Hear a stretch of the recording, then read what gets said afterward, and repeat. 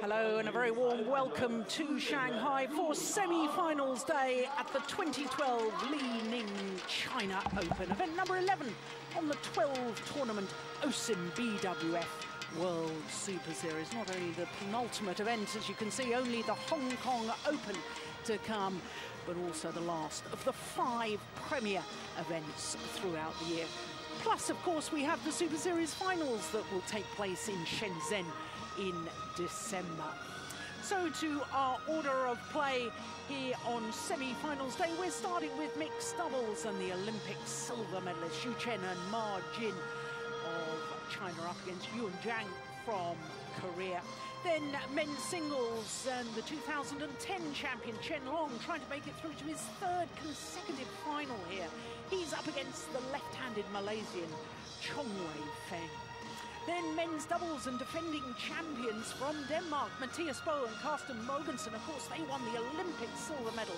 They're up against the number 3 seeds Kien and Heong from Malaysia. Then women's singles and Juliane Schenk, who yesterday disposed of the world number 1 and defending champion Wang Yihan in a thrilling quarterfinal. She's up against the 17-year-old Intanon Ratchanok from Thailand. Then the last of our semi-finals this evening is women's doubles. The Japanese pair of Maeda and Suetsuna up against and Jang from Korea. So that's a terrific lineup for us here on semi-finals day. Of course, 2 sessions on semi-finals.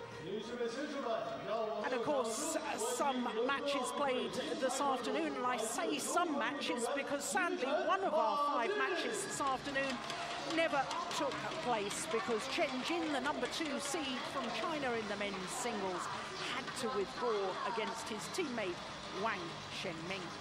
But here we are, we're getting going with the evening session. I'm Jill Clark, and I'm delighted to say that once again I'm joined by former world number 1 Jim Laugerson, number 1 in the men's doubles, of course, the former world junior champion in mixed doubles. So I know that you're very much looking forward to all of the lineup this evening. We did have our doubts initially. We heard a worrying rumour that Chen was perhaps a little bit poorly, and we worried that he wouldn't be showing for today's semi-final, but delighted to say he's here. He, of course, is behind his partner, Ma Jin, and this should be an interesting matchup. It is super very interesting. Regarding Su, it's to be seen how much effect it has taken on him that he's been a little bit ill. But he's had a good rest, so let's see.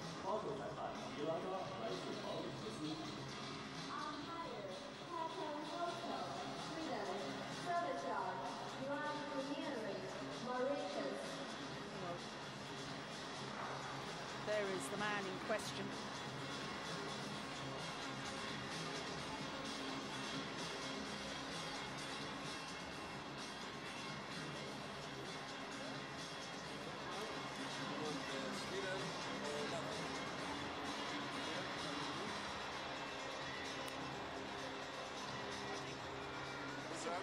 So the toss of the coin from Hakan Fosto, our umpire from this first match.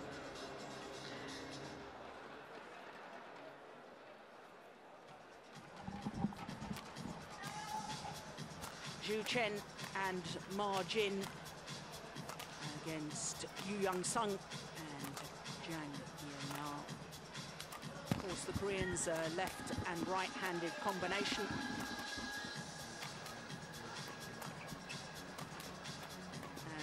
This their first semi-final of the year, and considering they reached the final of the China Masters last year, has to be said for the Koreans, a little bit of a disappointing 2012 so far. But Chen and Ma Jin, they are the world number 1s, they're the number 1 seeds, and indeed they are the number 1 pair on the Superseries list as well. We're looking, first of all, at their results all of their 3 previous matches in 2 straight games. They really have been in tremendous form this year in contrast to their opponents, because Chen and Ma Jin, apart from winning an Olympic silver medal, have won their last 3 tournaments played, all of them Super Series events. Well, there is Mogensen. Last year, he reached the final of the men's doubles, the 26-year-old. And of course, he won a silver medal at last year's World Championships. His young partner, 22-year-old Jang, Yeon, the left-hander. And as you can see, a world ranking of 25. This, as I say, is their first semi-final of the year, and just look what a battle they've had to get through to today's semi-final. Beat the number 7 seeds in the first round, Fran Kuniawan and Shini Puspa Irawati, and then 2 Danish combinations. Every single one of their matches going the full distance. That quarterfinal yesterday against last year's beaten finalists, Joachim Fischer and Christina Pedersen. An hour and 12 minutes. Well, this is the 3rd meeting between these 2 pairs, and as you can see, it's the world number 1s, the Chinese combination, who have won their 2 previous encounters. The last meeting was in the first round of the Malaysian Super Series event earlier this year. Of course, that was the 2nd Super Series event of the year.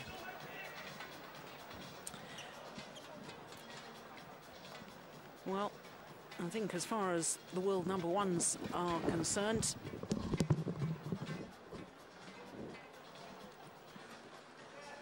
absolutely vital that they get off to a good start, because if Chen, if the rumours have been right, and Chen has been struggling a little bit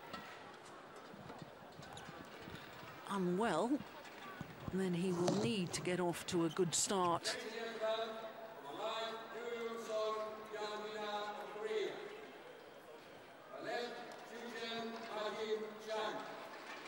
Hakan Foster and our service judge Gunadre from Mauritius. So here we go, mixed doubles semi-final. The world number 1s, the Olympic silver medalists, to get us underway.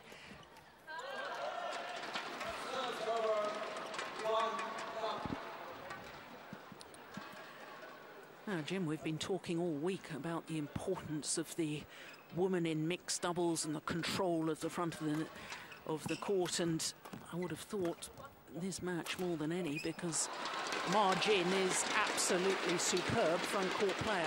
Yeah, she's fantastic. She's one of the ladies that can really take the net at all costs, and she needs to be able to do that, especially when she plays with Sue, who has such a powerful smash. It's a very good combination. Nicely done.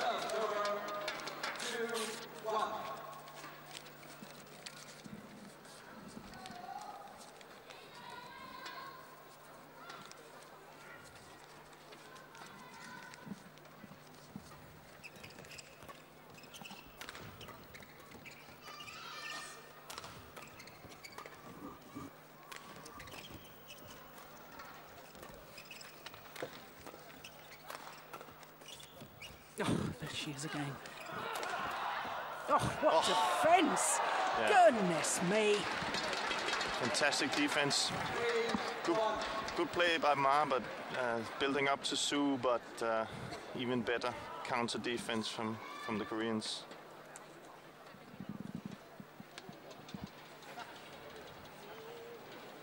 Jun on the right there as we look at them. Knows a thing or two about mixed doubles.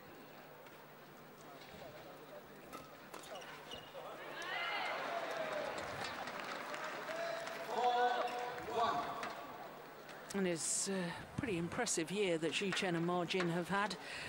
4 titles from 7 finals reached, trying to reach their 8th final today. If they won this match, that's indeed what would happen. But more impressive than that, they've won their last 3 tournaments, the China Masters, the Denmark Super Series, and then the French Super Series event as well. They're on a great run of form. Oh, smart play. Smart play by Jang. Variation from the back, so the jet just can't keep her down there. And even though that Su should get that one, she's in front of the net after that shot. So I must say, Su in the beginning, he looks a little bit, you know, he's not totally himself. No. It's normally much more active.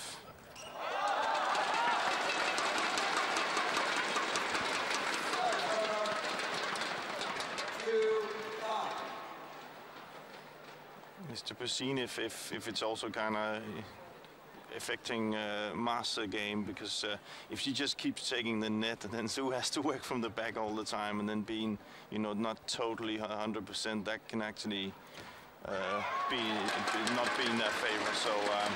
So do you think she will come out and try and help more from the back of the court? Maybe take some more chances, maybe a little bit of a game plan, a different game plan than normally, if he doesn't feel 100%. But let's see.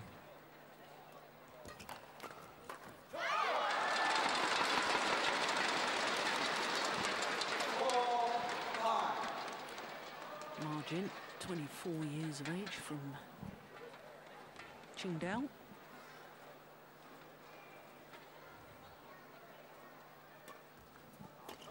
Good flick serve.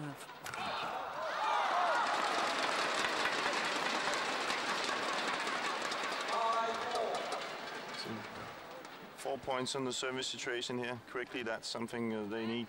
And then again, for the Koreans, it's all about not giving them those easy points, making Su work for all the points.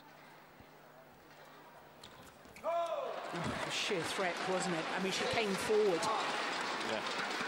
Didn't need to play the shot, but I think she forced her opponent into error. Just the threat of her standing at the net there. Serve, looking for the third shot. There she is, moving again.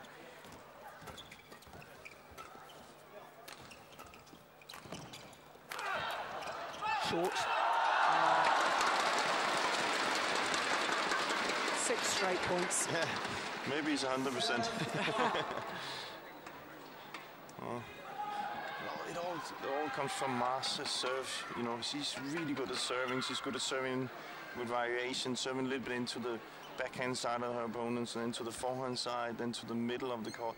It just doesn't give you that rhythm in your service returns.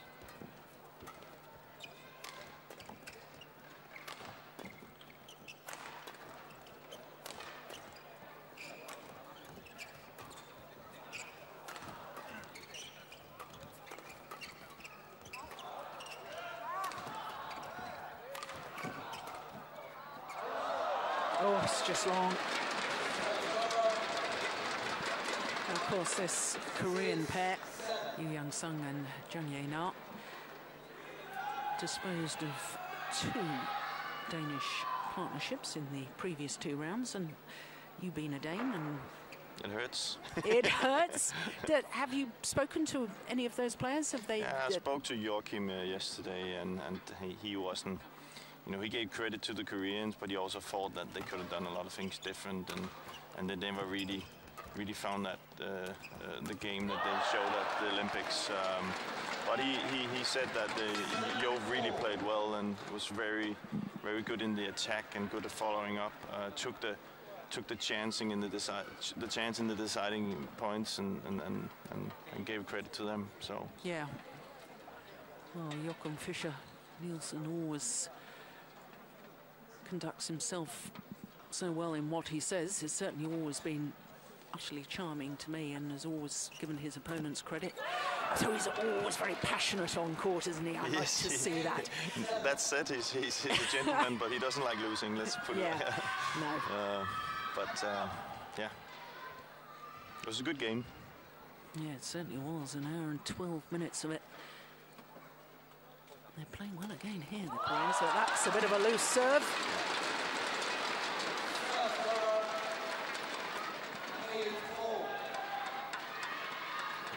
nowadays, doubles, mixed doubles, and mixed doubles and men's doubles, you need to be good in the service situation. You have to be able to have good serves, or else it's very difficult to win.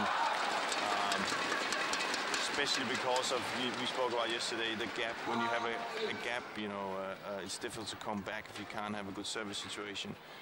You won't get the easy points, so it all starts with the serve. Yeah. And the serve is much, much more than just getting the shuttle into play. It's either a huge asset or massive weakness.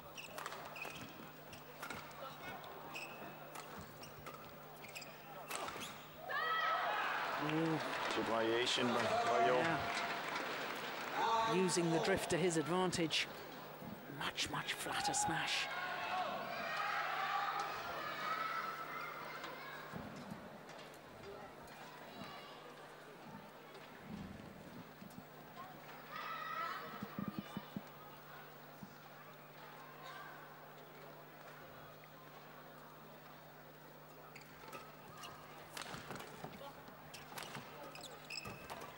Oh, that's good. Oh. Well played by Yeon. And this is what he did against what Joachim actually said. He took the chance at the right time, and that's, you know, it's kind of a different position when you have the lady at the back and the guy in the front, but it sometimes mixing it up there can confuse your opponent to play the net when the guy is up there. So smart by you.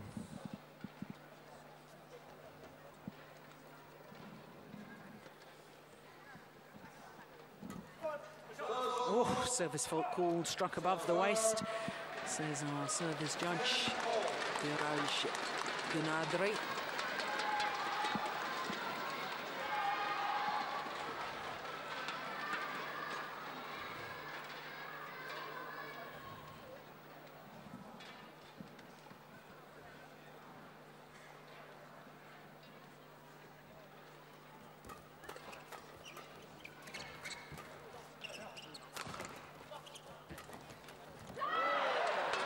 She doesn't miss many of those, but just mistimed that one margin. And it means that the Koreans have the very slight advantage at the big game interval, just 1 point in it.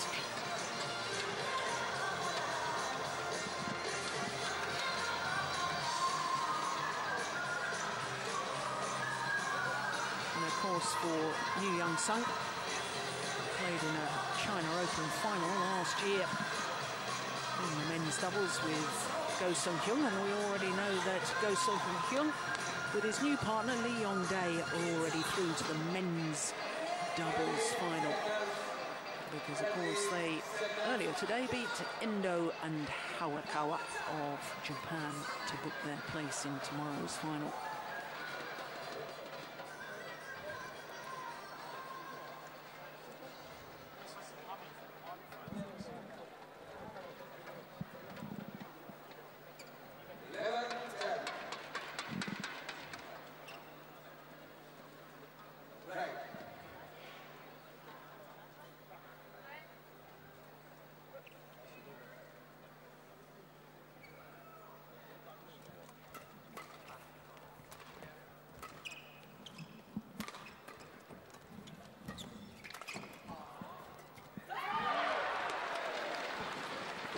Good play by Yeon again. Seems to find that little gap in the backhand side of the Chinese pair. Been a few easy mistakes there. Saw one from Ma before, and now it's from Su. So definitely something they've been talking about.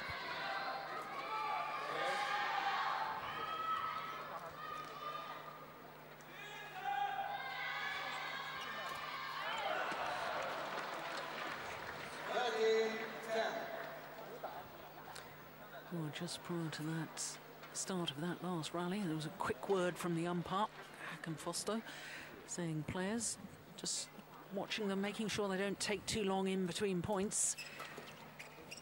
We had a good old discussion about that yesterday, and the borderline and the blurred line really between what's within the rules and what's gaining unfair advantage by just bending the rules a little much. Oh my goodness, that's good. Unbelievable. Fantastic. Yeon tried to do the right thing. He came forward and kept the pressure on, but he just didn't miss hit the last one. And when Su gets a lift like that, it's almost over straight away. 260. Not only does he hit hard, but you can see the angle there. He hits all the way out to the side. It's a very, very difficult shot. Yeah.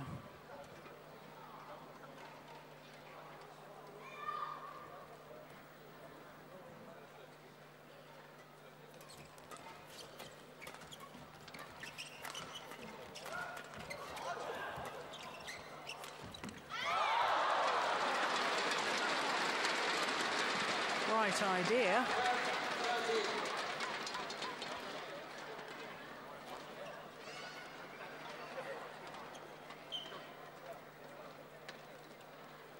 Used a little bit of variation from the back there, Yeon.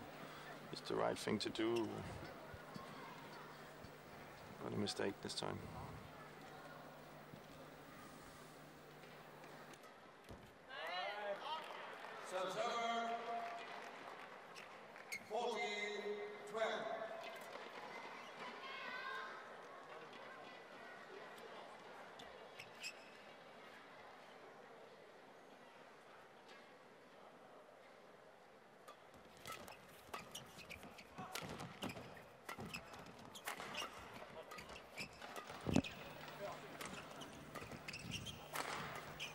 Yeah, it's the variation again, isn't it, Chen?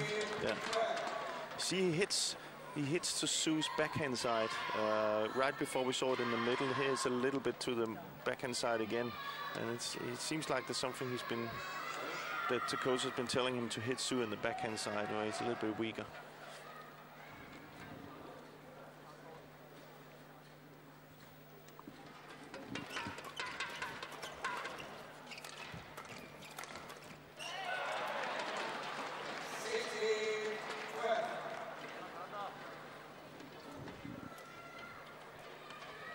Playing very well, the Korean pair here, in control of the match.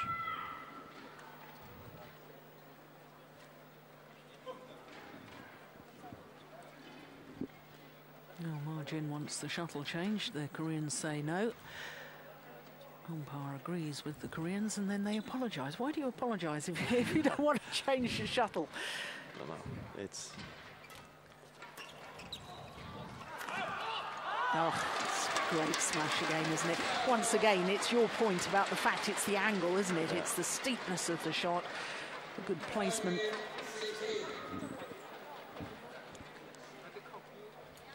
Not too shabby either at 267. No. That's about 166 miles an hour.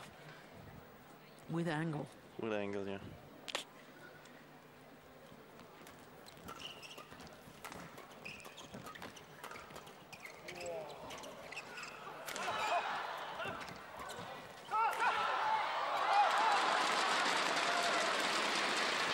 Yeah, you can really see the huge physical effort from Chen. You can tell he's not 100%, but my goodness, he's giving it everything. That's good for Mogensen. Yeah. That Chu is he's at a good level right now. So. Yeah, and he's hitting harder and harder. That's up to 270 now. Yeah.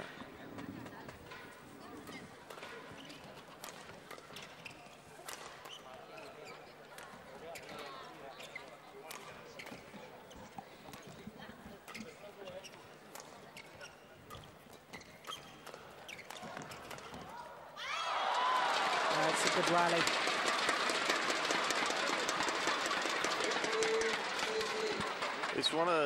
It's a little bit of a problem for the Koreans right now, is that the Chinese are using Jang a little bit, you know, keeping her on the back, and she seems to struggle to find that gap to come forward, and that makes Yeon take some chances, and that's that can give a little bit of problem in their partnership.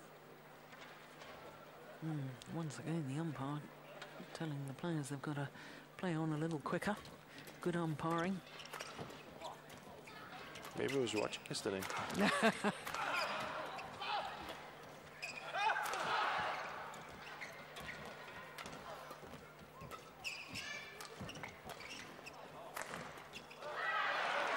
lovely.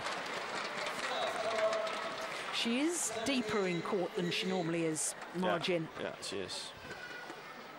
Definitely worried about her partner. Yeah. But it's a battle right now for the two girls who can take the control of the net and get that lift, because both these guys really hit hard and hit well. You know, they're very precise in the attack. So it's a battle of who gets that lift. So.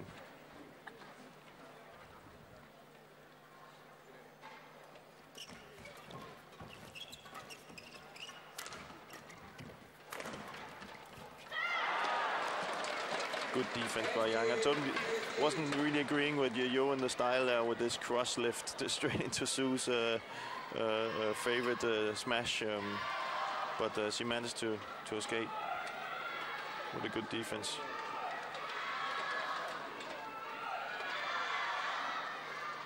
Well, the fans here in Shanghai desperately trying to lift their pair, the world number ones.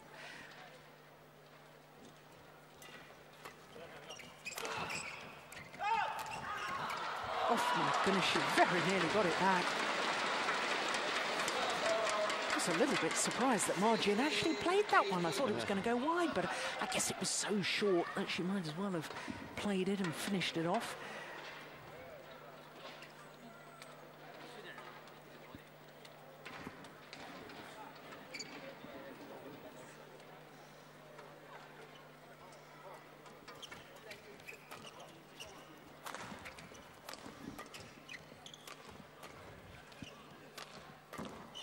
Here we see again the Chinese using the backcourt on Yang. Oh, well worked.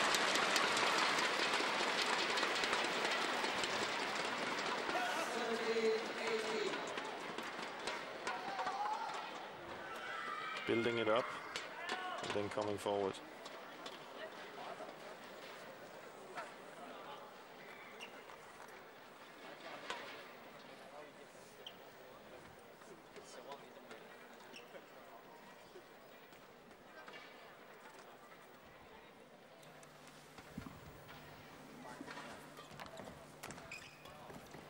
Yeah, back level. Smart play by Chu. You'll use the backhand side again with his soft shot to the backhand, but this time he drove it straight. We'll have to remember that's into Jan's backhand side because she's a left-handed, so a smart play, smart play.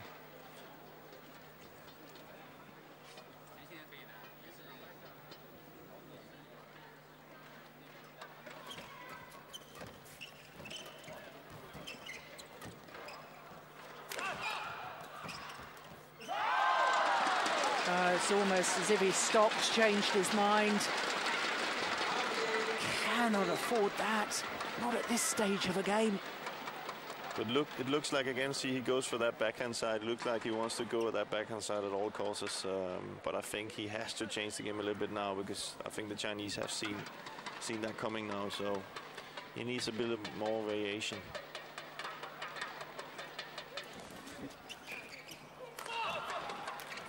Brilliant. Classic mixed doubles. Smash straight down the line. Virtually the only possible reply, the straight back to the net, and Margin was ready and waiting. And on a run of 5 straight points, the world number ones have earned themselves 2 game points.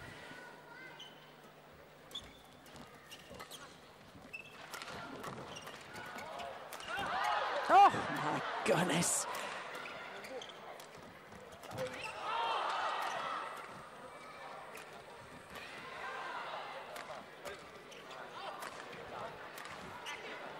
Good rally.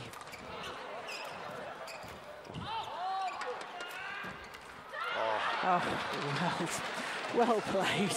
Fantastic shots by Yeon and good save by Su.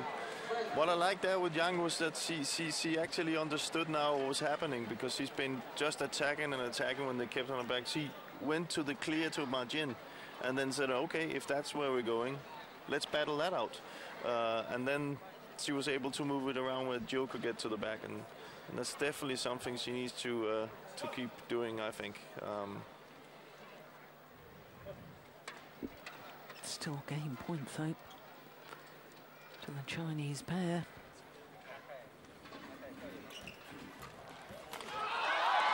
But this time it's converted.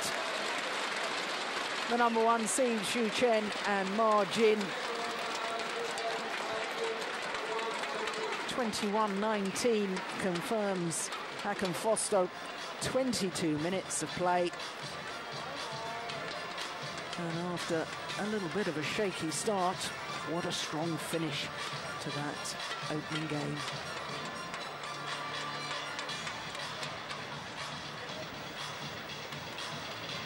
Well, it's always a measure of a player, isn't it, Jim, when they are perhaps not 100% fit and they still find a way to win, still find a way to battle through. That's class, you know. Yeah. That's a sign of a class player. Tried it myself sometimes when you've been sick or you had something. It's very difficult because you're totally drained from energy.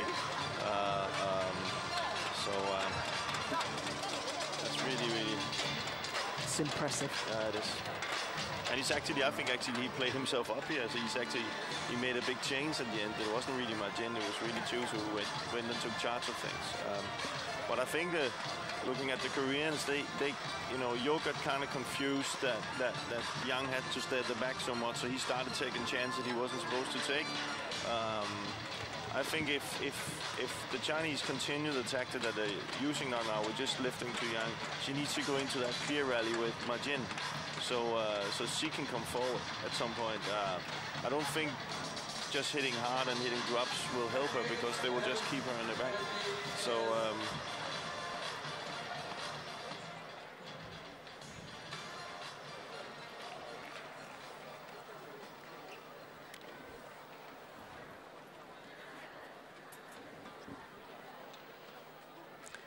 Well, they had to come from a game down, the Koreans, in their very first match here in Shanghai at the China Open. If they want to reach the final, they're going to have to do a similar thing here. But I suspect it's much more of a tall order against the world number 1, Xu Chen and Ma Jin. I think Yu has to be careful now. He's pushing it a little bit too much, you know. He's losing that fight playing flat with Chu every time. He gotta play a little more those soft shots we saw in the beginning to the side of the court.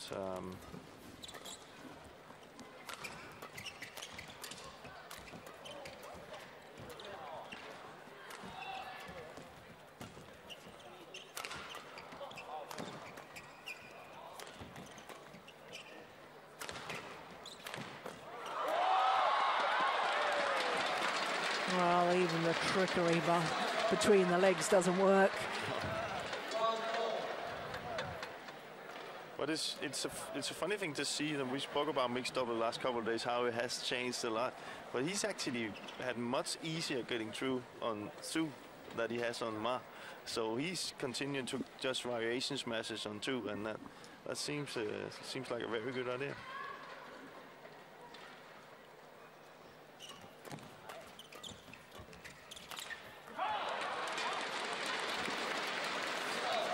Well, I thought that was worrying body language from Yu Young-sung after he made that error. Looked a little bit dejected. There you are. You see, everybody's wrapped up warm. It's not just us feeling the cold here in Shanghai. Yeah.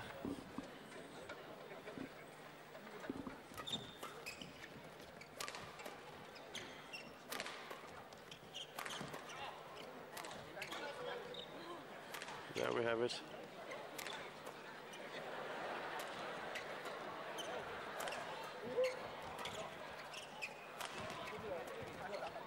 Definitely something we spoke about the Chinese.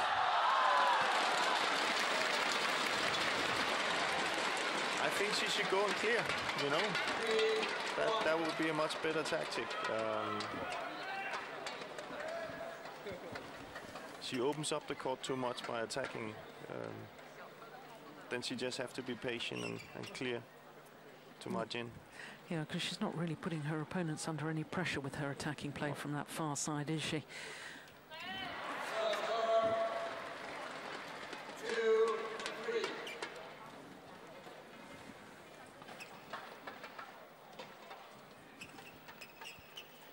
Well, since the Super Series finals last year, I can tell you that Chen and Ma Jin have reached the final of 8 of the 10 tournaments that they've played. They really have had a superb run of form here in 2012.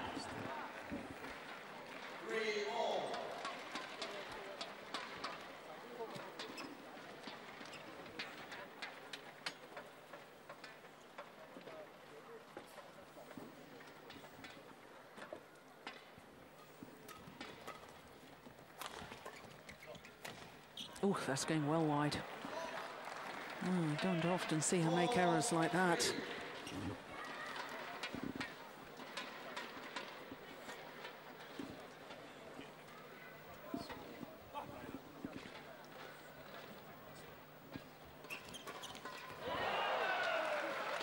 Well by Jang.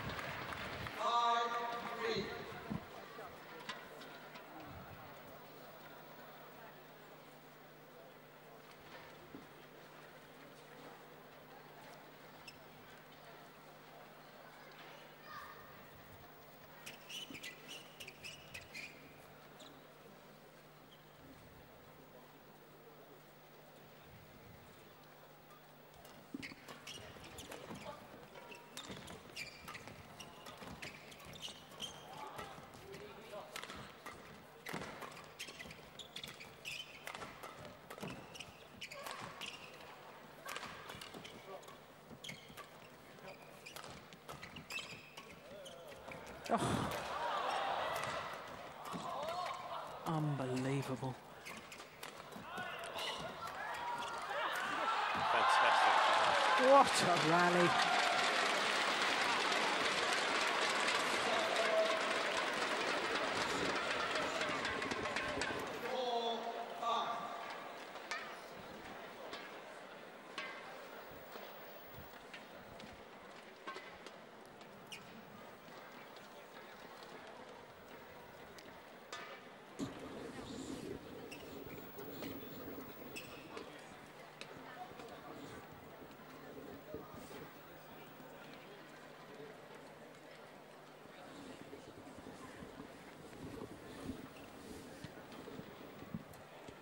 Yeah, umpire just making sure the Koreans are in the right formation.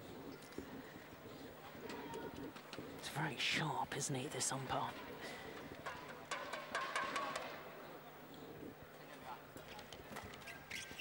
Oh, that is superb.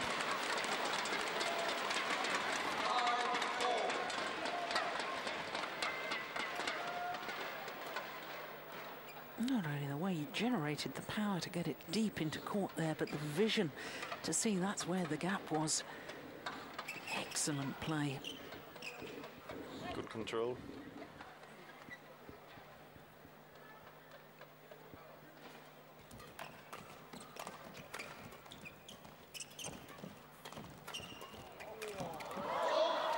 Yeah, double hit.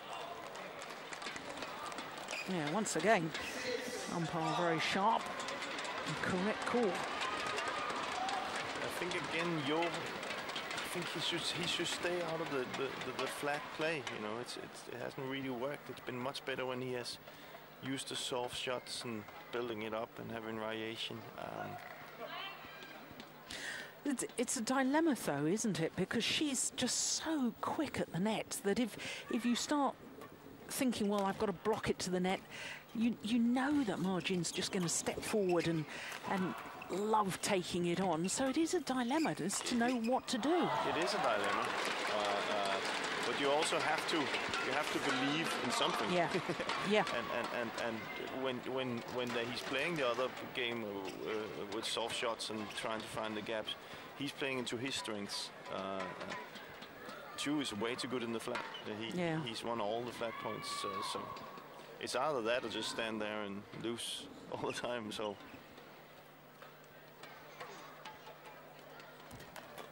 I just think Yeon is so effective from the backcourt that it would be better for him to get a lift and work from there.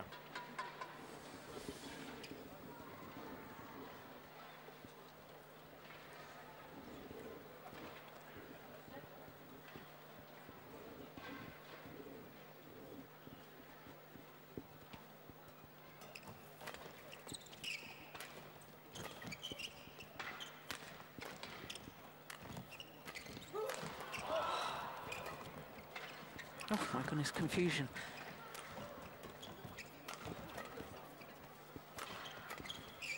It's going to go long.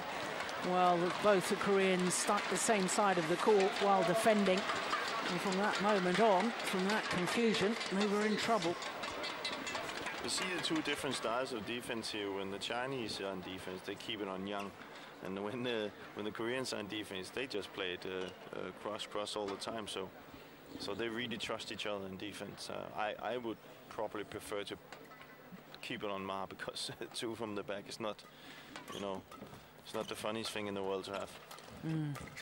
It's just so hard and so precise. Oh, it's just wide. Good call by the line judge. We've got clear sight of that line.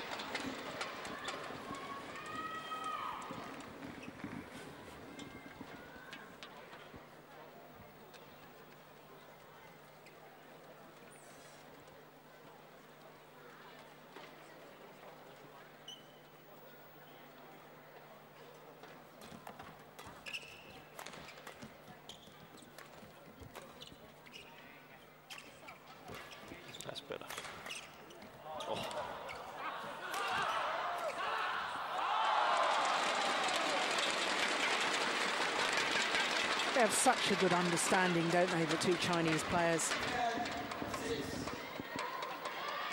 So you see Marginis is already walking over, covering that side of the court even before he's hitting. So they have, there's no doubt, just as you saw the Koreans had really a bit of doubt where to be on court, you don't see that from the Chinese pair. It's a lot of mixed double pairs could learn from this. If you have that advantage of knowing what your partner does all the time, you are a step ahead.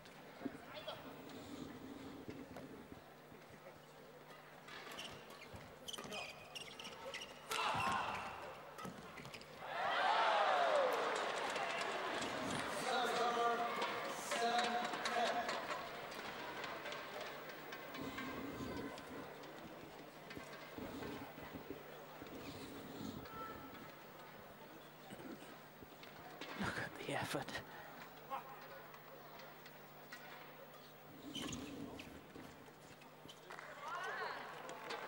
You just have that feeling every time he hits, he believes it's going to go through the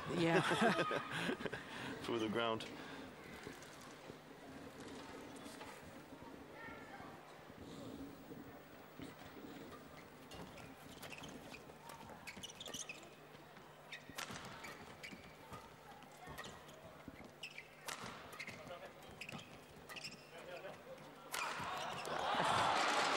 Fantastic. Once again, angle and power. Absolutely lethal combination.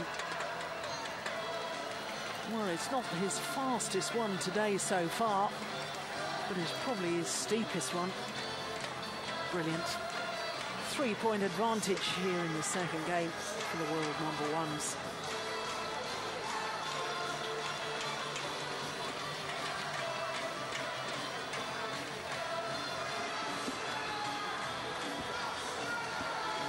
There's lots of nodding going on. It's amazing, isn't it? You know, you look at the contrast between the two pairs, talking to their coaches, the body language of coaches and players. And you can tell just from that who's winning the match at the moment. Yeah. Hitting the panic button on one side and you know, booking a dinner table on the other side. So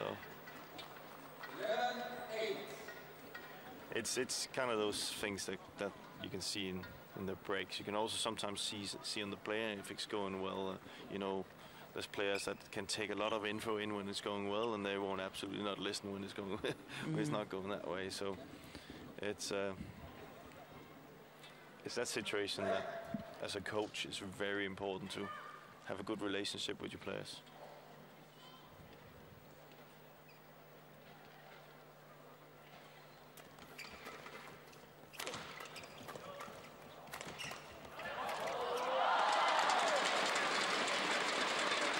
There's signs to me that the Koreans are sort of thinking, well, what on earth do I have to do to break down the defense and get through this Chinese combination?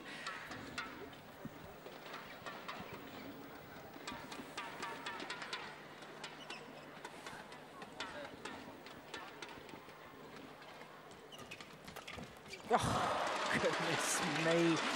How did he generate the power there? It's very difficult. A very good shot. And not only that, he's on top of it. Look how quickly he takes that shot and puts it in the middle. He's kind of like he already knows that Yeon is going to cover his forehand side.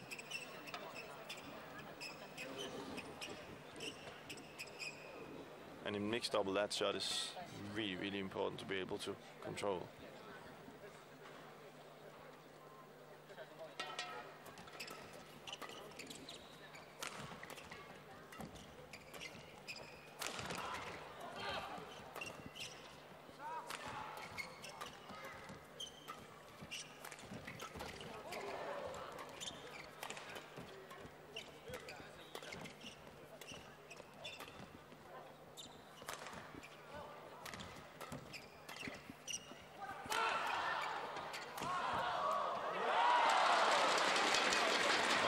Well, we're not seeing it at the moment, but I can tell you, there he is.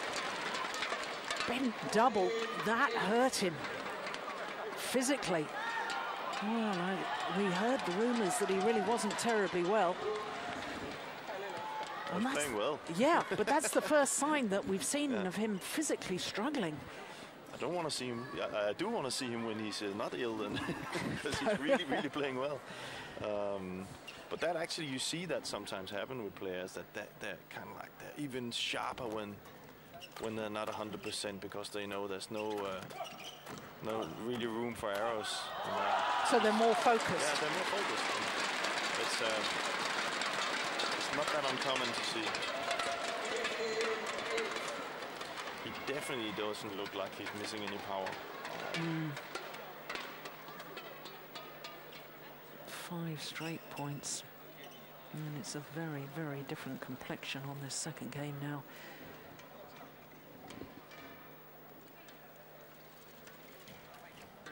Oh my goodness, what a shot from margin. Almost seemed to just get a racket in the way, but it was controlled, wasn't it? Yeah.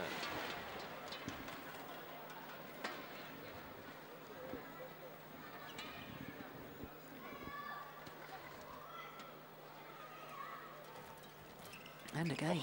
And again.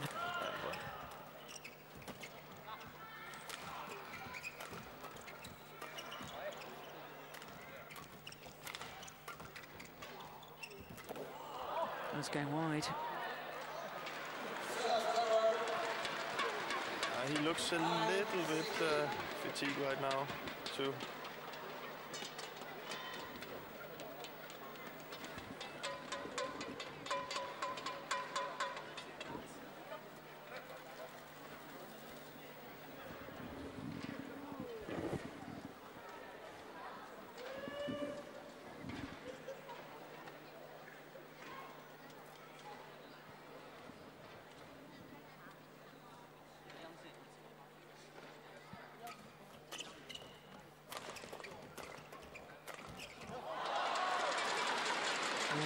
Good.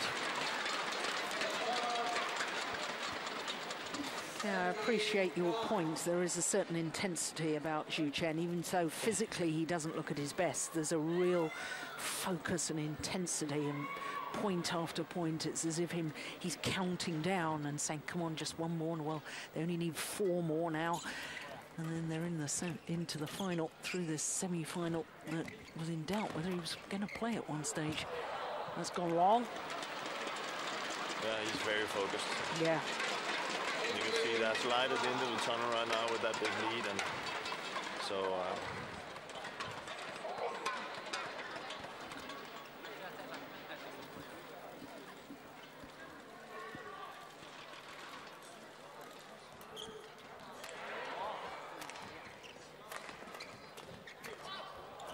see he's staying forward now. It's almost like he wants to finish the rallies.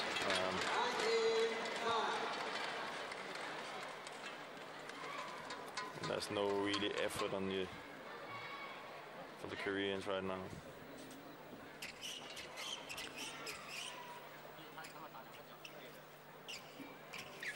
Two points required for the world number ones. Let's think back 12 months and they were the number 2 seeds, lost in the second round. Lost to a certain Malaysian pair that awaits the winner of this in tomorrow's final.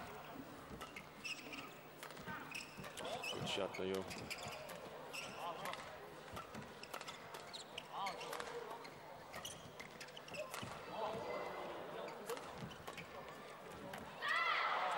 My word, that's good. And that's something, you know, if I was a Korean pair and coaching them, I would go home and start working a little bit on that left-right combination because they're not using it at all. Here was the first time I really saw him hitting to her left-hand side, so she could kind of, like Majin, get up on the net and do something. It's if they do that, I think they can have a good future in this. Yeah, indeed. Because, of course, Yu Young-sung did have a very good partnership with Kim Min-jung, but since she had a terrible hip injury, she's concentrated on her women's doubles. And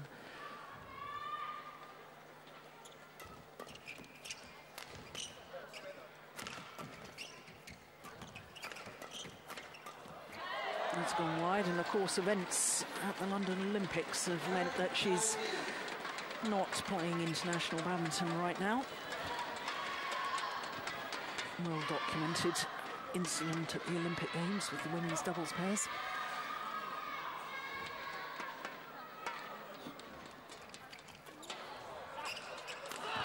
Oh, brilliant. Well, you don't get any better than that. That was superb. What a wonderful way to bring up match points.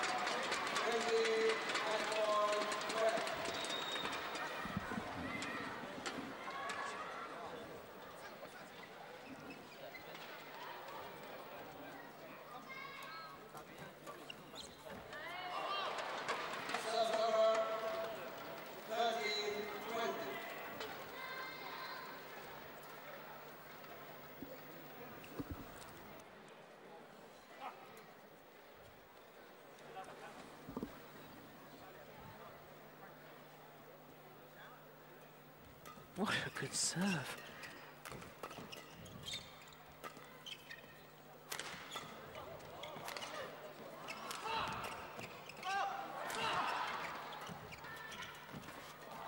Oh.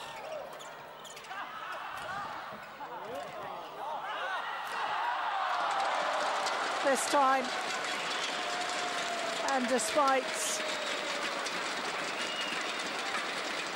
not feeling 100%, Chen has done more than enough, ably backed up by this lady, Ma Jin, one of the best front court players in world badminton. Umpire confirms the scoreline, 2 straight games, and they're through to the final.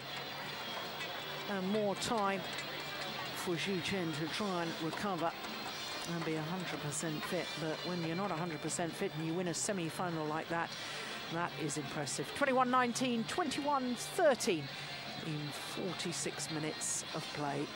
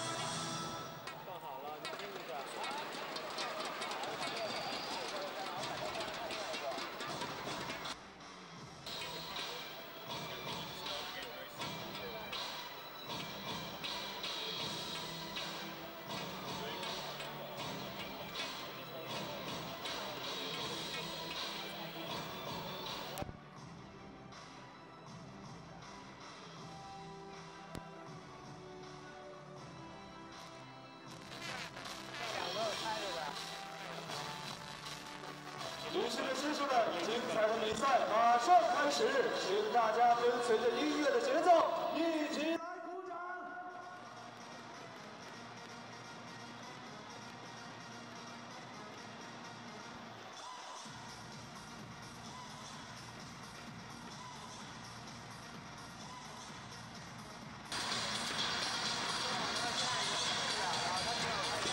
So the next match on court, the second of our semi-finals, is men's singles. Chen, who was champion here 2 years ago, beaten finalist a year ago. He's trying to make it through to his third consecutive final here at the China Open. He's up against the left-handed Feng from Malaysia.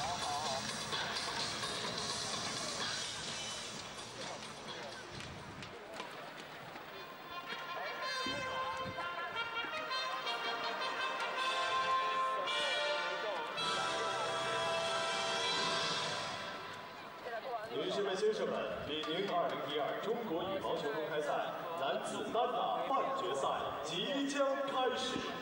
Ladies and gentlemen, welcome to 2012 Li-Ning China Open, OSIM BWF World Superseries premiere. The semifinal of men's single is about to start. 有请裁判员、司线员入场。Let's welcome the live judges. Well, the court officials making their way onto centre stage. First of the men's singles semi-finals this afternoon sadly didn't happen because the number 2 seed, former world champion Chen of China, withdrew from his contest with the former world junior champion, his teammate Wang Zhenming.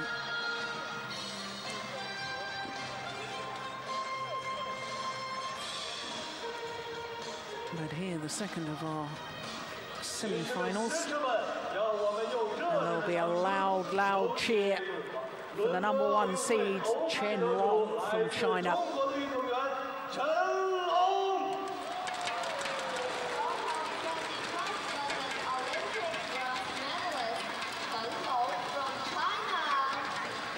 The 23-year-olds from Fujian province on the east coast of China. A year ago, he was beaten in the final by Lin Dan. Lin Dan, the Olympic champion, of course, not back to the World Tour. Not yet, since his Olympic triumph once again. Well, for this young man, the 25-year-olds from Malaysia, this is his first ever Super Series semi-final. And it's not just a Super Series semi, it's a Premier Super Series. Of course, 5 of the 12 Super Series events each year are Premier status and even higher status. And of course, the 5 are the Korean, the All England, Indonesia, Denmark, and now China. And what an occasion for the left-hander. Well, he's had a good tournament so far as the Malaysian first round victory over the number 6 seed Sho Sasaki. And I watched that one and I thought he was very impressive indeed. That was the battle of the left-handers, of course. And then in the second round, he disposed of Hans Christian Wittinghus, who, of course, you know extremely well. Wittinghus, one of those hard workers on court and always gives 100%, but he was disposed of in 2 straight games. Chen Long, well, like Feng, has won all of his matches in 2 straight games, but one has to think that the Olympic bronze medalist from China, Chen Long, who, whilst he's at number 3 in the world ranking at the moment, has been as high as 2. It was this time last year that he spent 4 weeks as world number 2. Well, for the Malaysian, he's 26 in the world ranking and his win-loss record for the year, whilst in the positive, 19 and 14. Only one previous semi-final, and that was the Chinese Taipei Grand Prix Gold event. So this only his second semi-final of the year. And there is confirmation of what I was just saying to you. Sho Sasaki, the number 6 seed in the very first round, and then another Japanese player after Vitinghus in the second round, Maeda, once again in 2 straight games. So he's been very impressive indeed. It's been a good tournament for him. But he's going to have to play his very best badminton against the number 1 seed, the current world number 3. It's only 10 in the Super Series ranking is Chen. His win-loss record for the year translates into this being his 7th semi-final of the year. 1 tournament title, that of course was the China Masters, first Super Series event post the London Olympics. His quarter-final yesterday was against the number 5 seed, Kenichi Tago. And he disposed of the Japanese player, 13 and 12 in 40 minutes. They have met once previously, and that was in the very first round of those Badminton Asia Championships last year, that was. So I think that Feng has improved considerably since their last encounter, which was a good 18 months ago. And the Malaysian coach, Rashid Sadek, who knows all about winning these big events and big matches, because of course Rashid Sadek was the Olympic bronze medalist from 1996 in Atlanta. And there's another bronze medalist. Goodness me, we're littered with them today.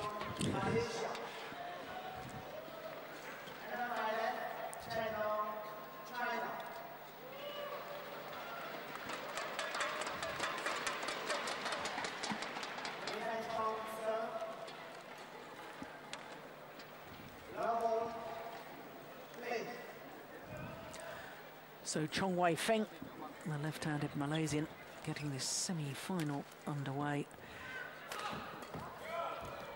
Well, both the coaches bronze medals from Olympics, and one of the men on court a bronze medal from the Olympics. Now it's the left-hander on court who's yet to win a major medal in major international competition. But going back on my point, Jim, that I think he's improved considerably since these 2 last played. The only previous time they've played against each other in those Asian Championships. And I think an awful lot of that has been to do with the fact that the Malaysian, what they call the backup players, are now training and sparring against the Olympic silver medalist and current world number 1 Lee Chong-wei. And we saw the benefit of that with Liu Darren winning the French Super Series event, and I think we're seeing the benefit of that now with this man. Definitely. They're showing signs of improvement, all the backup players, and must have been, he's been very impressive in this tournament, Chong. Not only winning, but winning them in 2 sets. Very impressive.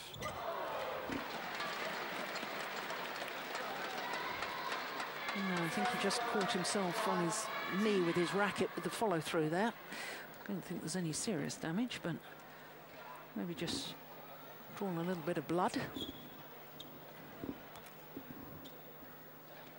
It's amazing to think that prior to this, well, he's 3 times been in quarterfinals of Super Series events, but this is first ever semi-final. He's had big wins in the past, hasn't he? He's beaten the likes of Taufik Hidayat, the former world and Olympic champion, Boon Ponsana, who won the Singapore Super Series event earlier this year, and of course Kenichi Tago.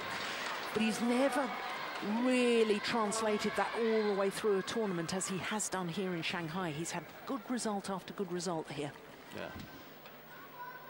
And that's a good sign for him, that he can 3 good matches together like that.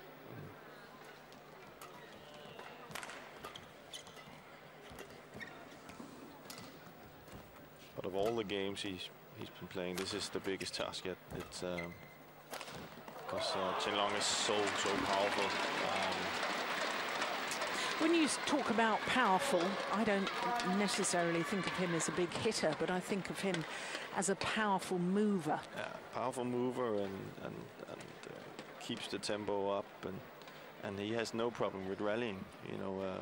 And even though he's a fairly big single player, yeah, he's he doesn't really seem to have a problem in that department. That's a very good point, actually, because most of the top singles players are very slight athletes, aren't they? Whereas the doubles players tend to be a lot more solid. Whereas, you know, physically, you would tend to think he's built more like a doubles player. Yeah. He probably can play pretty good doubles, but he is very big.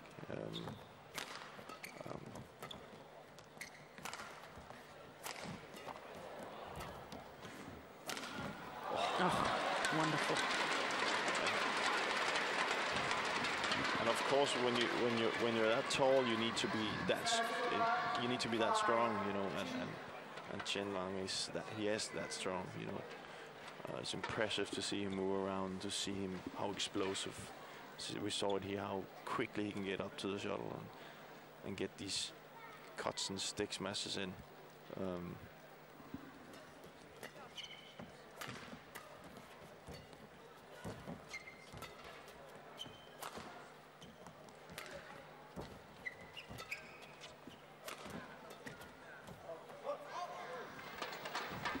Good shot by Chong.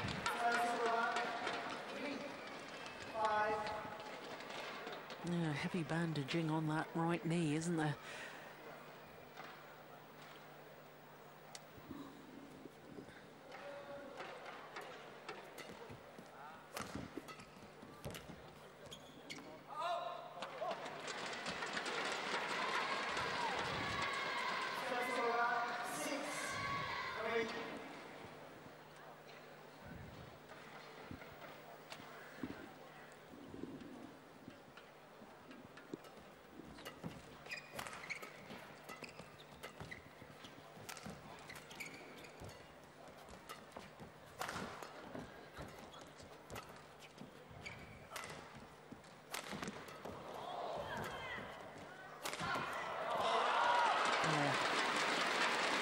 There you are, just demonstrating your point. Look how powerful he is coming up again. Very explosive, and you know, and he uses that we spoke about yesterday. He uses the neutral shot a lot because he is that big, you know. So it's so difficult to play it away from him when he plays that neutral shot into the court, which is something that Jang, I think, is very good at, and that's what we saw here. He's good at the net. He's good at doing these little bit trick shots, but when he doesn't have that. Oh, that was nice. but when he doesn't get that chance, he has to play into Chen Lang's kind of game, and I think that will be very difficult for him in the long run to win it on that. So he has to go in and try and control the rallies. Here's Rashid Sadiq.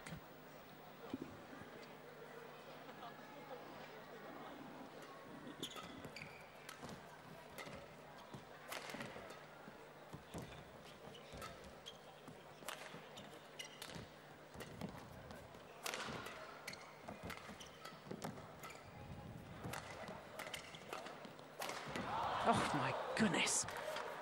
Oh, I don't believe it. That was fantastic.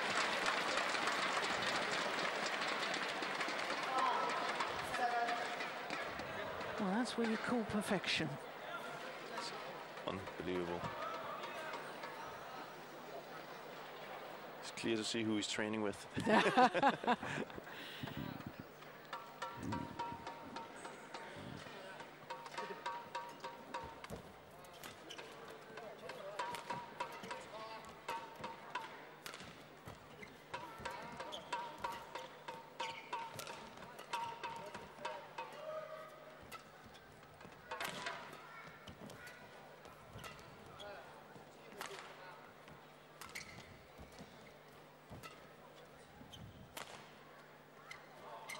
Just wide. Okay.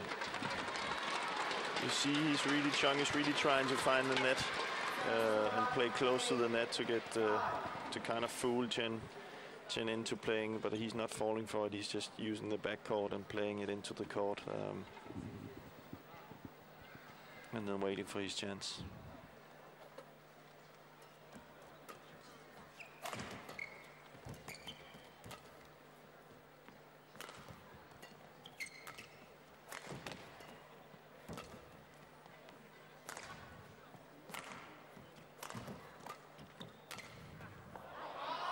Oh, just long.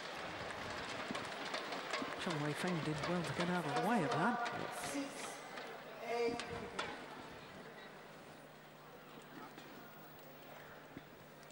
Very patient games by both in the start. Yeah. You know, feeling each other, seeing who's going to open up, who's going to.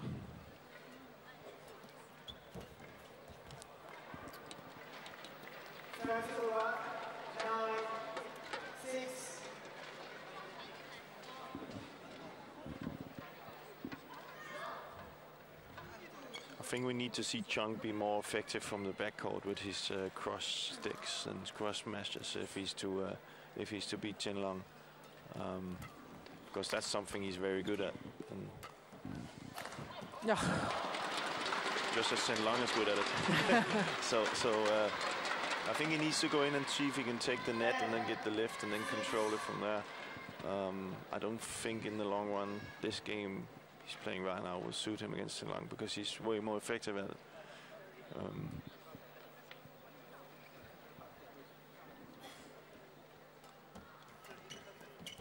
Much better. Yeah. Right that was idea. The right idea, yeah.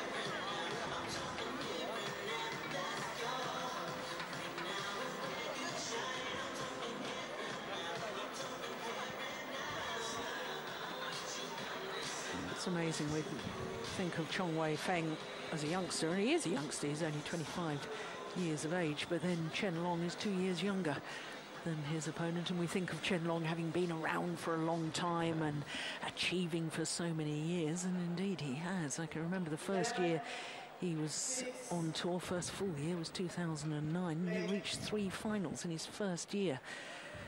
That's pretty impressive in senior badminton. The next year, 5 finals, 2011, then reached 6 finals.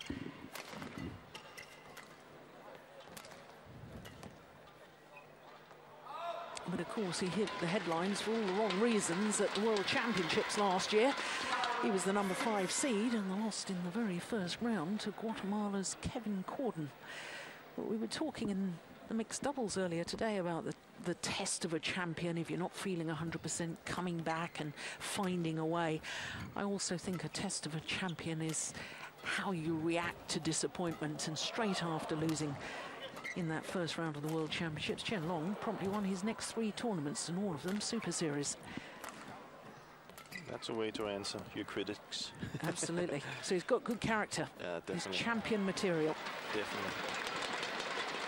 And he's playing very well here now. You see, Chong is coming up with his best shot, but Chen Long is still just getting the shots back. It can be very frustrating to play against an opponent that has that feeling on court.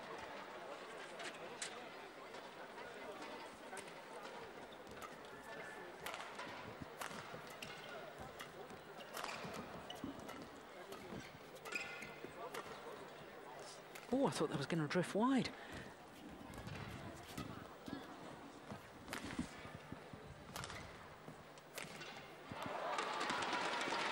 Yeah, it looks as if the Malaysian is running out of ideas.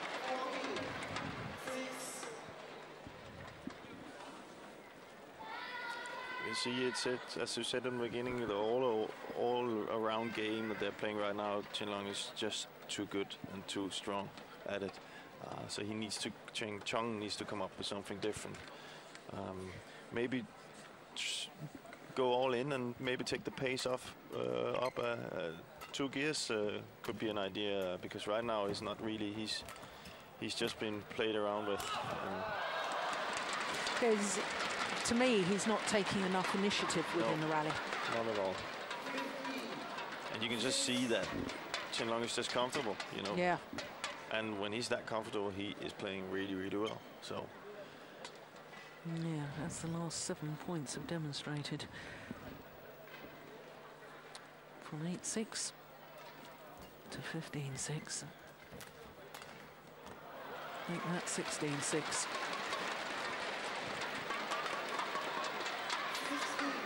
Impressive performance so far from Chen Long.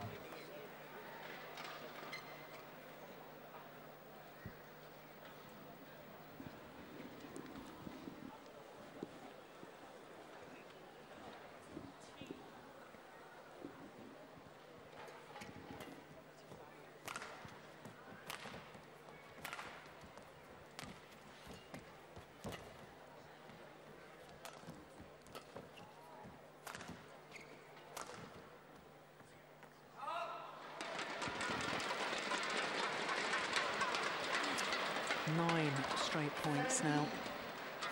Chong hasn't got the same feeling as we've seen in the 3 first matches he had in this tournament. You know, where he hardly made a mistake. You know, he's been. Yeah. You know, the clears are going out, the lifts are going wide. You know, he's been doing net mistakes. So it's a sign of that one player is playing really well in that shot, and then a sign of that he's not. You know, he doesn't really feel the court in there right now. There's nothing worse for a player when they, you know, these players are that, you know, they're so professional and such talented players that when that sets in, when you're not comfortable, even a normal clear, which is for them normally easy, will go out. Yeah. And you can see then because he's been clearing out a few times, he's clearing too short, and you. Yeah. You see what happens then. Chen Long just goes up and puts it down.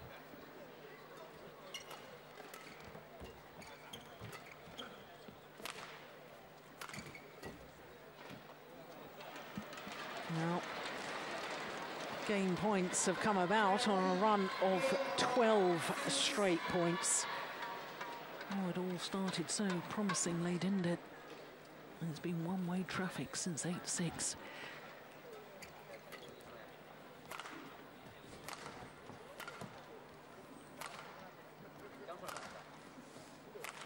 Chen Long is comfortable. Very seldom we see him clear so much. Yeah. 13 straight points and a 21-6 opening game in just 15 minutes of play. And by the end of that, Feng knew that there was no point fighting back. It was too much of a deficit. But it really was a very impressive opening game by Chen Long.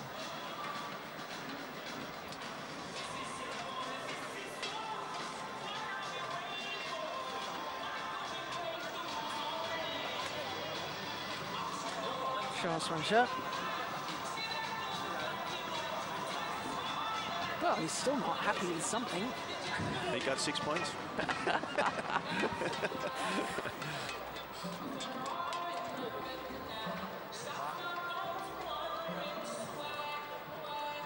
For Chong, it's about saying new game. Yeah. Forget it. That just happened. You know, it's cold in the hall. We talked about that. It's chilly. I'm warm now.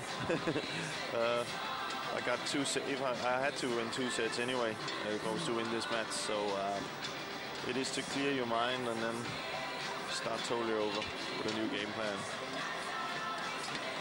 And he has to come out fighting a little bit more, trying to put up the pace.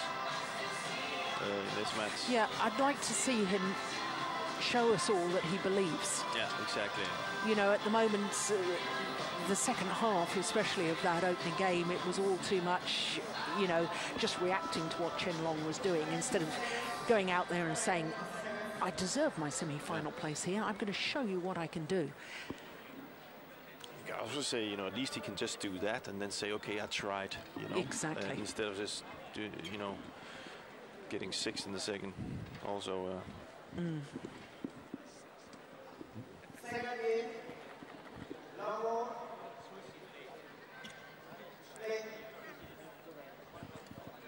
So the #1 seed, Chen Long, former champion here at the China Open. Oof.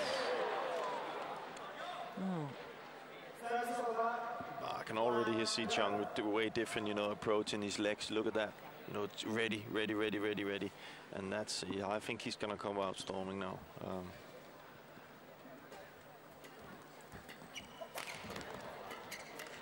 Yeah.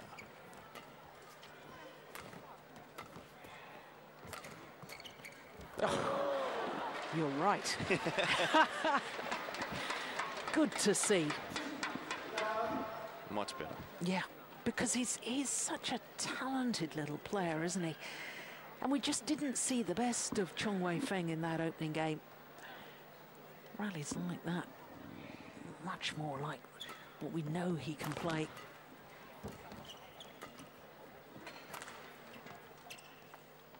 Yeah, it's a pity. Still not comfortable with that clear. And it's you know, for him right now it's really confusing because it's on, you know, there is a little bit of drift in here, but on both sides he's hitting it out, so that's not a good sign.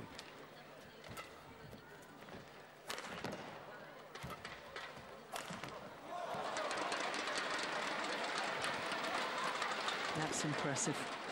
Yeah, we can't forget Chen Long in this game. No. We have to give him credit. He's every chance he's taken, he's done the right thing. So, you know, impressive.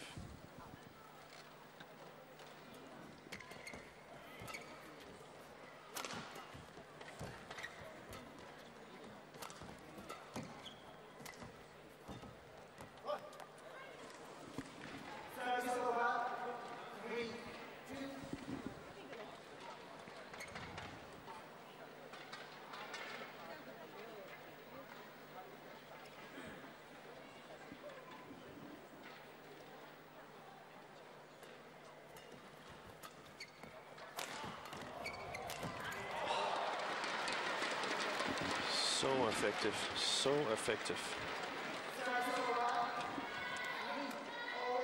And here again from the attack position, look how quick he comes to the net and kills it. And that's, when you have that as a single player, that tempo shift, you got a big advantage. A little bit like we saw Zhang Jiaming, he had, you know, coming from the back court, going to the front court.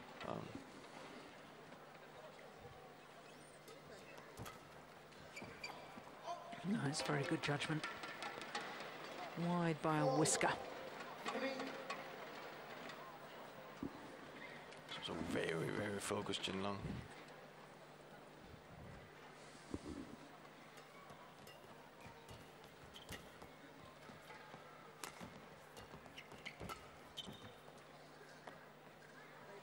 Oh, it's called good. Well, a little look from Feng. Oh, dear me. What did you think? Caught the outside edge of the line? I'll leave I'd it hate up to to the be line judge. I'd hate to be a line judge. I really I wanted to. actually thought it was good, but had I been a player, it would have definitely thought it would have been out. But you have to understand when you're on the court and you really badly want to win. Of course you want to win in a fair way, but when you have a call like that, there is a 50-50 call. Of course you want it in your favor. Yeah. And of course your mind is telling you it's out.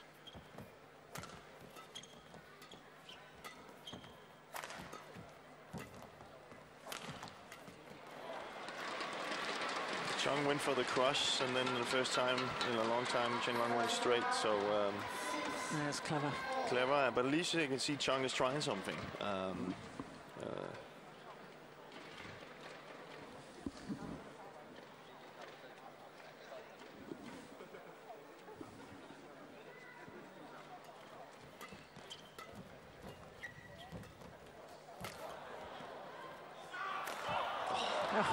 and now it goes straight down the middle.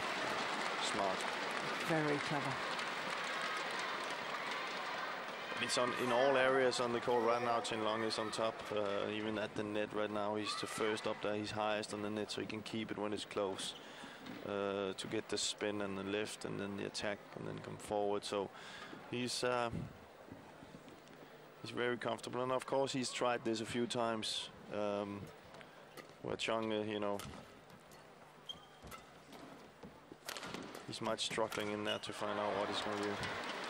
There's a stark difference between these two men as far as the power of the overhead shots is concerned, isn't there? Yeah.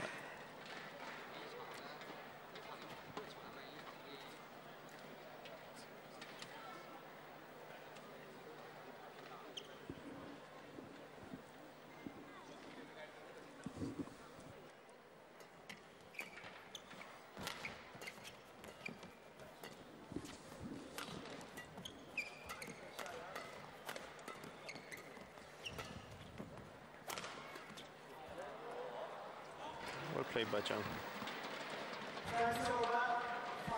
See, maybe that's the way forward to go in and play some a little bit of what we'll call doubles.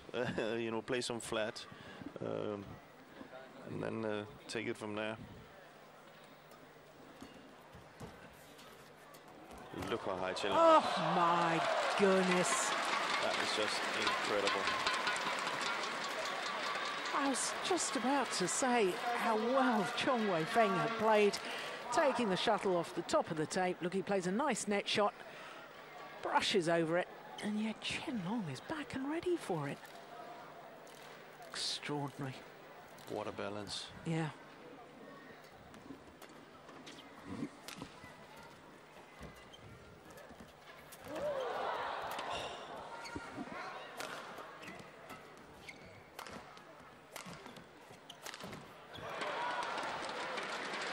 Being forced to these mistakes.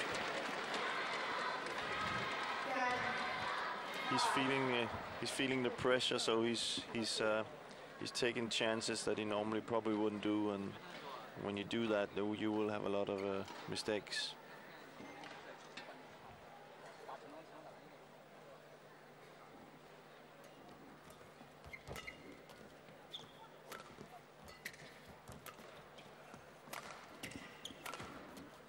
Oh, that was going out.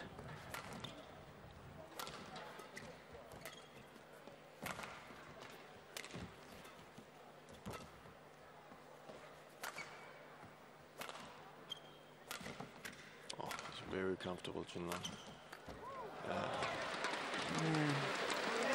6-point advantage at the in-game interval, having taken the opening game, 21-6, and comfortable. I think is an understatement at the moment as far as Chen Long. His whole demeanour, his whole persona on court just oozes the fact that he believes he's going to win that. Now, when you're in a coaching situation, Jim, and if you were talking to Feng right now, and you've got to somehow convince him to trust himself. You were talking about the fact that, you know, because of the shots that he's been playing earlier in the week, coming back with interest, and therefore he's starting to make mistakes, or he's not trying them at all. How do you persuade the player to trust himself? Well, you can kind of ask the player what he thinks. You know, he does have 5 points. You know, how did he get those? What does he think was successful? And then maybe make him open up and say, oh, well, I did this and I did that, and then okay, well, you know, yeah, let's continue doing that. And that's kind of like telling the player to trust himself in what he's doing. And then again, what we spoke about the other days also is that you have to accept that your opponent does good shots.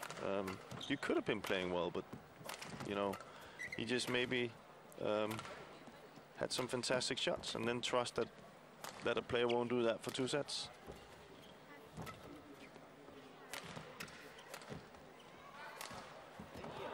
Yeah. And if he keeps doing shots like this, well, you can't win anyway. No. So,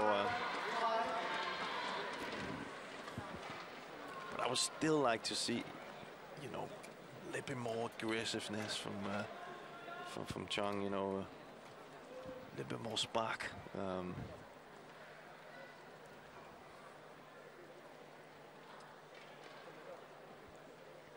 It looks so easy with Chen Long. Looks like a training session sometimes. He's so comfortable. So he needs to come with something. Force it more.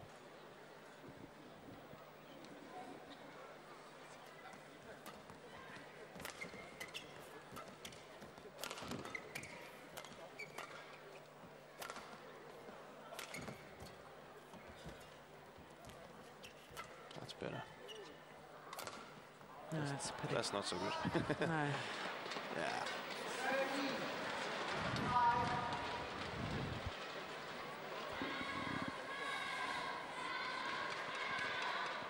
I think the problem for Chong is he simply can't get through Chen Long. And he has that feeling now that he's really thinking about how can I get through Chen Long. But it's not just about power, is it? It's not just about the power of the overhead shots. He's not managing to outmaneuver Chen Long first. I mean, a couple of rallies ago, I just watched in awe how Chen Long had outmaneuvered the Malaysian player, and yet Chong Wei Feng is not managing to get the Chinese player out of position at all. No. And therefore, there's no chance of going for the winning shot because, you know, unless he's out of position first, it's not going to be a winner. Oh.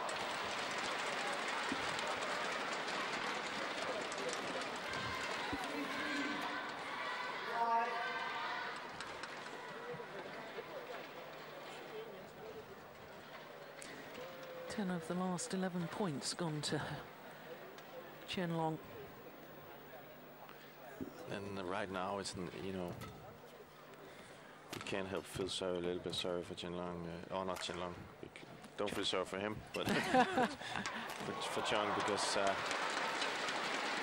he can also see the scoreboard as we can, and this is not a good feeling. And then again, you know, maybe he had a target that said semi-final, and some players have difficulty to find a new target in the tournament, and he's maybe satisfied with what he's achieved. He's definitely not satisfied with this, I know, but sometimes it's just, that's better. It's much better. Yeah, well played.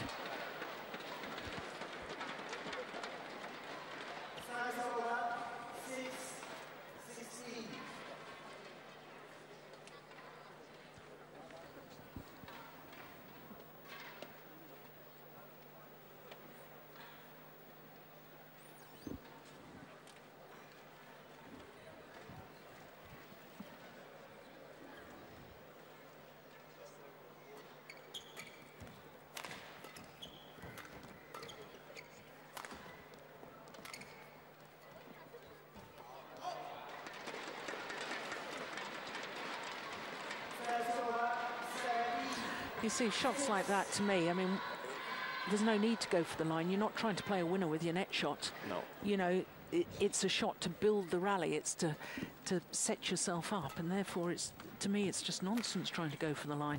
Yeah, and that probably tells you his state of mind. Yeah. He's just clearly not thinking right now. He's just. Yeah. He doesn't really know what to do. It sounds as if we're being awfully harsh on Chong Wei Feng because, you know, but he's not giving his best performance today, which is disappointing for us as sports fans, as badminton fans, because I know he can play better than this. I've watched it earlier in the week. He's been absolutely superb. He's, you know, but this is the big boys badminton now. You know, semi-finals of Premier Super Series events is what he's aspired to, and now he's experienced it. He should learn from this experience because he does deserve to be in the semi-final. He's played well enough all week that he thoroughly deserves it. It's been an absolutely pleasure to watch, and a very, you know, very fun to watch as well. Yes. In his style and you know, so it's, you know, from here in, it's just, you know, take this one in and say, okay, if I'm to go to the next level, there's things I have to go home and be much better at. Yeah.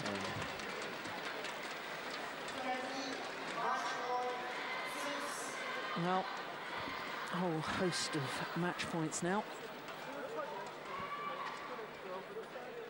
for Chen Long, the #1 seed.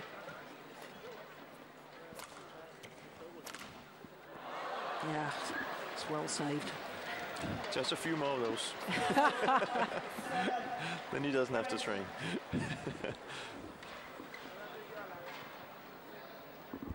But it is tough, you know, it is tough when you're in the semi-final. First time like this, and then you of course want to put a good performance in, and then you're up against a guy who just had a really good day.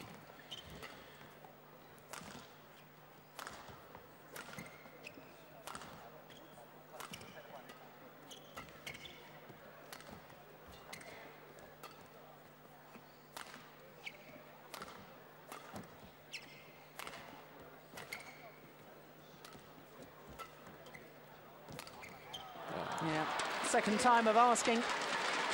And a comprehensive victory for Chen Long. And he's through to his third consecutive China Open final. The former champion from 2 years ago, beaten finalist last year. And now in 2012, through to the final once again. Umpire confirming the score, just 33 minutes required for that victory. 21-6, 21-7. There'll be a new grip on that racket tomorrow, ready for the final, where he will play against his teammate, Wang Xiaming.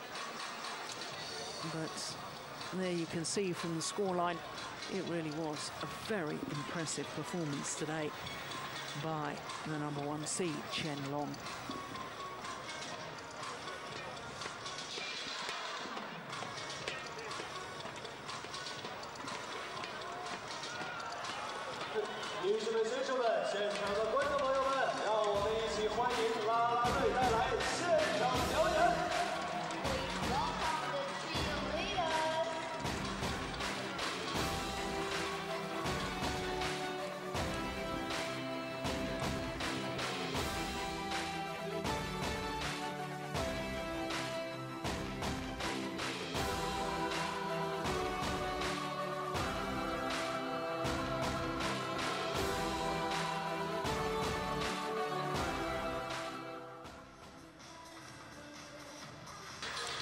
So there you can see confirmation of what I've just told you, an all-Chinese men's singles final tomorrow. The #1 seed, Chen Long, will play the unseeded former world junior champion, Wang Xiaming.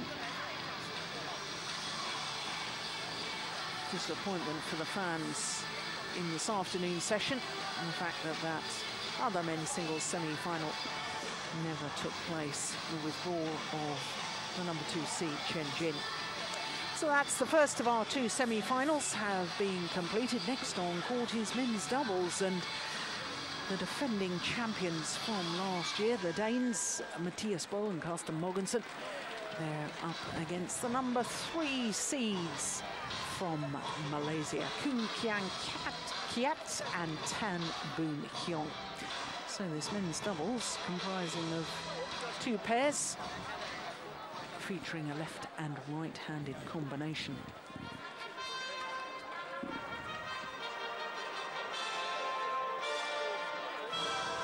Well, for the Danes, they've always enjoyed playing here in China. Beaten finalists 4 years ago, 2008, lost out to the Korean pair of Jang Jae-sung and Lee Yong-dae. And last year, they beat another Korean pair, Go Seung-hyun and Yoo Young-sung. If you put those 2 Korean pairs, split them up and put them back together again in different combinations, whoever wins this semi-final, the Danes against the Malaysians, will play tomorrow against Go Seung-hyun and Lee Yong-dae, the new Korean partnership. Already through to tomorrow's final by virtue of the fact that they've already played this afternoon and they disposed of the #4 seeds, Hiroyuki Endo and Kenichi Hawakawa of Japan.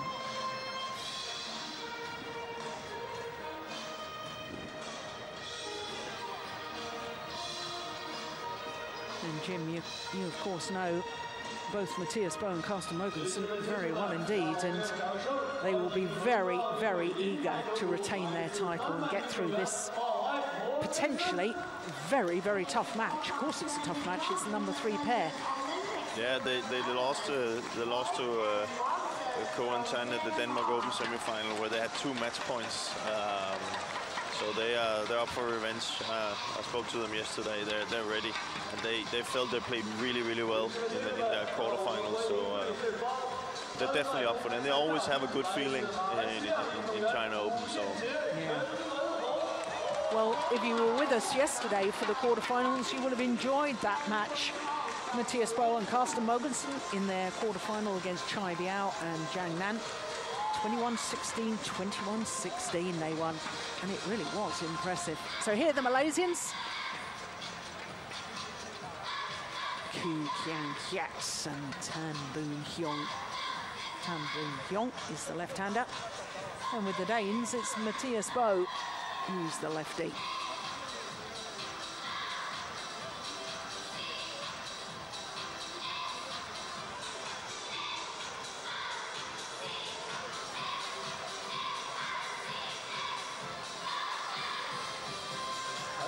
Well, the Danes back at the top of the world ranking.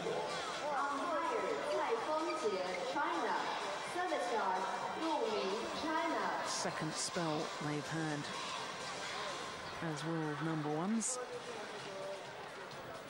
First became world number ones actually in November 2010.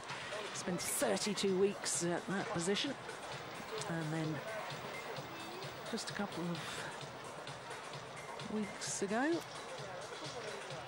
we gained the number one spot. But the Malaysians themselves know all about being world number ones, because they spent 54 weeks as the best pair in the world. What a mouth-watering prospect this is. Mathias and Carsten Mogensen, the number one seeds, against the number three seeds, Keat and Tan Boon Heong.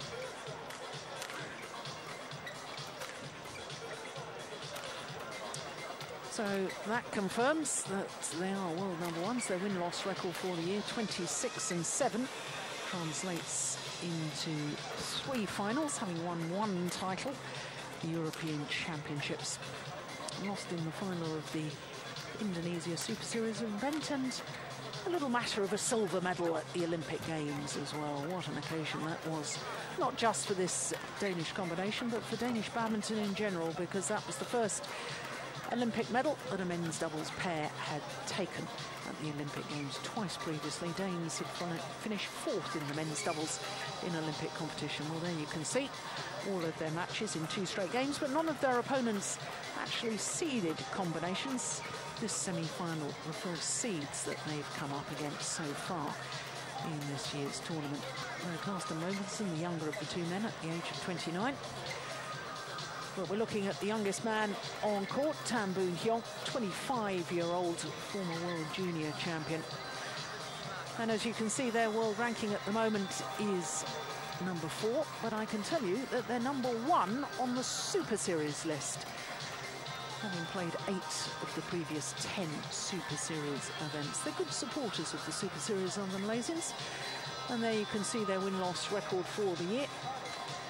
Also translates into 3 finals. Also, having won 1 title, theirs was the Malaysian Grand Prix Gold event. Now, they had their biggest problems in the very first round, did the Malaysians, against Chalan and Puachapech. 7-13 down they were in that deciding game before coming back to win it 22-20 in exactly an hour. There you can see 13th meeting between these 2 pairs. 13th meeting over 6 years of competition. First started playing against each other in 2007, but as you rightly pointed out, Jim, last time they played each other was in the semi-final of the Denmark Open just last month. 2018 up they were in the deciding game, those 2 match points the Danes held, but this Malaysian pair came back to win it 26-24. What a thriller it was, and you and I were fortunate enough to be commentating on that. Yeah. Let's hope we have another match like that, because that was an absolute thriller.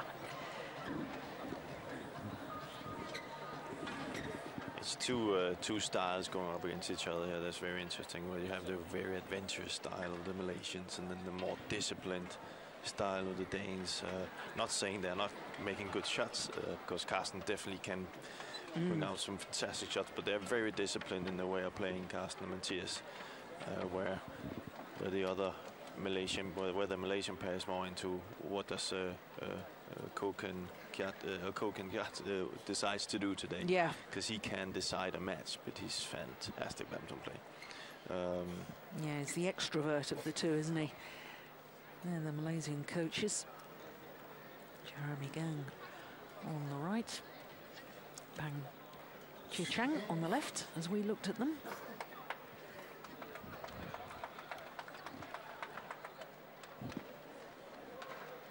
So, which Kien Keat has turned up today? Mogensen, Feng.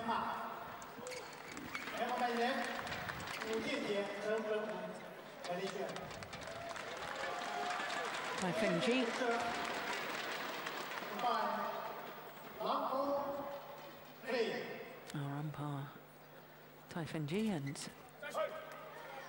Li-Ning, a service judge, both from China. Neutral court officials for every match at this stage of the competition.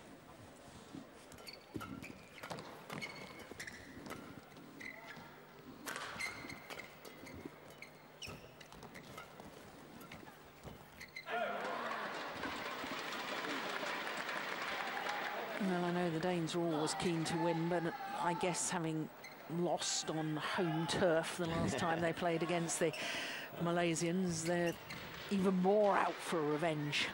Definitely. It was a tournament that after coming back from the Olympics, of course, there was a lot of interest in the doubles. And you can say in Denmark, where it's been mostly men's singles, there's always been the big thing and had taken much of media's attention. You know, finally the doubles had, you know, the best medal of them, if you can say like that, and so they were of course disappointed. But then again, they also knew that things were not perfect after the Olympics because of the training and stuff like that. So they've been preparing for this. Got a good start, so. And having spoken to them earlier in the week, were they going to do anything differently tactically, or was it just that in Denmark perhaps there was a few cobwebs, as you say, from the London Olympics? There's a little bit of a difference in it here. It's a much bigger hall, which gives the Carsten Mathias much more comfortable in their defense, especially Mathias. I think he probably won't say that, but he looks more comfortable in his defense. And in Odense, it was a little smaller hall where it was, you know, a lot of flat and a lot of smash, and it was easier for the Malaysians to get through the Danes there. So I think it has a lot to say. As you see here, they're not afraid to put it to the back, and that means that Ko is going to have to work from the back, and they like to make them work. So that's going to have a huge impact on the game. So just to explain that a little bit more, of course, when we're in these very big stadiums, it's much more difficult for the players to get perfect timing on their overhead shots. And as we've talked all week, really, about the drift and the draft in this hall, and it being colder as well, of course, the shuttle doesn't fly through the air as quickly, and therefore it is easier to defend because shuttles aren't coming down quite as quickly. Everything slows down. Yeah.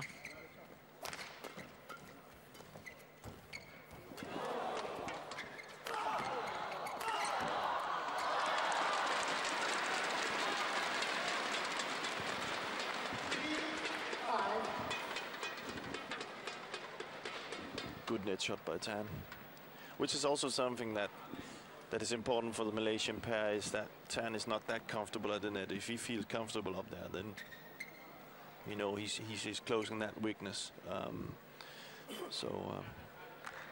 good sign for them. Yeah, because I mean I don't think that Tan Boon Heong is weak at the net. It's just that they very much have their favoured formation, and I think that Kien Keat can be just utterly brilliant at the net, but he can also, as you say, I mean, it depends on which coup has turned up today as to whether he's going to try and do things that just aren't on, or whether he's going to be really focused and intense in his play. Yeah. When I talk about weakness, these players don't really have weaknesses. No, exactly. You know, that's something they're better at. And then... Oh, service fault called. That's the second time. You see, this is a very important, you know, might be just this call, but this is a very, very important part of the game. That, because that means now that's the second time they've been called for the flick serve. And both on Carsten. Yeah. So that kind of takes that his flicks.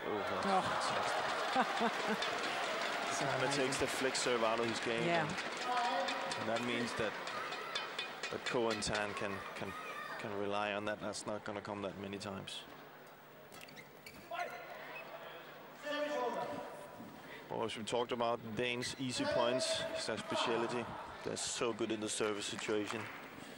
And I'm not going to say that's lucky because I've seen it so many times now that it's just class.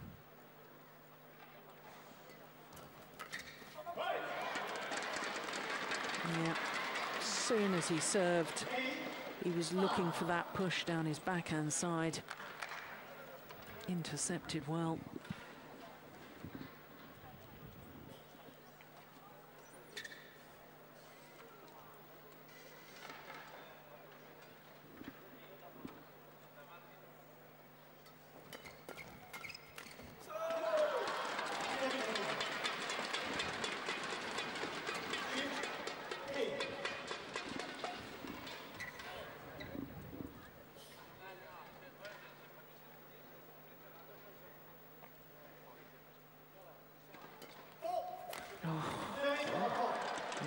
Very consistent.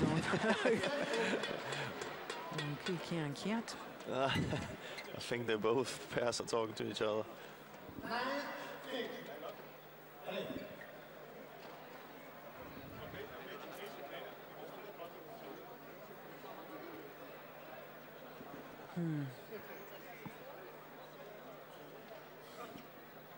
Well, I like his calls.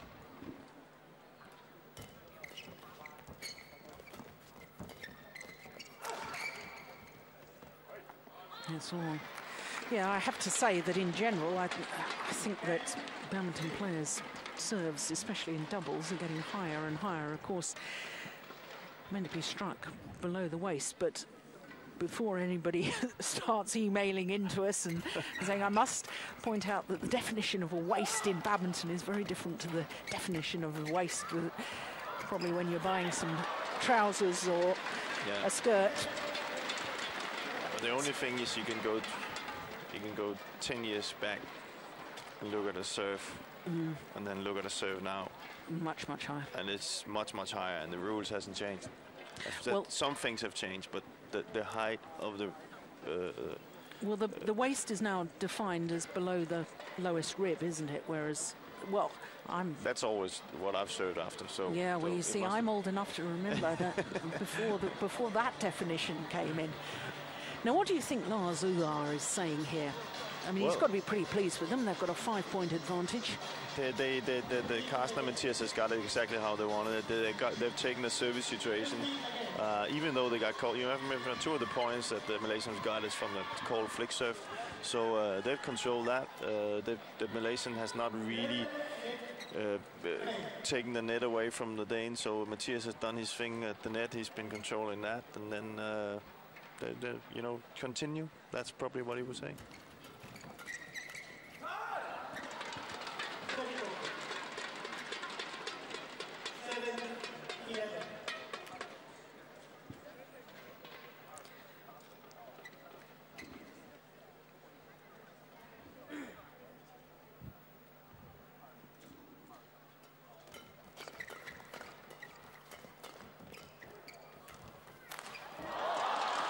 You know, it was just going through my mind that we haven't seen one of those big power smashes yet from Tan Boon Heong. And right on cue. Plays a beauty. A little too flat lift from Carsten. Oh, sorry, Mathias.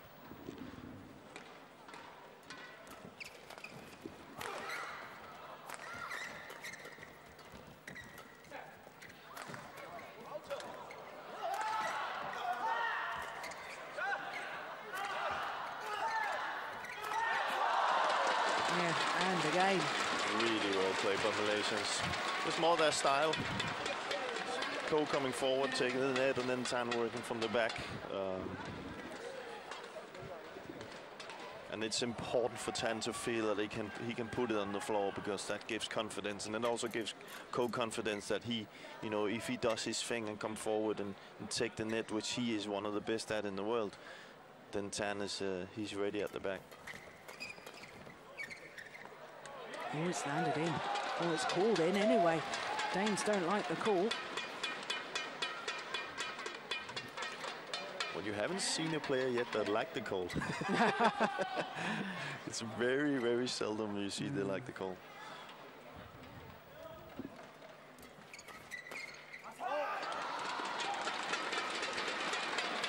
Well, there's me asking about what Lars Uar was saying. I wish I knew what the Malaysian coaches said, because they've won all 5 points since the mid-game interval.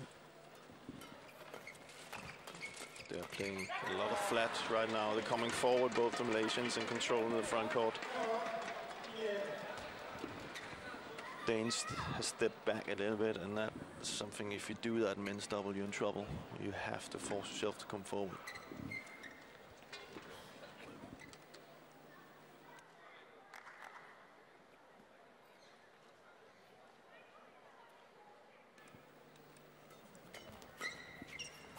Oh, that's fantastic, isn't You've it? seen a few of them now. Yeah. It's really, like, the sound is unbelievable.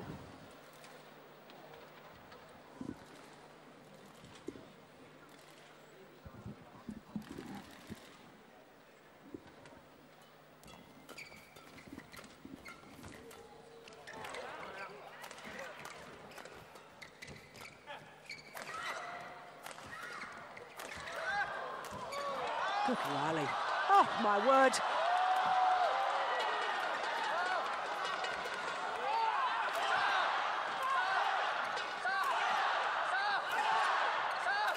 Oh, Fantastic. well, the crowd loving it here. But That's men's doubles. that's fantastic rally. I was a little bit concerned at the end of the rally, though, because it looked to me as if Mathias may have slightly injured himself. He seemed to be stamping his foot. He has a little bit of a hip problem sometimes. He sometimes stretches it out while stamping into the ground. So I don't think it's. I've seen him do that for many, many times. So Okay, well, that's all right.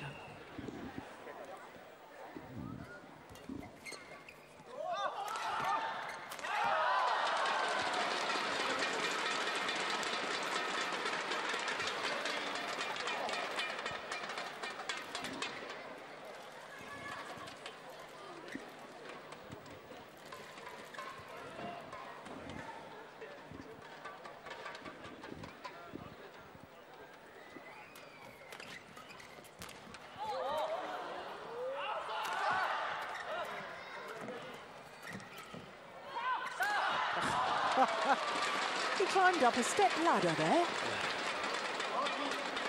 but it's Ko's work at the front court that's doing the work right now. You see, he keeps the pressure on, so Carsten, he can't get too much length on his lift. So we've seen now a few times what happens when you don't lift it long enough to tan.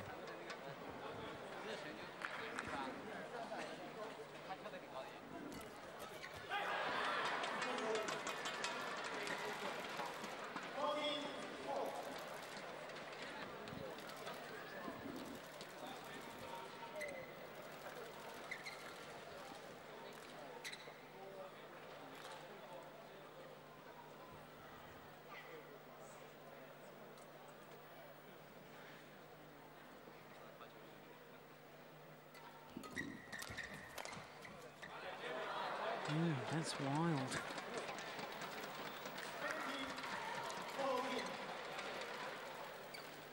A bit more patient from Ko.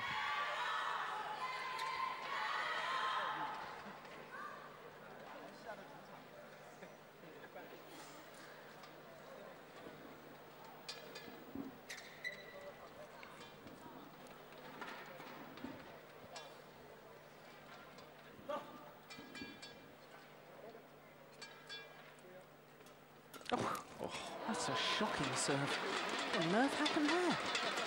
Yeah. Oh, they found it amusing. Maybe he hit his fingers. Yeah, he's normally got such a good low serve. Yeah.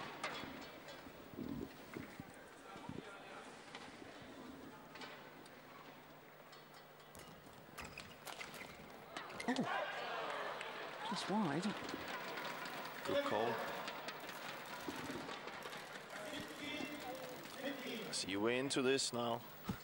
The end of the first set. This is now where it really gets tense, where the service situation is going to decide everything.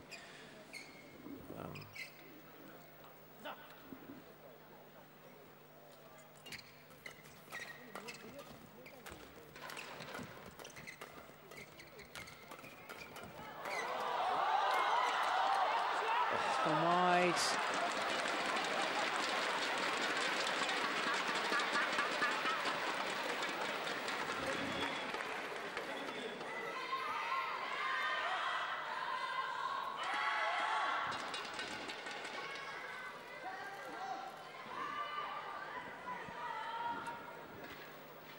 Oh my goodness, I don't like the look of that. Look how that knee's bent back. Oof. Been a few years since I could do that. Yeah. I don't think I ever could do that. I was just going to say, this is where the Malaysian, just when it was 16, 15, this is where the Malaysian has to be really careful, because this is where Carsten and Mathias are very, very good. Before you know it, you just lost a few points and you're behind again. Yeah, and without really any rallies. Yeah.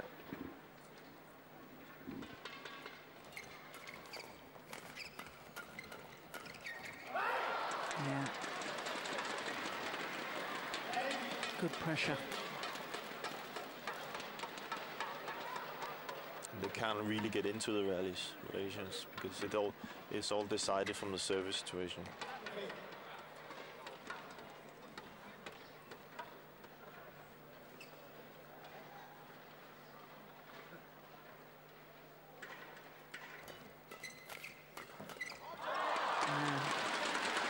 Just showing what he can do.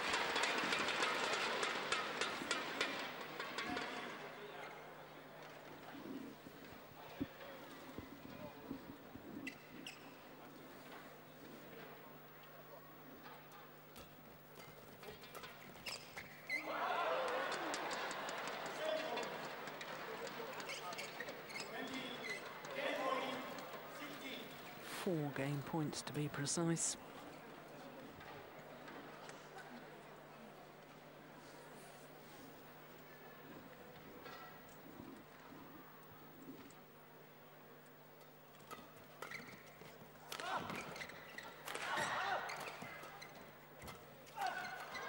Yeah, first time of asking, and very, very impressive from 15 all.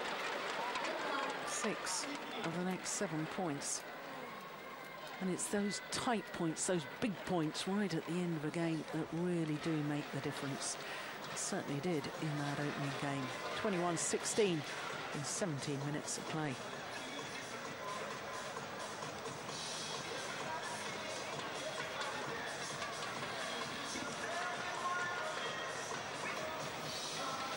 We see it time and time again. It's uncanny, really, because it's so predictable, isn't it, that the tight situations, you know, they come up with the tight serves, good returns, short rallies, and it frustrates opponents. It frustrates opponents, especially if you take Tan and Ko, and especially Ko, who is such a good badminton player. He doesn't really get to show what he's good at because it's been decided before he can show it, and that's the frustration that the Malaysian player has right now, that they're not, you know, from coming back and playing really well, without them, you know, without touching the shuttle almost, they lost the set. So they have to be more patient in the service situation and maybe not go so much to try and win it, and maybe on the third shot try and get it in play away from the front court, you know, use the back court a little bit, and they are very good in defense, then start from there.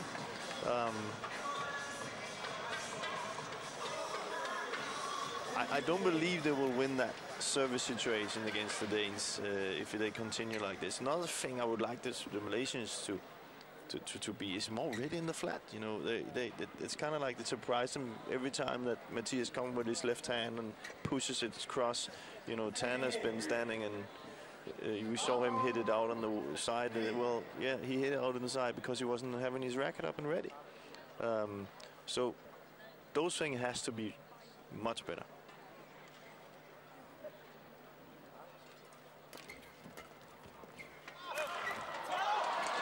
Or you can just hit it down like that. But that, again, you know, that it came from a good service return, and that's vital for them right now.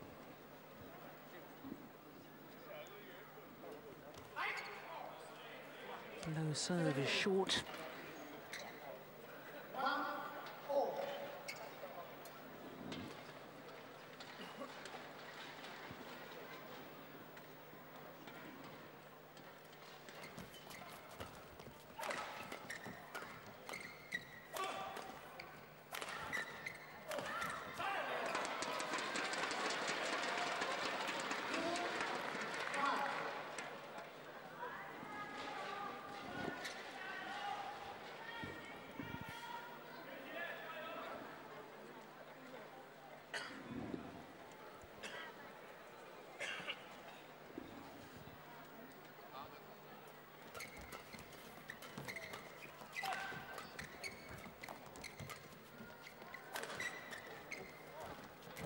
Oh, that's good.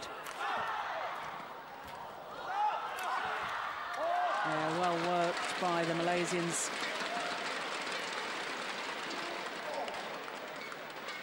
Well played. Cool. Turning the rally around and getting that left, and then Tan hitting to Mathias's backhand side, which is, I think, if you have to find a weak spot on him, that would be one of them. So maybe they should explore that a bit more, the Malaysian pair. Good return. Yeah, better than good. It was absolutely fantastic. You see here it's 3-2, and then there's been 2 rallies. The Malaysians won those 2 rallies, and there's been 3 rallies where they haven't played. The Danes who won that. They're up 3-2. Oh, we just had a little brief look at the tattoo there on the left arm of Mathias. Do you know what that means? It's not in Danish, so I think it's some kind of a, yeah, I don't know what time it is. There you are. That's your homework for tonight. I need you to find out the scoop on what it means. Or perhaps we better not know. You better brief me first.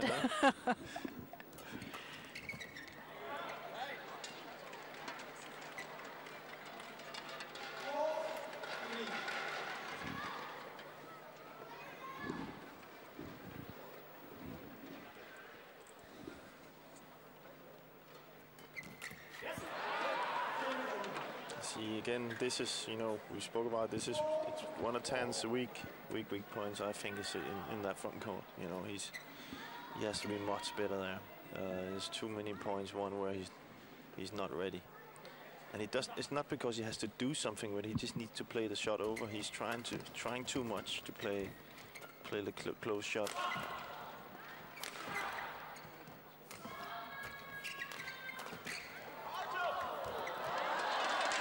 Yeah, threat of Kien and Keat going forward, just distracting Carsten Mogensen, forcing him into error.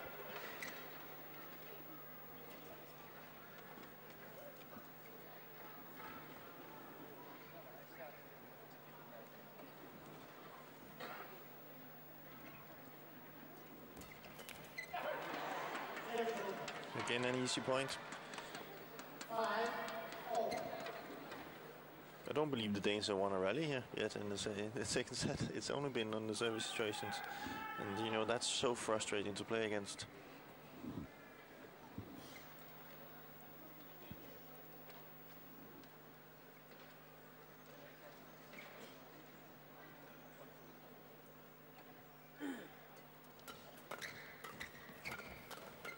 Oh, good defense.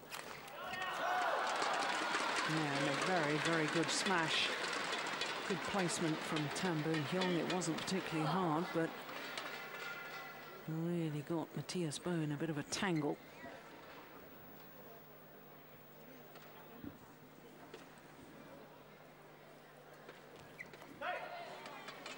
Low serve is short.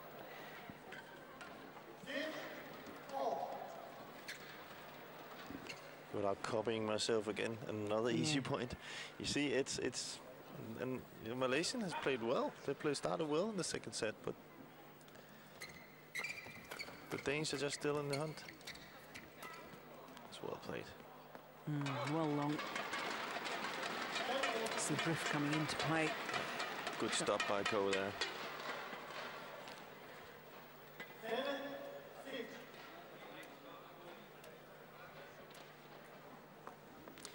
Well, all four players, I think, are going to go off and have a tail down.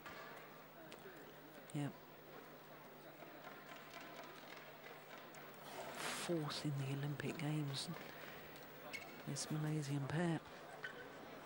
And they've really been given an ultimatum by BAM, Badminton Association of Malaysia, and told that they must reach at least the final of the World Championships next year if they're to continue in their partnership. Don't want to get involved in the politics, but it seems fairly harsh when you're #1 on the Super Series ranking list, and you know, reaching a very high bar in the yeah, absolutely, yeah. So you know, that's just. And I can understand why the association are frustrated that they're not getting the results that, you know, we all know that they could get. You know, we see glimpses of their brilliance. Oh my goodness, that's landed in. What an extraordinary shot. Yeah. But we don't see it consistently, do we? And even within matches, we see Koo being absolutely phenomenal at the net, and then we see him playing a very ordinary shot. And I think that probably Badminton Association of Malaysia want to sort of just inspire them in a way to be more consistent and more intensive in the way they play. Yeah, they're maybe pushing the button a little bit, you know, to see how they react on it. Yeah. So maybe it's a trick, I don't know. But all in all, I think it's up to them. You know, it's their. Do they want it? Do they want to achieve these things? And if you want to be in the final of a World Championship or an Olympic, you know, hard training every day, working on the stuff, and well, you have to be willing to do it. Absolutely. Sacrifice a lot of things in your life. That's just how it is. Well, of course, the Malaysian pair have already won 2 World Championship medals. They got a silver medal in Paris 2010 and bronze the year before in Hyderabad. And this Danish pair haven't won a medal at World Championships yet.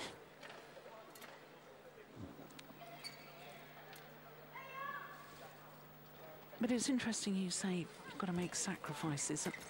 I always like to think of it as making choices. Yeah.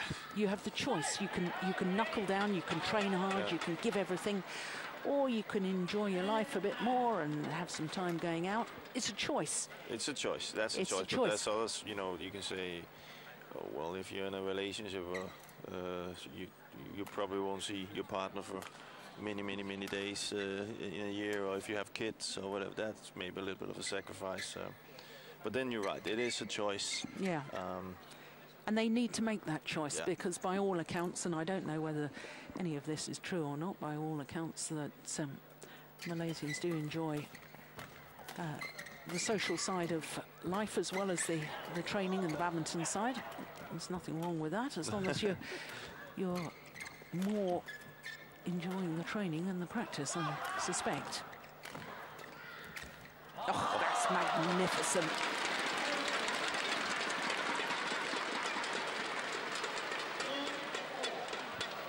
Of course, there has been these things with Ko, but it's just for him. he's such a talented, gifted badminton player that, you know, at the end of the day, I don't think anybody would have him to when he's finished saying to himself, well, what if I did this, or what if I had done that better and done that better, you know? Yeah. That when you're finished with your career, you can say to yourself, well, I gave it all. No regrets. Yeah, no regrets. And, you know, it's you know, I have some things in my career where I could have said, why didn't I do that? And, you know, and it's just, you know, I'm 38 now and I can't change it. Definitely for their own sake as well, it would be a good idea.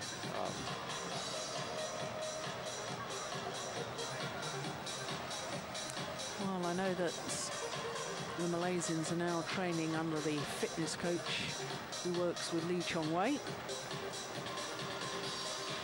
And I have to say, I think the Malaysians do look fitter. They look fitter. I was just about to say that. I think they do look fitter. Trimmer and fitter, and that's really good to see. So they're doing something right, and it's going in the right direction. Yeah. So long may it continue, because we need them in world badminton. They're such characters. Definitely. Yeah. Definitely.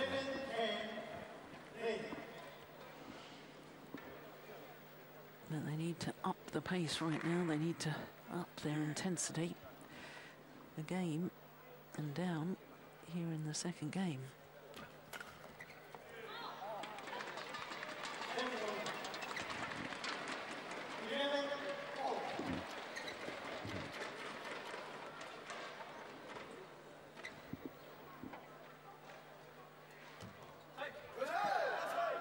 Oh, that time it's landed in. He's hit 3 short. That one was on the line. Good serve. It's very important for Chen.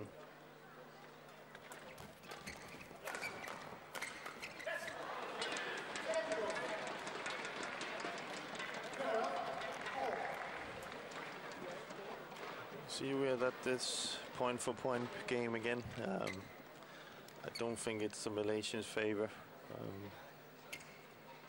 They have to be careful to choose the right moment to. Cool, good.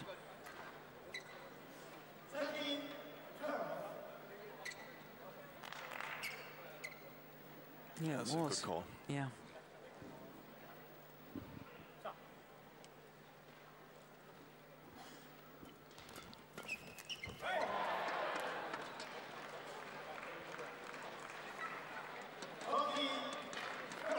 I don't think it's the way again. For Ko, I think when he's returning, I think he should try and return away from the front guy, you know, get it into his game. Pushing it on the service return right now is way too successful for the Danes. They're winning all the flat and all the drives. So they gotta take the, you know, to actually take the pace. Ko needs to take the pace a little bit out, you know, and play some simple soft shots and come forward and then get the lift. Right now, pushing it as they're doing right now is the Danes system is way too good for that. See, that's much better. And you get the prize for it straight away. And he should be doing that constantly. And if there's one guy in men's doubles that can do it, it's him. So discipline, you know.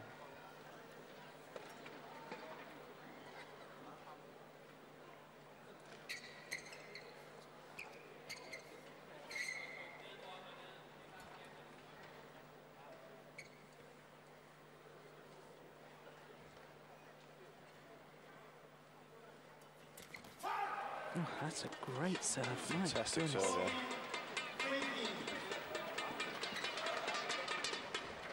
Carsten really went for that one, but he got kind of outdueled by the variation of the serve.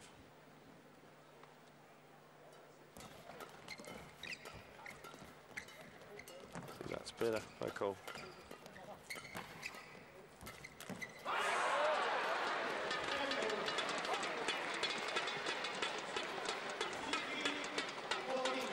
We talked about the service situation yesterday, and you see, this is the first rally we've had a few, you know.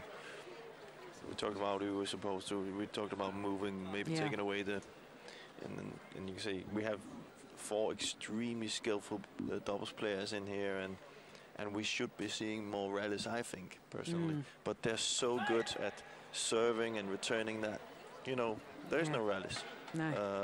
I mean, look at that. I mean, that was just a perfect serve. Yeah. And you can't, you know, gotta give credit to the players. They are that good. So maybe you need to do something about it, because changing the rules of the service area that you can serve into. So you get more play. See.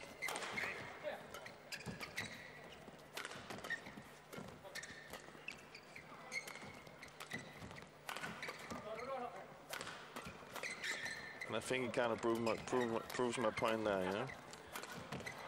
That if you were able to serve to the backcourt, you will have more rallies. Yeah.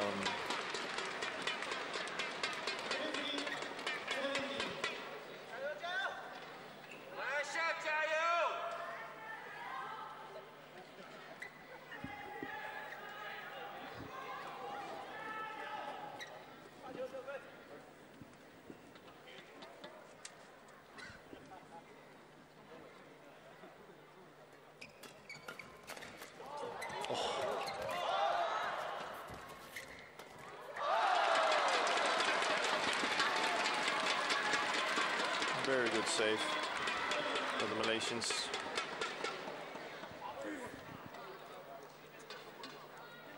Ko seems to be more aware of the net right now, and that makes a big difference.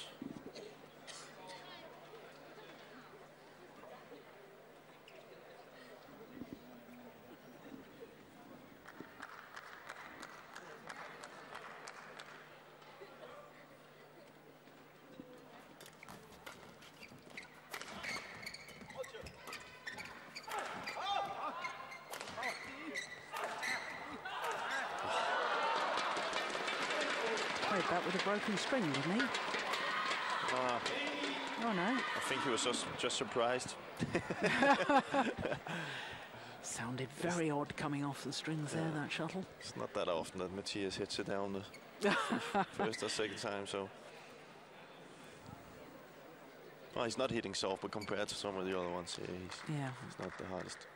Well, they're 3 points away now from their third appearance in a final here at the China Open, the Danes.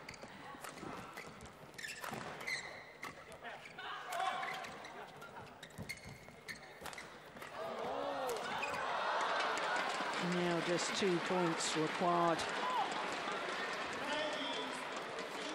And once again, it's the sharp end of the game. And the Danes really come to the fore.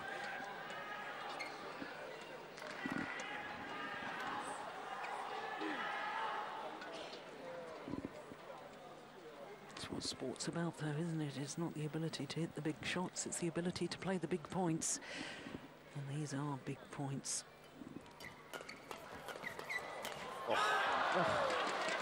And now there's match points.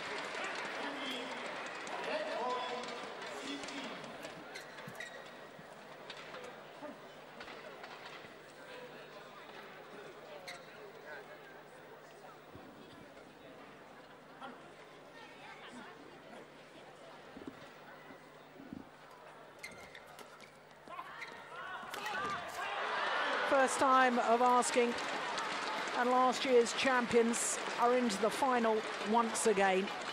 21-16, 21-16 in just 38 minutes of play.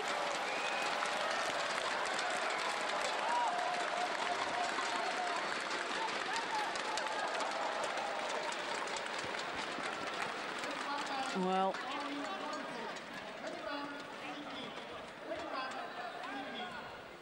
symmetry in the scoreline, and it really was. Once again, from that very close stage, it was 15-all in the opening game, where the Danes pulled away. It was 15-14 in the second game. There's the customary click of the fingers from coach Lars. That means that he's very happy, because Bo and Mogensen are through to the final in defence of their title.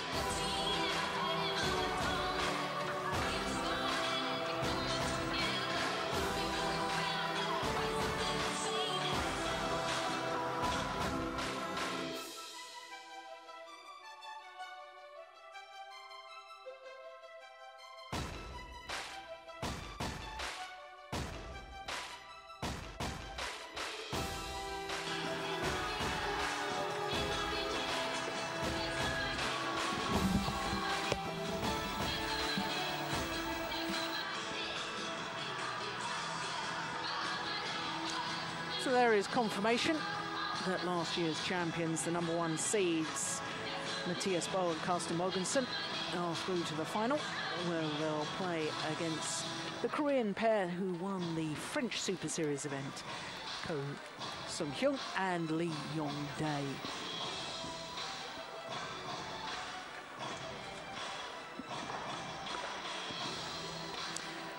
So that's 3 of our 5 semi-finals have been completed. Next on court is women's singles, and it features the German Juliane Schenk, who disposed yesterday of the reigning world champion Wang Yihan. She's up against the youngster from Thailand, Intanon Ratchanok, and of course our last semi-final of the day will be women's doubles. Ladies and gentlemen, welcome to 2012 Li-Ning China Open, OSIM BWF World Superseries Premier. The semifinal of women's single is about to start. 有请裁判员、司线员入场。 Please welcome the line judges.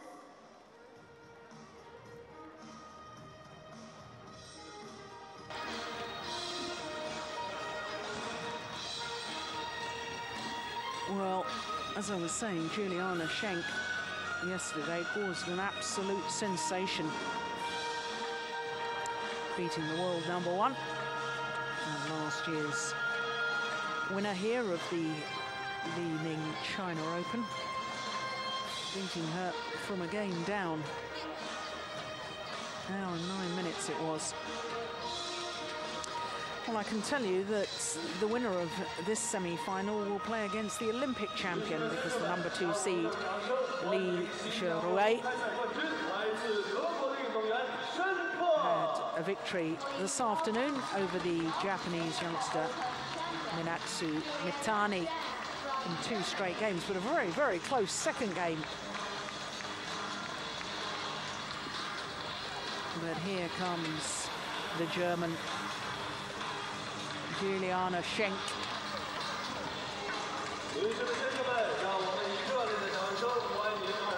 29-year-old.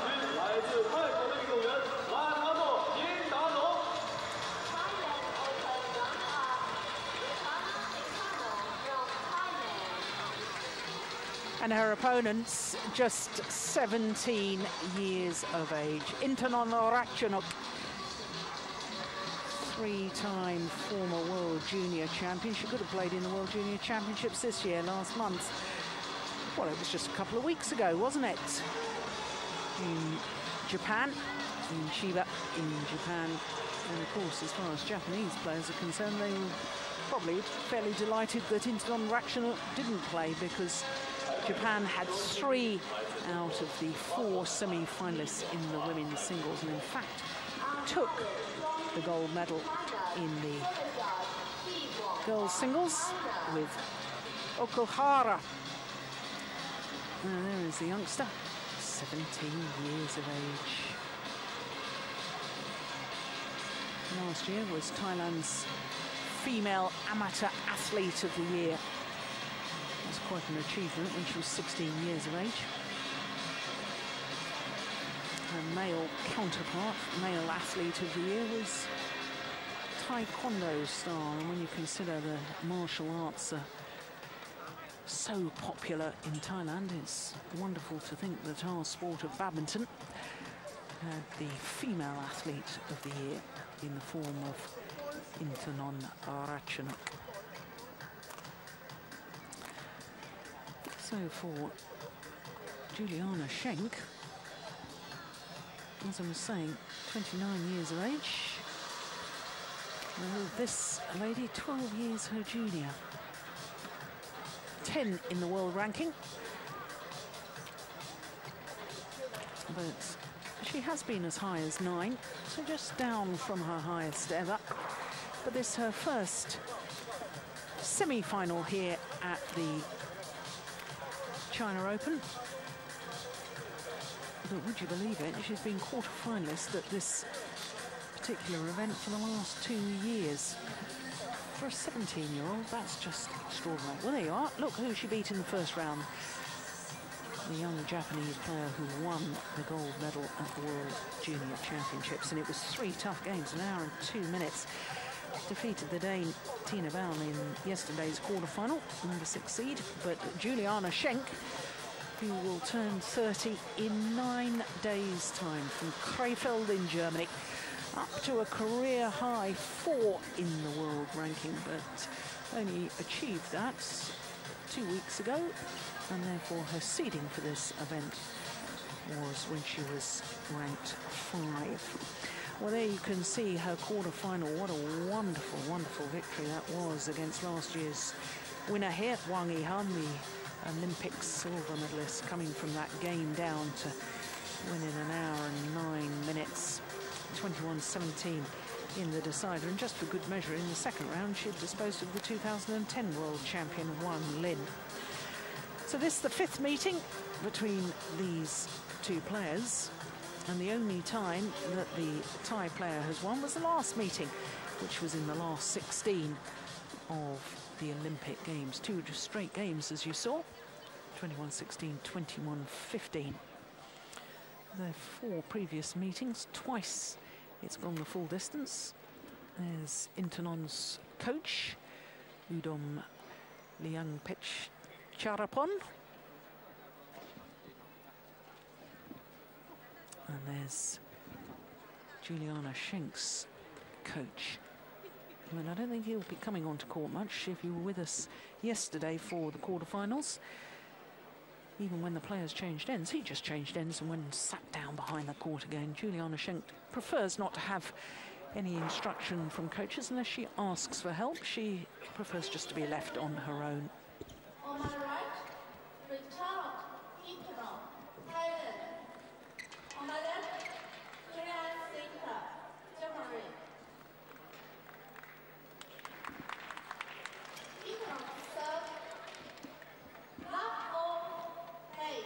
So the unseeded 17-year-old Intanon Ratchanok from Thailand up against the number 5 seed Juliane Schenk from Germany. I must say, yesterday was Juliane was the most I've seen her go back and ask for advice ever. She was yesterday. She was down asking her coach, or at least just getting some confirmation on what she was doing is right. So maybe that's a change. Oh, nicely done.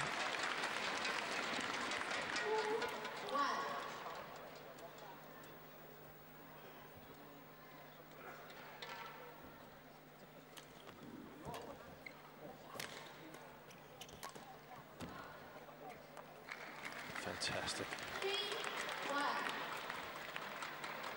It's a very difficult push from there, where you don't really know if you can hit it down or not, and then pushing to the corners. It's very effective.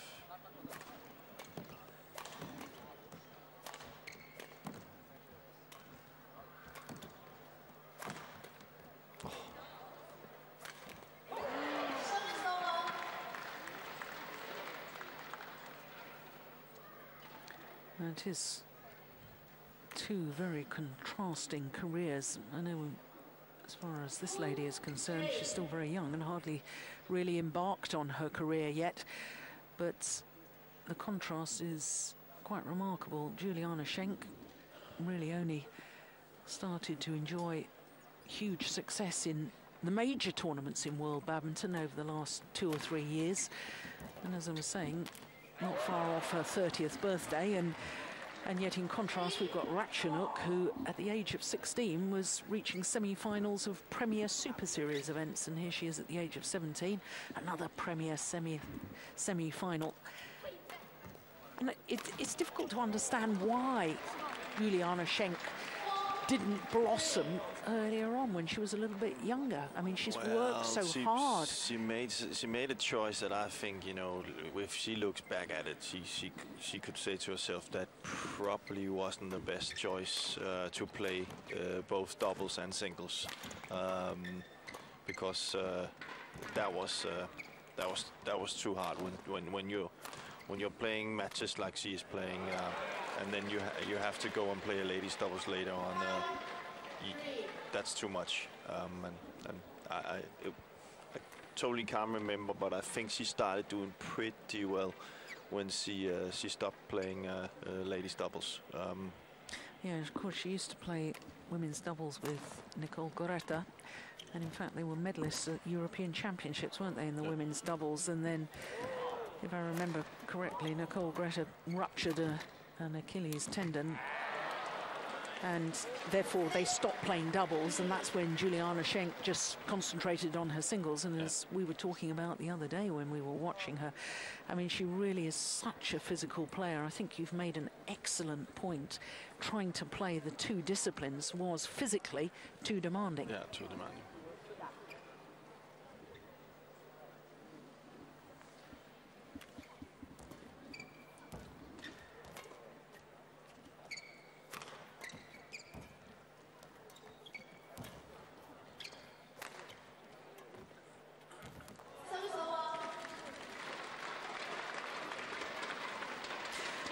And of course, we've been lucky enough to watch other Thailand players earlier in the week, and we've been talking at length about, there's 4 or 5 youngsters in the women's singles from Thailand,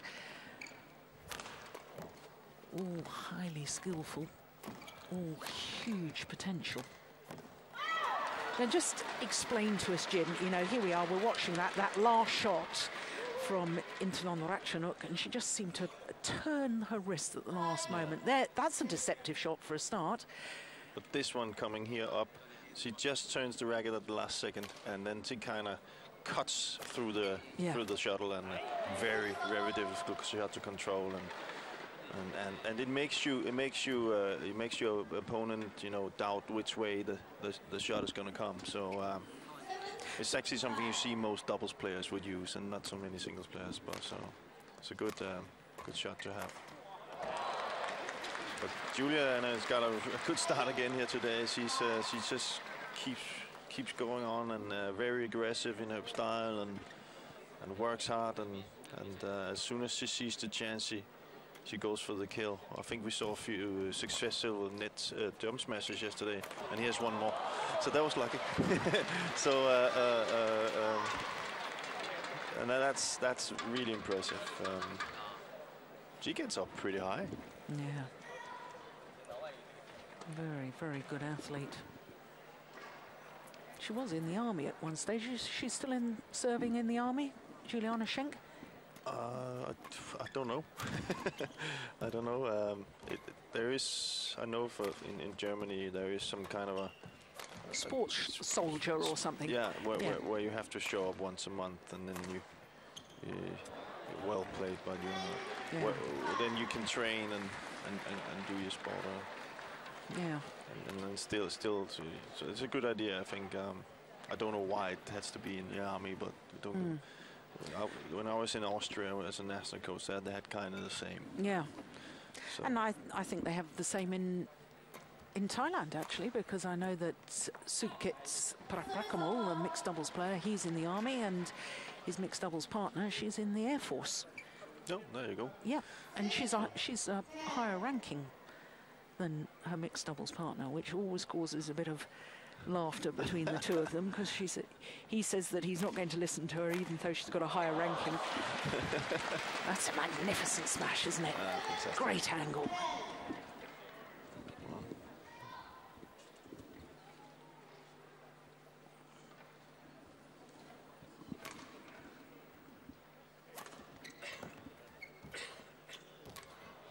Short. Oh, she's missed it. Would you believe it? What on earth?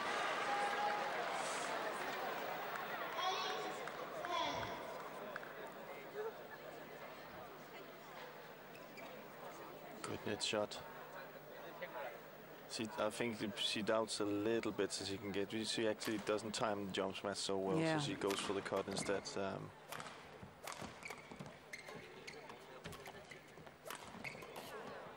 There you go again, Ratchanok. Oh, fantastic defense by Schenk. Well, but she's so dangerous, Ratchanok, when she comes to the front of the court and she can do these different skill shots from up there. It's something I think a lot of ladies singles could learn from, and that's probably where ladies singles are going. You know, you'll see more and more of that coming because they are fitter and stronger and quicker. The ladies singles nowadays, they will come up and have the same opportunities over there as the men. Just wide. So it is the number 5 seed, Juliane Schenk, who has the advantage at the mid-game interval. You have to remember, for example, for Schenk with the jump smash, you know, the reason why you haven't seen the jump smash fully go into the ladies singles yet, it's not so much that they can't jump. They can jump and they can smash, but it's the shot after that. You know, it's the following up of the shot, and you can see Juliane, she hits harder than most others, so she will have an advantage after that. You know, there's no point in making a jump smash if you're hardly down before the shot comes over again. So it has a lot to do with that. Tries to see a very strong player.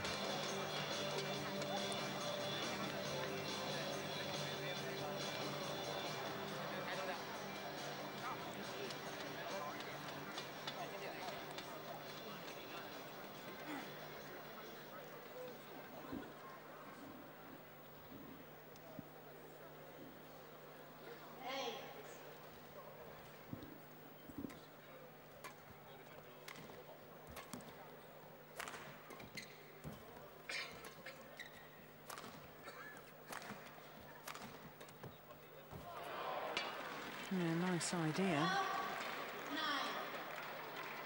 Oh, big ball.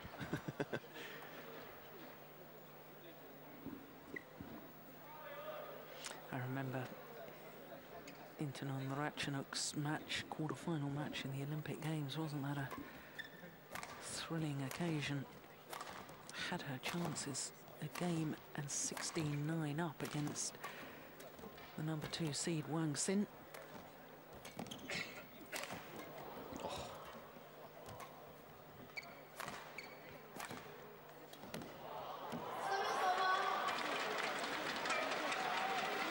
Really forcing the pace, Juliane.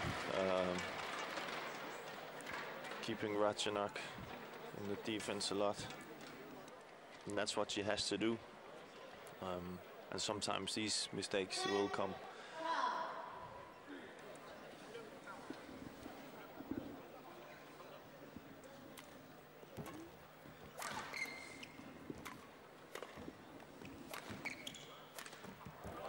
Oh, brilliant.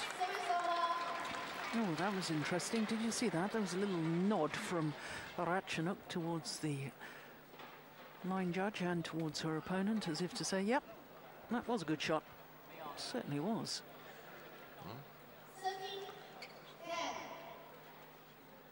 Seldom you see that.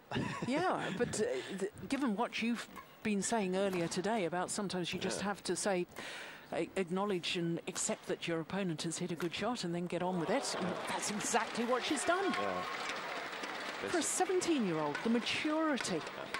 Fantastic.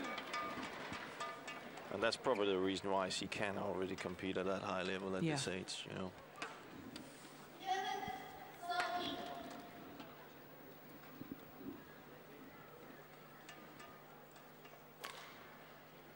Good high serve. She seems to have a little bit of trouble in the defense, Ratchanok. When it's at her or defense in general? Yeah, but she seems to, she hasn't really found the right distance to the net yet. She's been doing kind of a few mistakes on the defense. It's not because it's out of her reach, but that cut from around the head that's deadly. It's and the way she controls it in here with the drift and everything is just amazing. Both players are showing really, really good shots here.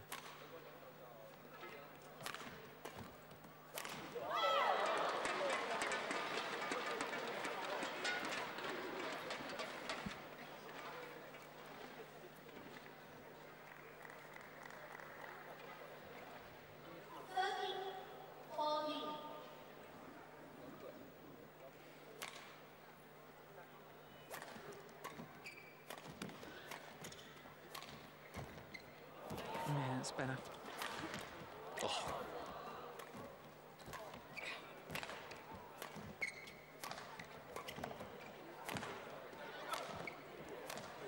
It's a good battle.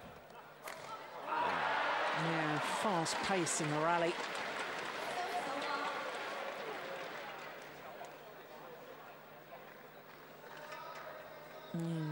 Schenk so often frustrates opponents, doesn't she? Because she gets so much back. Court coverage is so good. Not only does she get it back, she gets it back in a good way. You know, Yeah. it's with tempo and power, and so she doesn't give her opponents that many chances to finish the rally.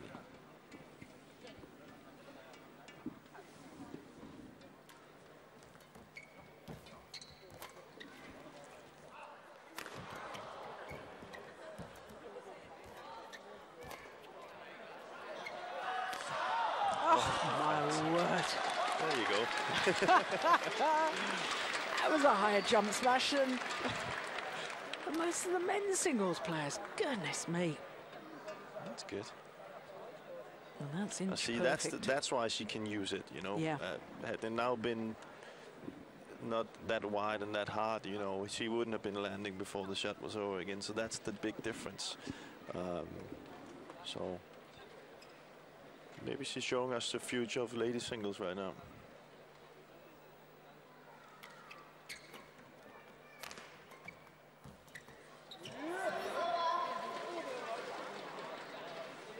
I do think the women's singles game has already progressed in the way that the net play has become so much more important, almost as important as it is in the men's singles game, because if you control the net, tight spinning net shots, that's where you force your opponent to lift, and then the men's singles players can use their winning shot then to finish off the rally.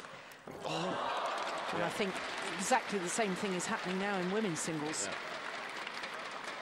The one thing that I would like to see more in ladies singles is these trick shots, and then I don't mean incredible crazy trick shots, but a little bit more holding the shuttle and then a little more deception. Yeah, deception shots, which I think if you see the men that they are good at using from the net and forcing the opponent to constantly doubt. I think that will be the next step. There is a few out there that can do these things, and you can see they have a benefit of it. So well, perhaps Ratchanok is the player to take it to exactly. to that new level. Yeah, but she's already using some of it, but she's using it from, can you say, from when she's high on the net. Also use a little bit when she's down.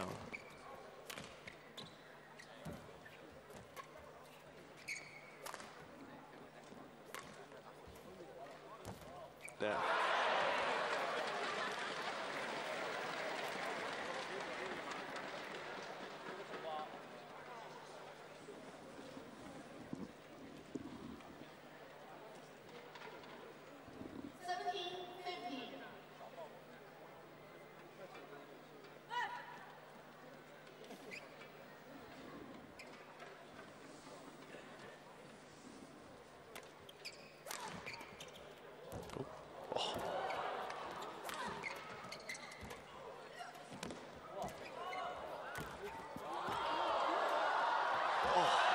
Fantastic.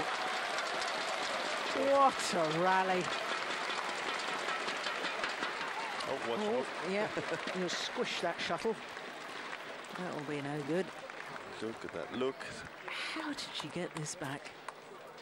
How did she almost get that one? That's fantastic.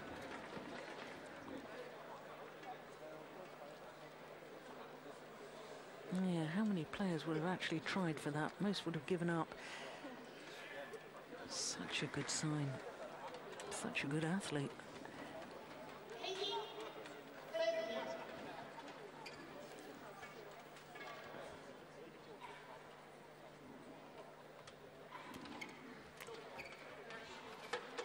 Oh, goodness gracious.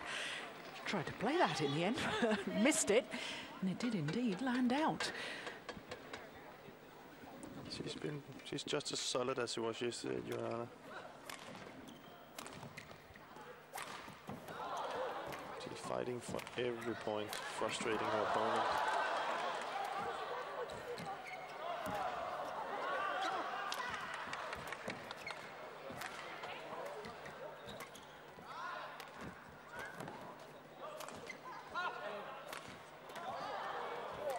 Oh, there you go.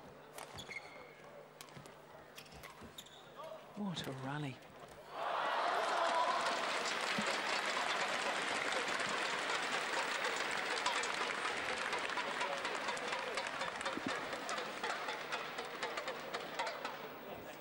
Be interesting to see.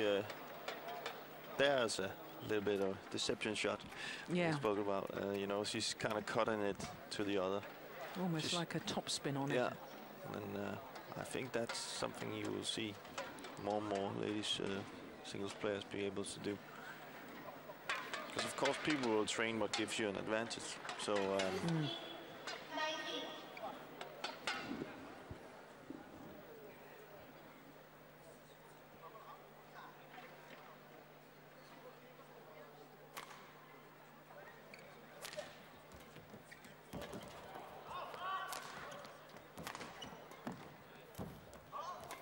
Good spin.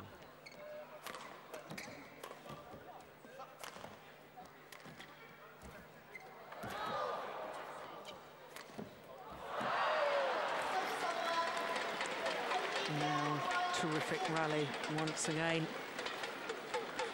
And now, game point opportunities for the German. She's done a few mistakes on that round hit side when she tries to go cross, reverse cut. Ratchanok, she's been more successful straight with the straight cut, and Juliane has seen that now. So to see she's closing the straight one and forcing her to use the cross. Smart move by the German.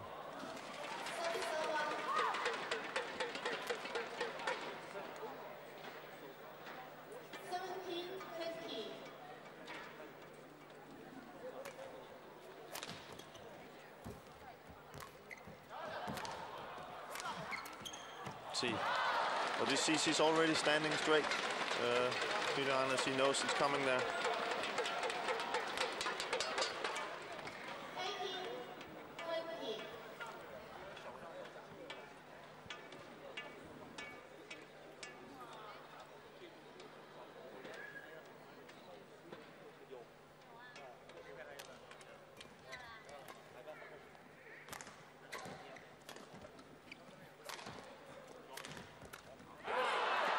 This time, third time of asking. And Juliane Schenk duly converts the opening game. 21-18. 20 minutes of playing. What an excellent opening game that was. Two fine athletes, two skillful badminton players, and an intriguing women's singles contest.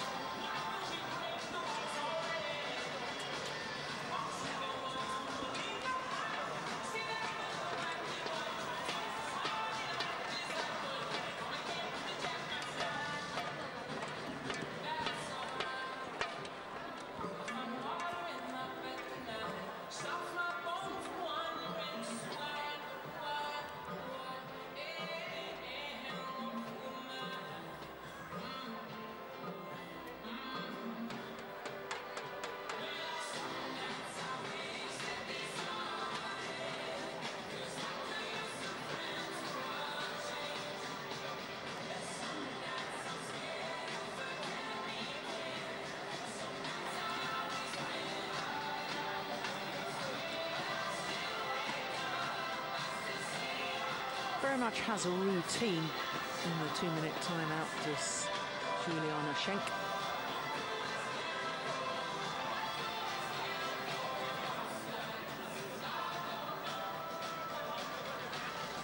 Coach Yeon.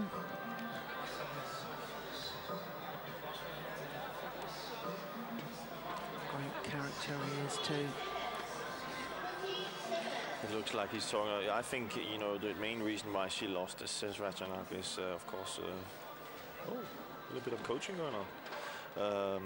Is that the easy mistakes in her defense, which is something she has to improve here in the second set. There's too many easy mistakes in that. But of course, it's Juliane who works for it, so gotta give credit to her as well.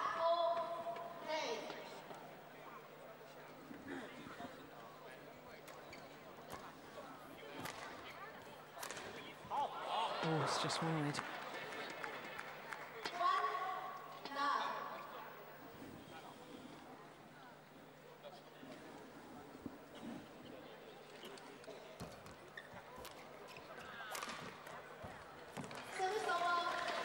That was good courage, having it just hit a smash wide of that backhand side of Juliane Schenk. Very next rally, plays a perfect one.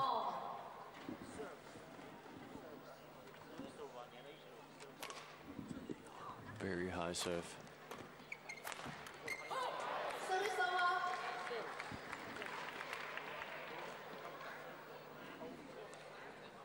It seems like C7, let me know if she tries something different, but I don't think the flat lift back to Juliane, who's so strong, is the right move. I would rather, if I was Ratchanok, I would, oops, well played by Juliane. I would maybe try and, you know, play it a little bit into the court, making it like a safe defensive shot. And it straight back to Juliane is not the right thing because she comes so quickly forward and hits so hard. So.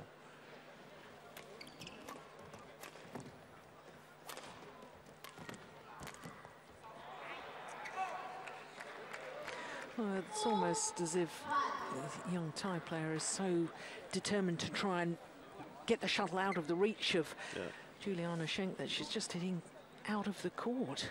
But she's constantly under pressure. You can see even from the first rally they had where she was hitting it out. I noticed that Juliane was like almost running over and taking the shuttle and getting ready to the serve. So she's putting so much pressure on the situation constantly that you know. It's very different from other singles players that take their time between the rallies, and you know, she continues to force it and play with pace. There's a big difference from Ratchanok and Juliane. Ratchanok takes the time and.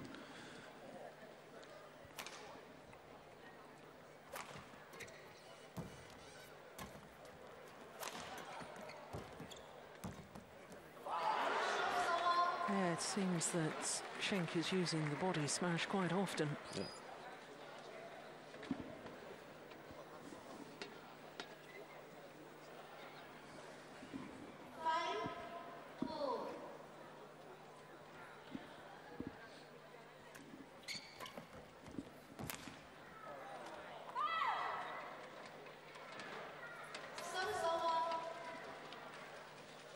It's incredible to think she's won already at the age of 17, has won 5 international titles.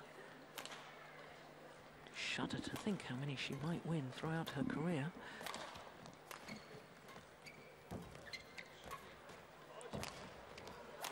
Oh, that's brilliant. Yeah, she has a bright future. Yeah. She keeps it up. Yeah, stays injury free. That's one of the major factors. 14 years, 2 months and 21 days old she was when she won her first international title. Fantastic. And you know, the good thing again in Thailand, there's a few others gunning for her. Yeah. So she can't totally relax, say, no. I got that, this one through. And that's a luxury to have that as a coach.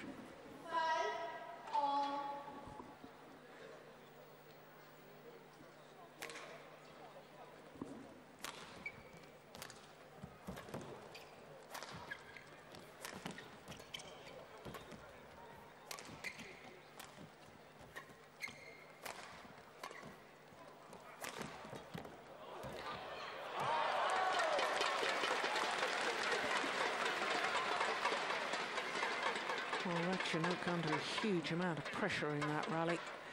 Pushed to the back, brought forward, made to twist and turn.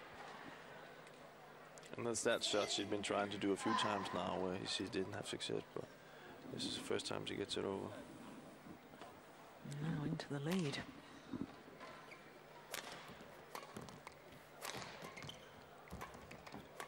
more ready now on the defense.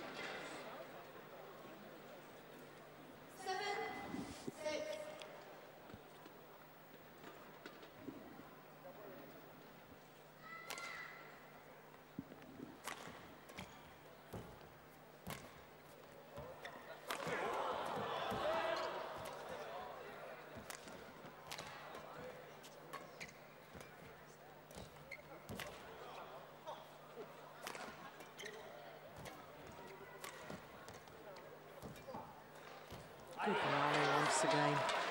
Just watching in that, the court coverage of both players and how they were making the other really change direction within the rally, which physically is so demanding. It's much easier to run in a straight line, isn't it? But when you have to stop and then change direction. And you have to generate so much power when that happens, and that drains your energy, and it's also a reason why they probably decided to take a little break. Yeah. Yeah, but that's understandable. I mean, this is quality badminton. Yeah. But that's one of the things that you train a lot as a badminton player, is these constantly change of movement, because that's the hardest part. Well, she earned her own luck there. Took the shuttle early, came from above the shuttle, had the options.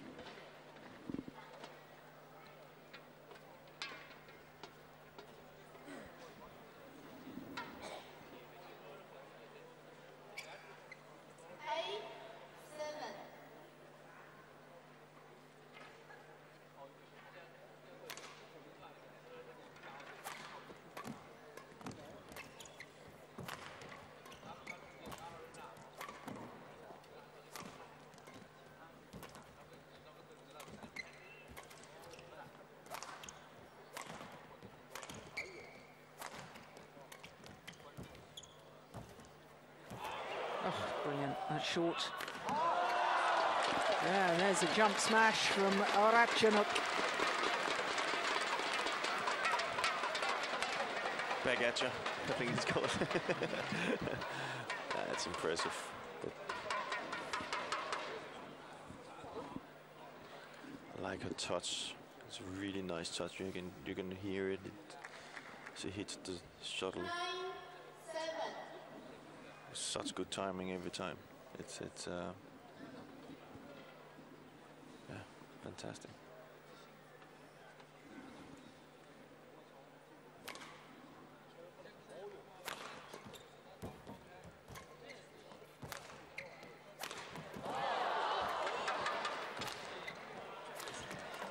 Oh my goodness.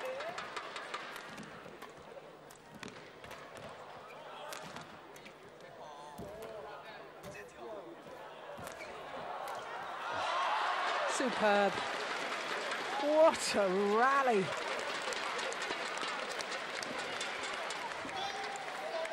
Oh, the way she clipped down that final shot. Very precise. Plumb onto the line.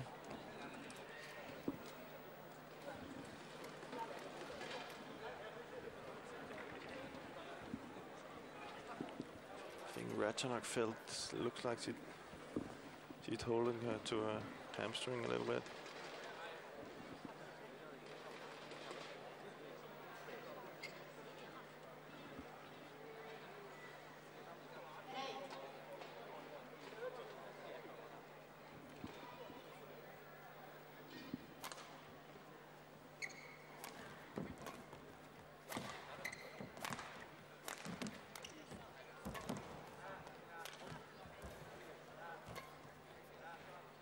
Oh, indecision.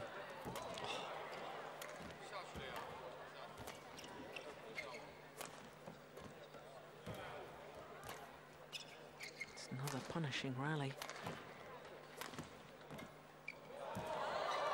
Oh, I don't believe it.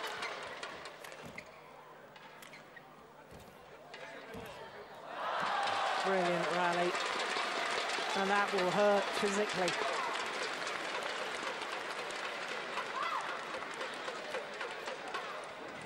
So to the mid-game interval. And the 17-year-old with the advantage. Look at the look on her face. Despite winning the rally, absolute anguish of pain.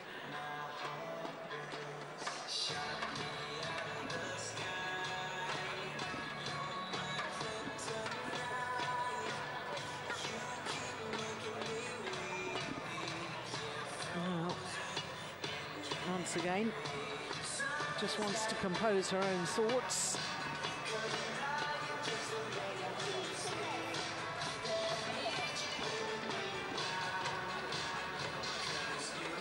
Yeah, your job would be easy as a coach, wouldn't it, if you didn't have to talk to your players and they were all like that? That'd be nice. Yeah. Sit and clap and...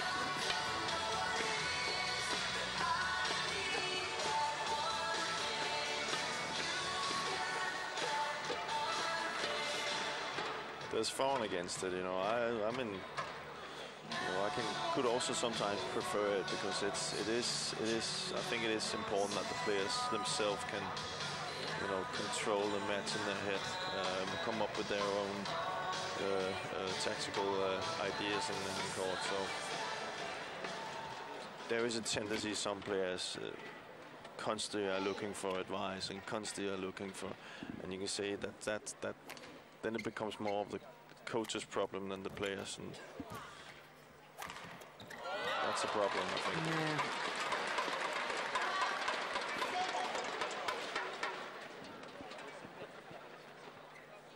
Yeah. I've had some players who's been saying to me, "What should I do?" You know, that's the worst situation you can stand in, sit in as a coach, because no matter, it's not a win-win situation.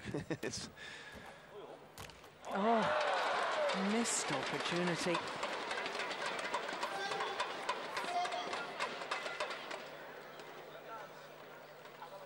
And I wonder if that just signals a turning point in the match.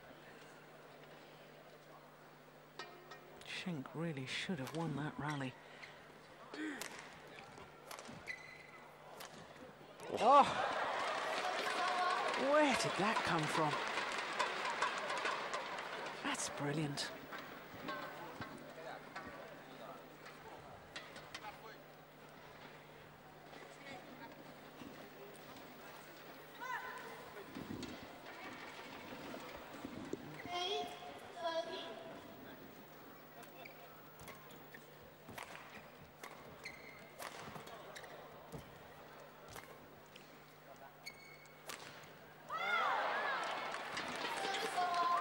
Uncharacteristic mistakes by Juliane here the last goal, so maybe that long rally before the break took a little bit off. Took a gear off again. Yeah, because of course when you look at compare these two players' matches yesterday in the quarter-final stage, Ratchanok disposing of the European champion, Tina Boon, in just 35 minutes, whereas Juliane Schenk taking an hour and 9 minutes to beat last year's champion. World #1, there's another unforced error. I think she has made the decision now to sell this set and then go for the third. It will be the gap is too big to come back. So not worth the fight. Save yourself for the decider. Save for the decider, yeah, because clearly. And it's, you know, it's not, of course, it's not the best thing to look at, but in the game right now, if she's to win it, she can't use too much energy. But it's also a sign of that she's probably a little bit more tired than Ratchanok is, so.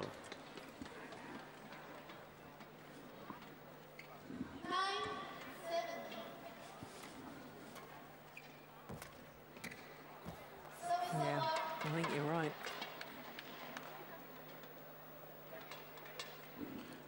For Ratchanok, it's really difficult now because, you know, she has to, you know, she knows that Juliane is going to come out firing in that first set. And she has to still win this set. And then, see, that's typical, you know. She still has to finish this set, but she also starts already now to focus on the third set.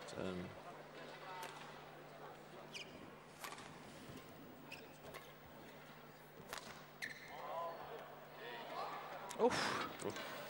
I think it was right. Good call. Juliane definitely didn't mind. No.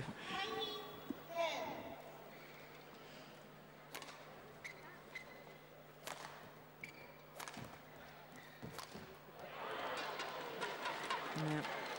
10 opportunities now to level this semi-final at 1 game apiece.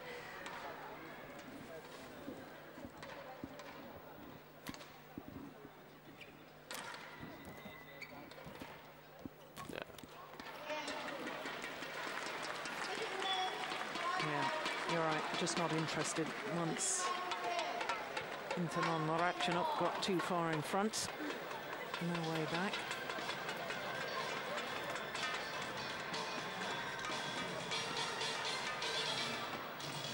So it's 1 game all. Everything to play for in this third and deciding game.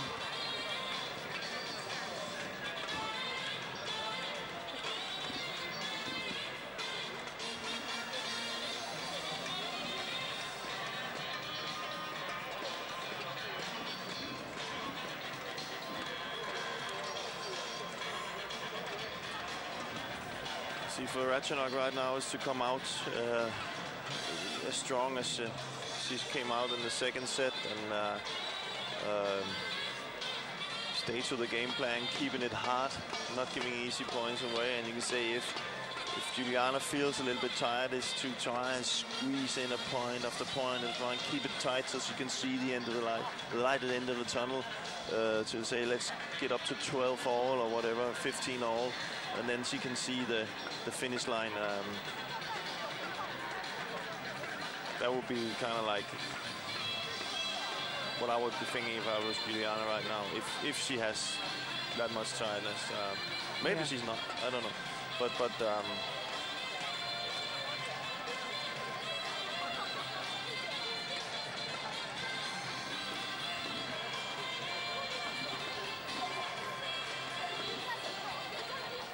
the call from the umpire that 20 seconds remain. There was a sign and a signal for the players to return to court. Well, I suspect you're right. I think the start of this deciding game is going to be crucial. Yeah, you see Juliane is taking all the time she can get. Getting swept the floor and just say she has exactly enough power for 1 more set.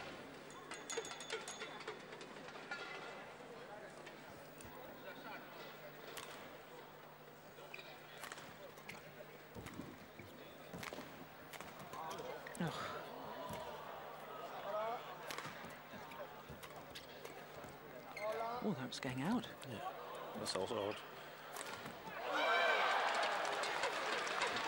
And then the luck of the net cord.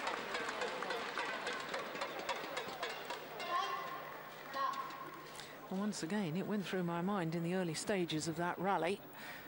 Plus the fact that Juliane seemed to take 2 shots that were going out. And German really should have won that rally. Yeah. But she's, again, oh, that's good. But she's different pace now, much more aggressive again, her style of play and a lot of energy.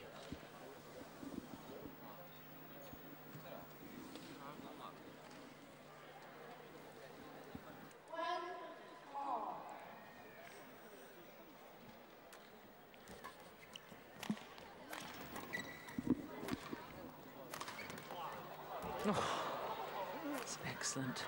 Just wide. And all those are good points for Juliane right now.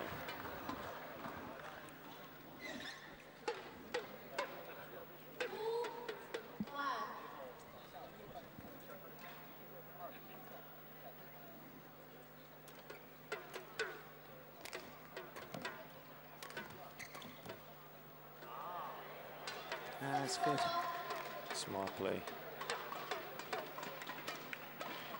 She keeps lifting a little bit high so she doesn't give the chance for the German to come in and hit her smashes.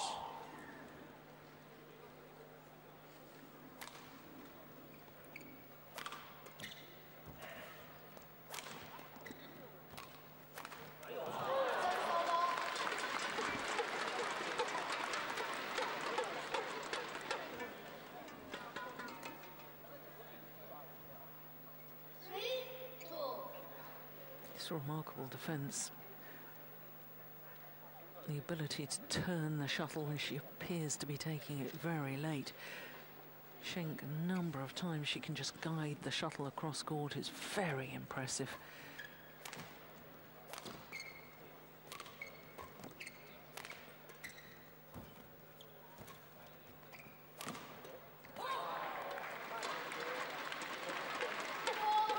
Schenk on the attack, keeping the net. Keeps playing the shuttle down.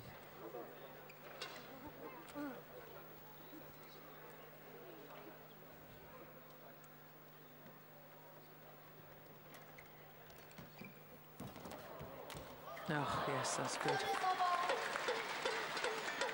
Good little deception shot on the service return.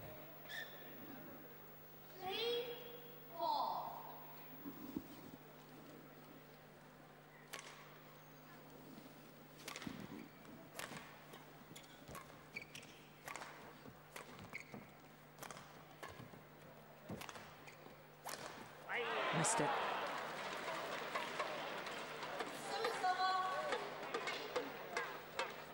Does seem to have a very loose, relaxed hitting action, doesn't she, the youngster? It's lovely to watch, and I guess part of the deception is created by that, because, I mean, I can't tell really when she's going to hit straight and when she's going to hit cross court. Same preparation, just turns that racket at the last moment.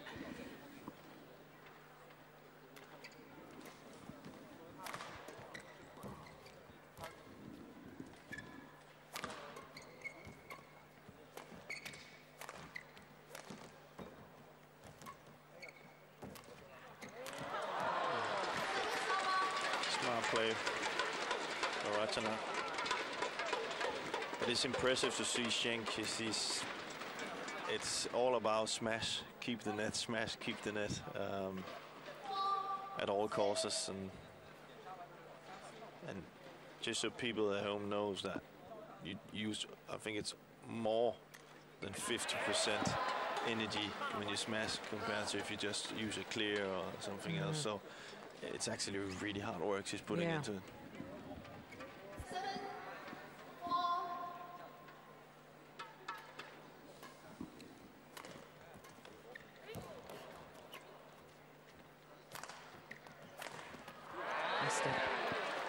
I must say she does. Now we've been only very positive about Ratchanok and her way hit, but she does seem to have a little bit of a problem when she hits straight. I think she's more successful with her cross smash because she has more, what can you say, more of the court to use.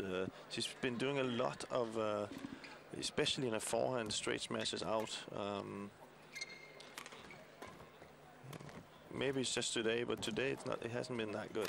She can use the straight from her round head side when she can cut, but when she hits it really straight, then she's been hitting it out. So maybe that's why Cheng is using her forehand so much, because she's not really afraid for that straight smash.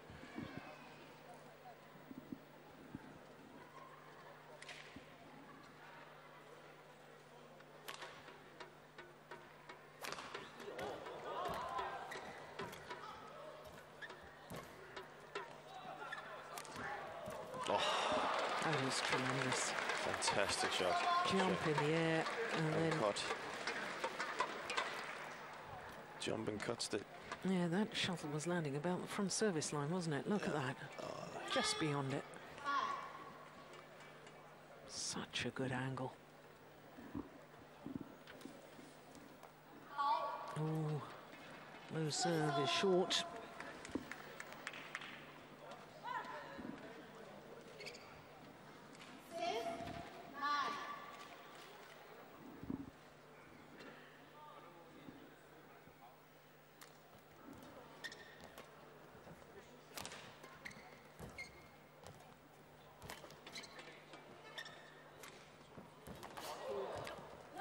See, there she used the cut, and she opens up the court better, you know.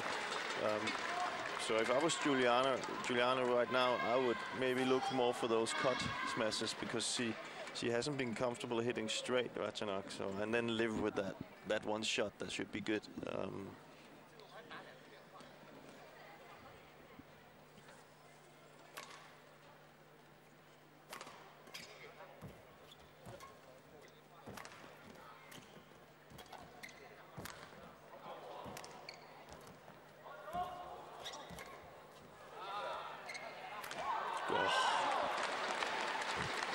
Had a little flashback there to the opening game. Do you remember when she had a very short one and she tried to cut it across court and completely missed? That occasion went straight and it was perfect. My goodness me, 217.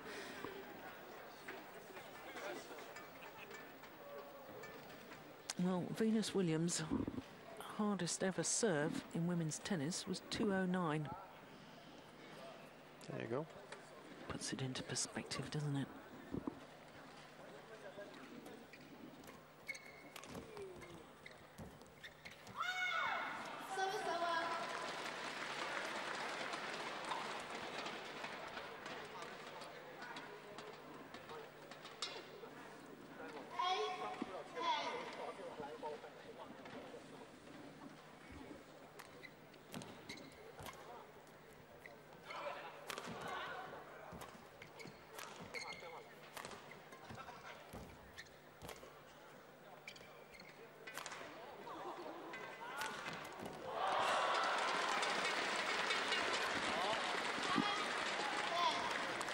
This is so difficult to call, isn't it? One moment I'm thinking, well, Germany's just beginning to impose her dominance, and then back comes Ratchanok. Of course, she's got to overcome the milestone of she's never been in a Super Series final before, whereas the German has. See, no matter what, right now, we spoke about what I said in the beginning. I was, you know, Schenk has gotten it where she wanted. She wanted to keep it close. The good thing with Cheng is she has the weapons. She has the good net, as you see here. She has the jump smash, so she can always, not always, but she knows she can take points. You know, she doesn't have to work from. She can take points. And when you know that, and you can keep it close, then you're in a good position. Well, where you have players who don't have that many weapons, then, you know, it's a little bit different.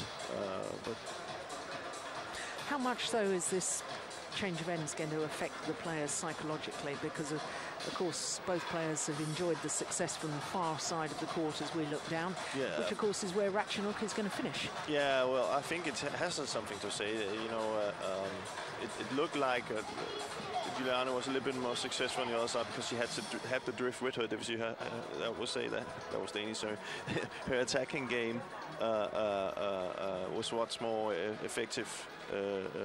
Where I don't think it will be that effective right now on this side.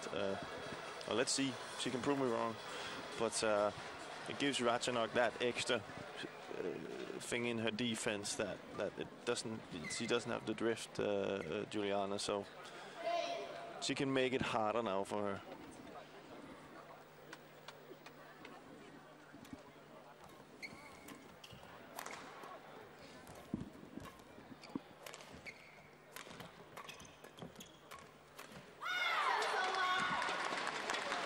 And then again, Ratchanok's attack also gets better on that side. So, but it's kind of funny because if it was the men right now, the good side to be standing on would be the one that Juliane is standing on now, because then they could use the backcourt a lot and just force the opponent down there.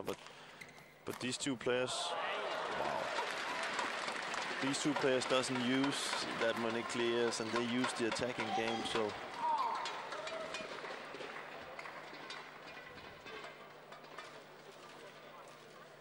That's wonderful. Oh my goodness, well the shuttle's got stuck on the net now. Just explain the rule on that. They play a let, don't they? Or no, it didn't go over. Because it's on the, I think it has to be on the top of the tape. Right. She could go up and try and blow it over. No. What are you suggesting? We'll have people writing in, you know.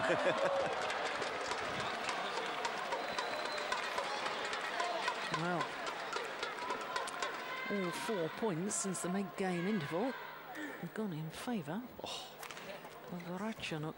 See, both players are more successful on the side. Ratchanok is standing now in the attack.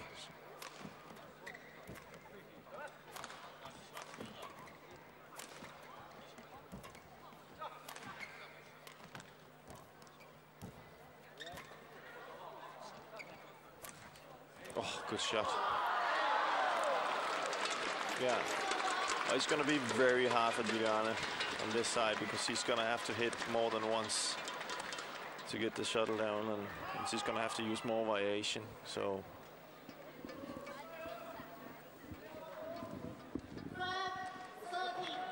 and you can see her struggling for breath a little bit. Yeah, understandable. We're just 6 minutes shy of the hour mark. But she's still in a good situation, you know, it's still close in the third.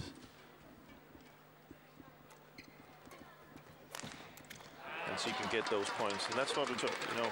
Yeah, exactly what you were saying.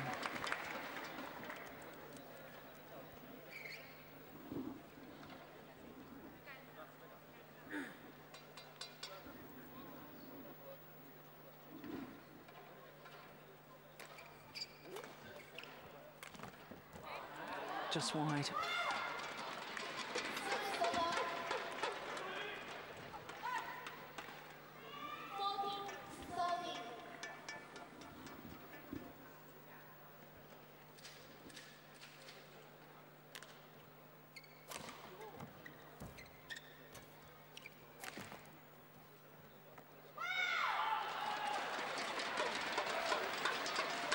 Well, surprised she hit long going towards that far side. Yeah.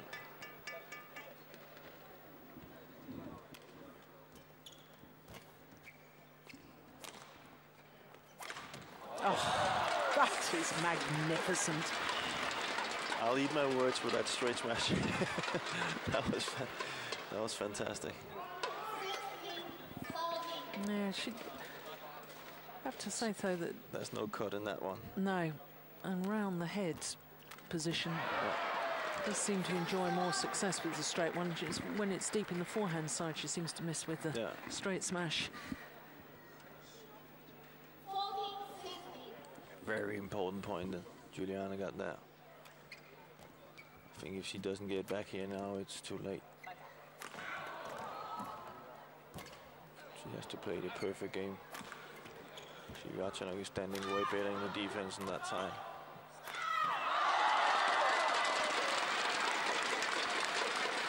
It's clear to see they're way more effective in the attack on that side that she's standing on now. So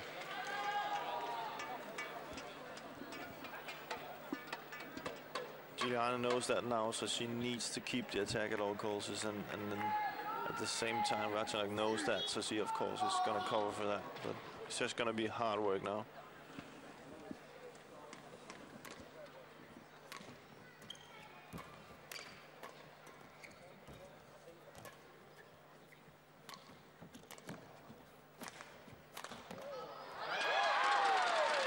Point by point, creeping ever closer to her goal.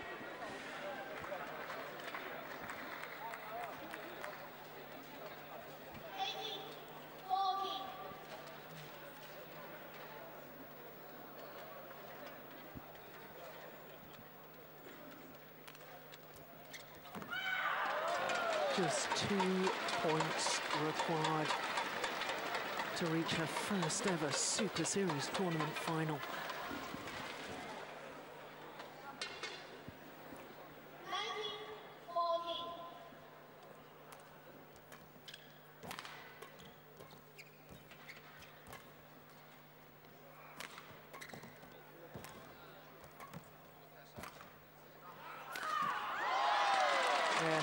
Well, all credit to the youngster because she really has played quite magnificently. 6 match point opportunities.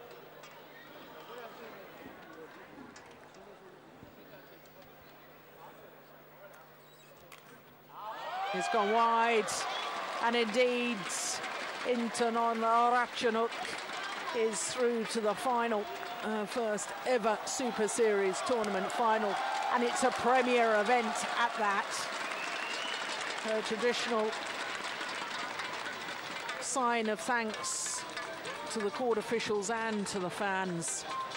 Well, disappointment for Juliane Schenk after that superb win yesterday against last year's champion and the current world champion. Goes out today to Intanon Ratchanok, who came from a game down 18-21, 21-10, 21-14 in the deciding game in a match just 2 minutes shy of the hour mark.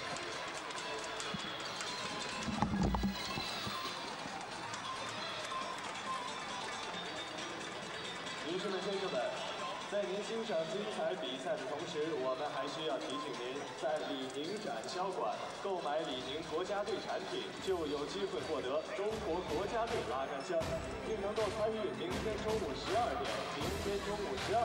在人生体育馆观众入口处的李宁展销馆国语巨星签售会。届时，现场观众可以和自己喜爱的国语巨星们近距离的接触。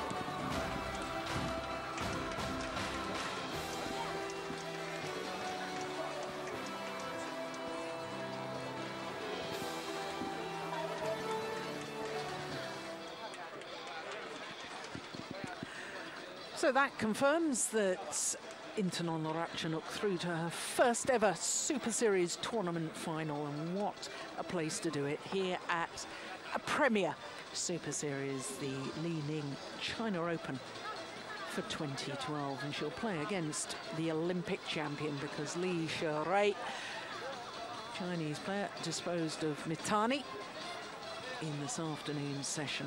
So that confirms that 4 of our 5 semi-finals have been completed. Just one more match to come, and it's women's doubles.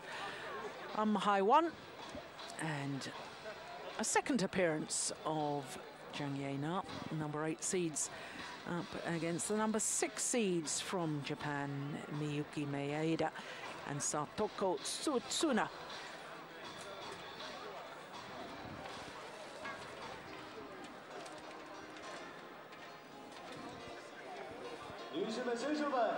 So for Hai-Wan, of course, we saw her on our first match this evening because she was in the mixed doubles semi-final with Yeon.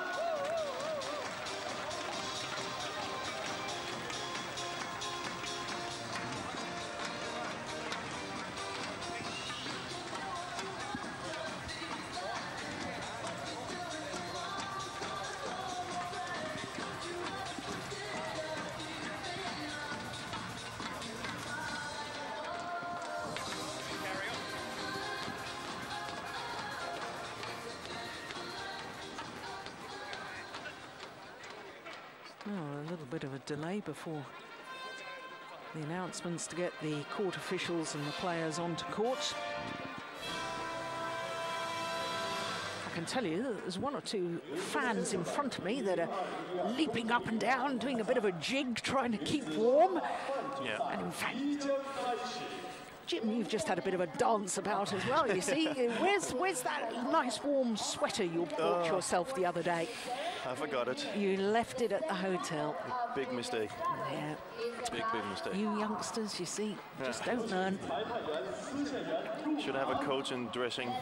Yeah.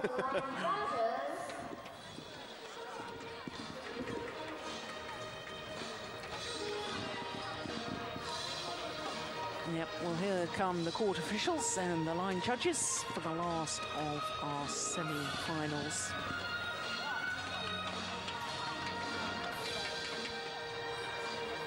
And 2 nations involved that have had a very, very strong tradition in women's doubles.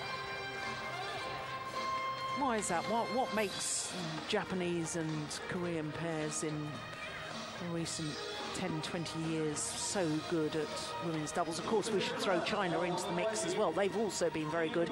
But just why Korea and Japan? I think it comes down to consistency. They're very consistent in the doubles play. They're very fit. Yeah. And they're not afraid to, I think, to challenge. They're not afraid to play flat. They're not, you know, they're good in all areas of the doubles game. If it's a pacing game or attacking game, they can do it.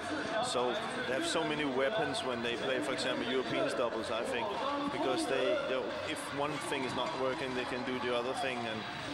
And you also see some of these, when these countries are playing each other, you see them kind of like equal each other out because they are so all-round. Yeah. But they're quick, they hit hard, they you know, there's many things.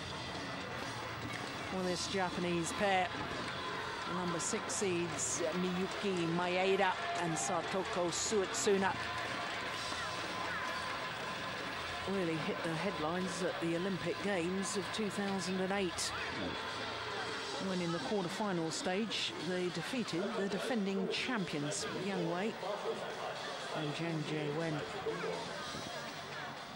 Ended up 4th of those Olympic Games, heartbreaking place to finish 4th.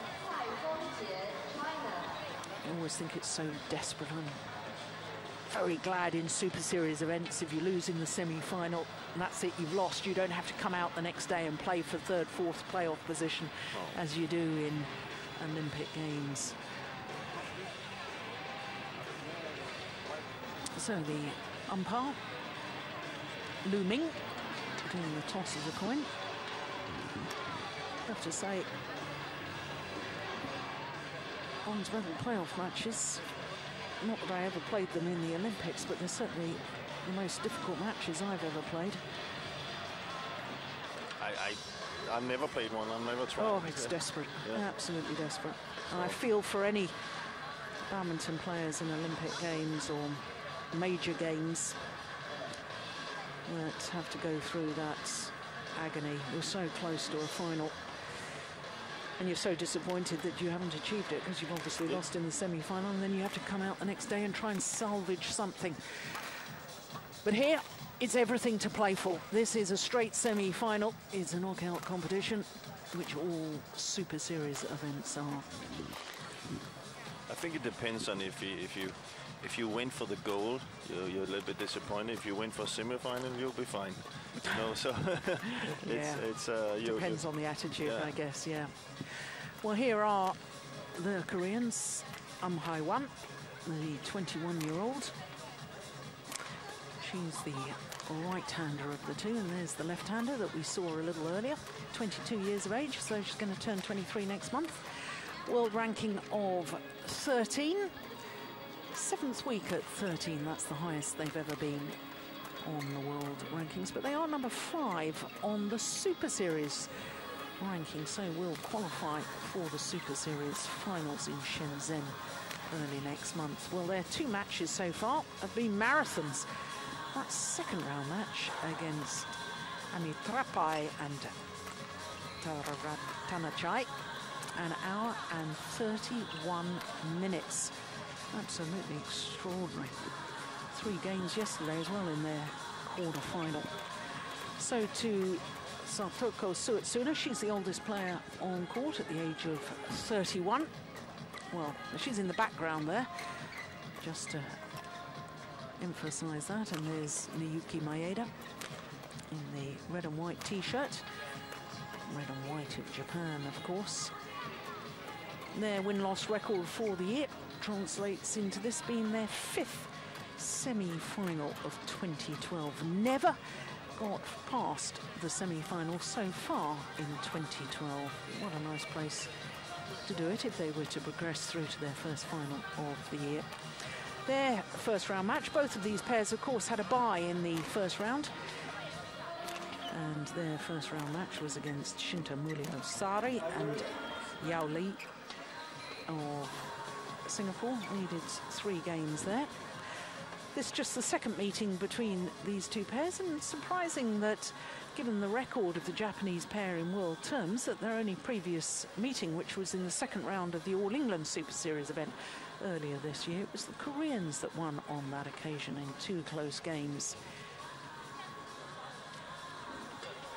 Now, a change of ends before the start of play. Koreans will start nearest to us.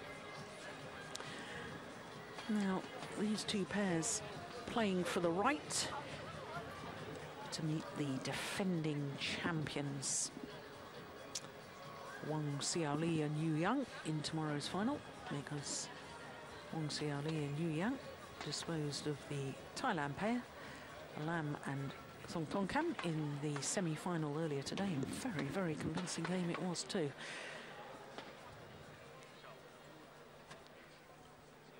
Well, for Jang now.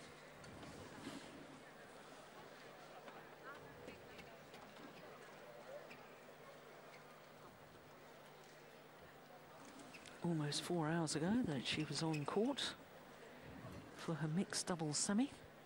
That's an awkward time, isn't it? I suppose the tournament hotel is near enough that she could have gone back to the hotel, maybe had a little bite to eat and certainly have a shower, cool down, give herself time to warm up again, or do you stay down at the stadium and watch? It's all. If she wants to cool down, she shouldn't go back to the hotel. I can tell you, she should stay in the hall. No, Good point.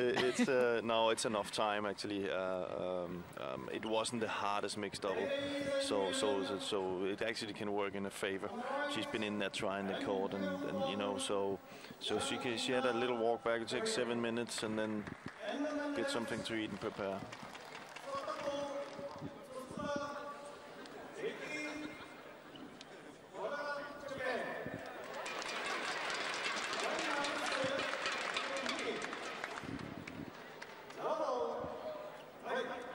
Well, our Chinese umpire there, Li-Ning, just struggling to get out the names of all 4 players on court.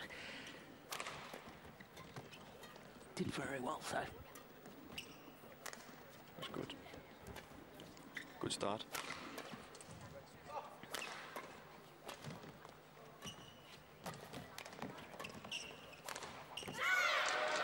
Good smash from Maeda.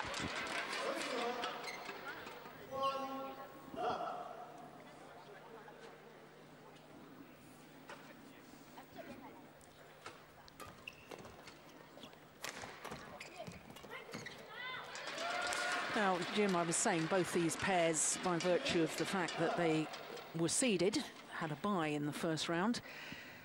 And in fact, there was only 25 pairs in the draw of the women's doubles. Of course, all Super Series events should be a draw of 32, with 28 straight into the main draw, 4 pairs having to qualify. So there was no women's doubles qualifying because not even enough pairs to fill the main draw. Now, this is what you predicted, long, long rallies.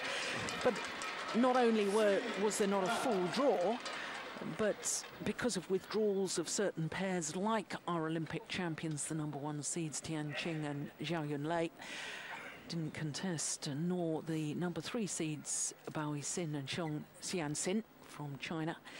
There were only 8 matches played in the first round of the women's doubles draw, and that to me is a huge disappointment.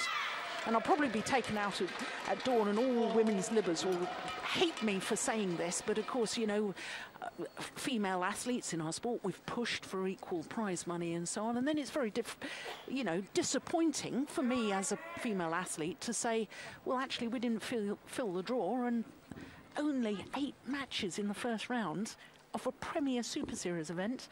Disappointing, I think, is the only word I can use to describe it. Only put a "very" in front of it. Very disappointing. It's simply not good enough. No. And there has to be done something so it doesn't happen too often. When it comes to the equal prize money, I really don't.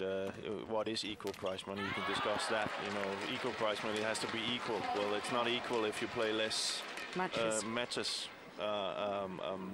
You can also say if you say for some of the men in this case, and you say, okay, they played two matches, really hard matches, and can lose that, and then still. Yeah, I really don't want to get into the argument on prize money and equal prize money, because there's an equal argument saying that for achievement. So if you've won the tournament, you can only beat the people that have turned up to play. So if you've won, you've won. So whether it's in the men's event, or whether you've had to play 3 matches or 4 matches or 5 matches, you've still won the tournament. But to me, you know, here we are. The badminton is a huge sport here in Asia. We're trying to promote it more and more, and we've got a premier Super Series event, and we haven't filled the draw, and that to me is the biggest problem. It is a big problem. Not to do with the prize money. It looks bad. It looks bad when you get the draw in your hand, and then you're looking for where all the other pairs are. And it needs to be. I think it needs to be addressed for the sport's sake. Yeah. Well, I'm sure we'll have a long debate this evening, or maybe tomorrow morning over breakfast, as to how we might be able to address it. And let's just enjoy the skills of these players at the moment.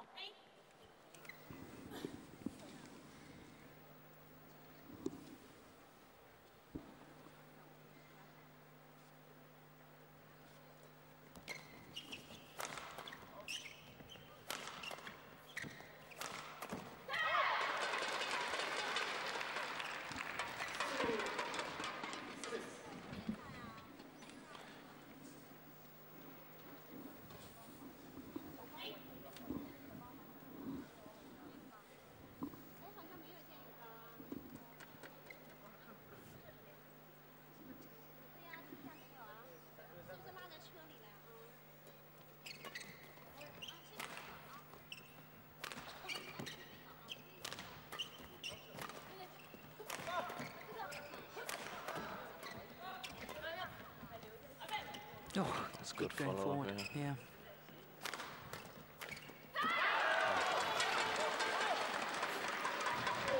Well, she's obviously disappointed with that.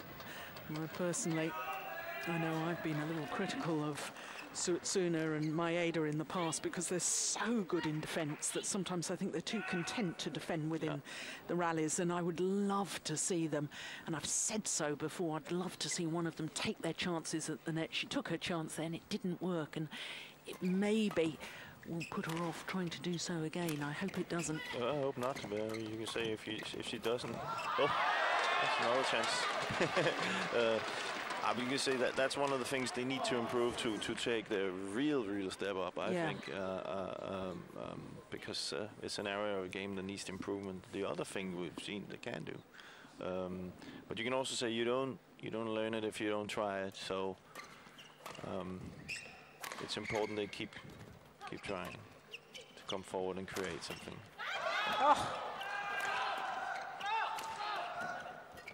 Especially when they hit so hard.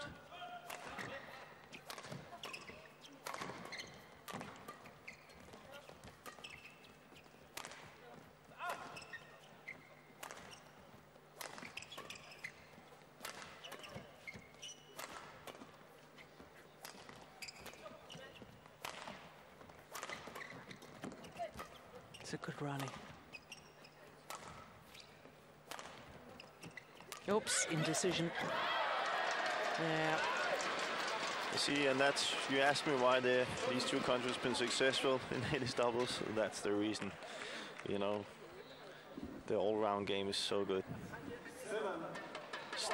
Both pairs started with a lot of attack here, went into a little bit of a patient game, where, and then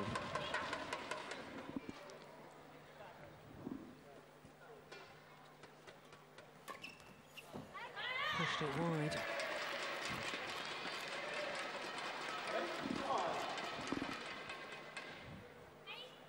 First experience for the Korean pair in a Super Series semi-final for women's doubles.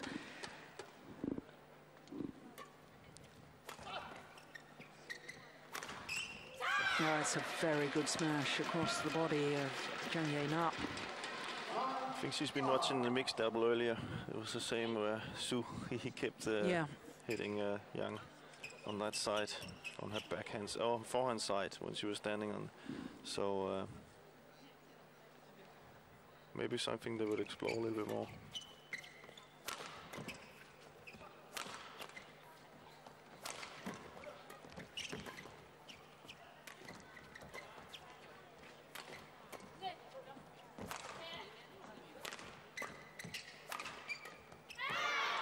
Good rotation by the Japanese there. Yeah, and they've started this match in very positive fashion, and that's very good to see. Yeah.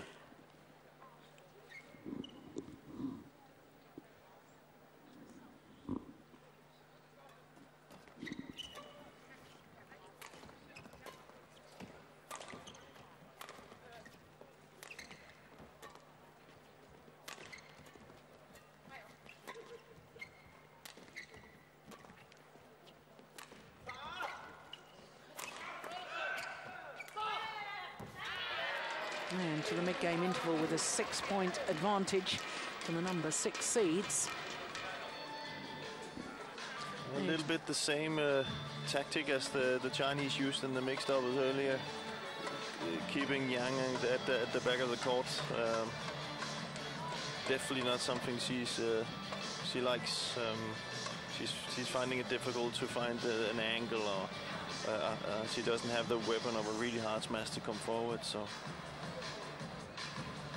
It was interesting you talked about the Japanese pair and the good rotational play. I mean, they have this wonderful understanding. They've been playing together since 2005, so this just concluding their 8th year within the partnership, and they're very good friends as well off court, as you know, and you can see that understanding, can't you, as you know, they're just so used to, well, if my partner hits there, then I'm going to cover this. You know, now I've said that, they'll get in a muddle. It always happens. But they are. It's nice to see the smooth understanding between the two players. But you have to have that in a pair. You have to have that. Yeah.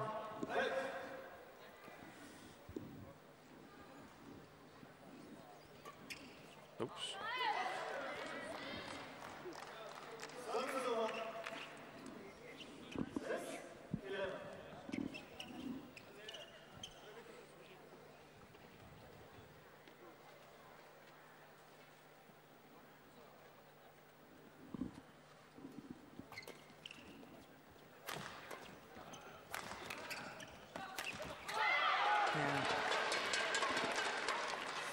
Much better.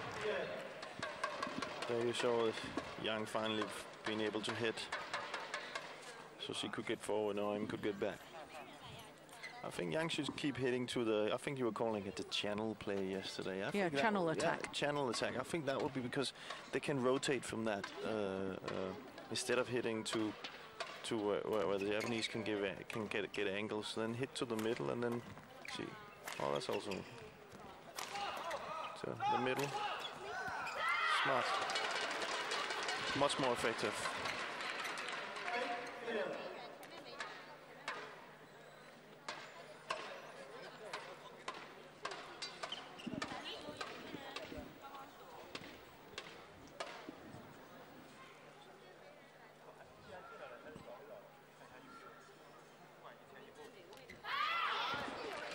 That's a pity.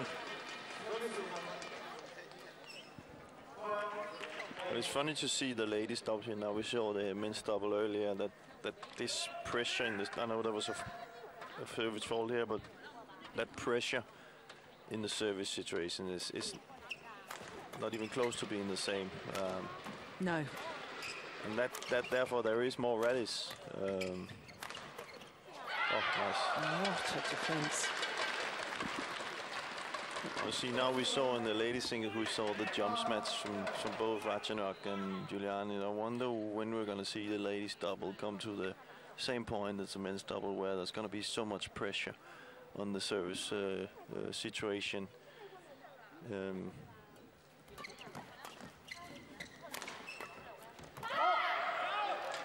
fault called.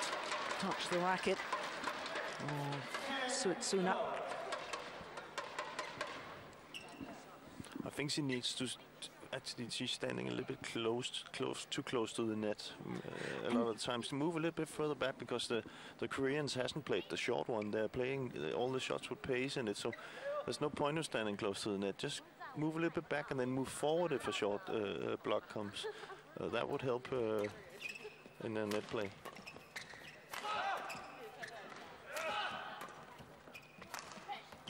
Oh. There you are, curse of the commentator. They're not good friends anymore, apparently. It was a clever shot.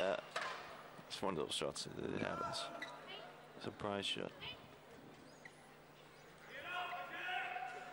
A good turnaround by Korea.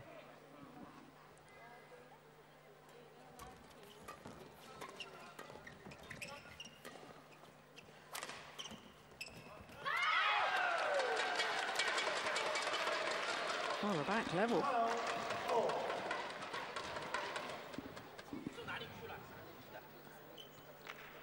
Seven of the last 8 points.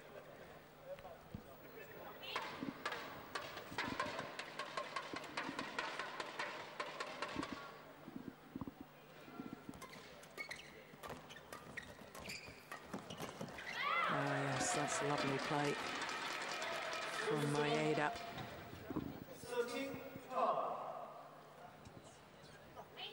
Used to be a very good swimmer in her youth, with Maeda.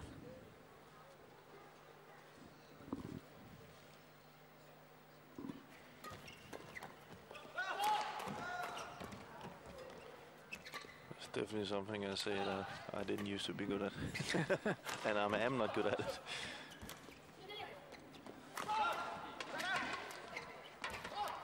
Oh, that's clever.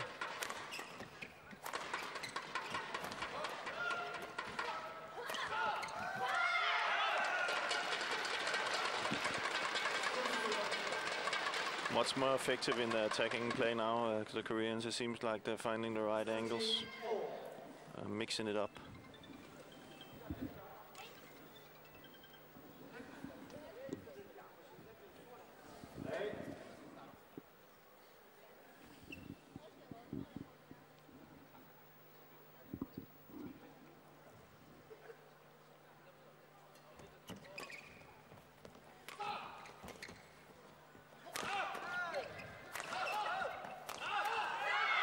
Yeah, they're being much more clever with the placement of their smashes, aren't they? They're being more precise, aiming for the right hit. Hitting to the partner also. Yeah. And they should also get more out of this left-right combination. So for the first time in this opening game, the Koreans go into the lead.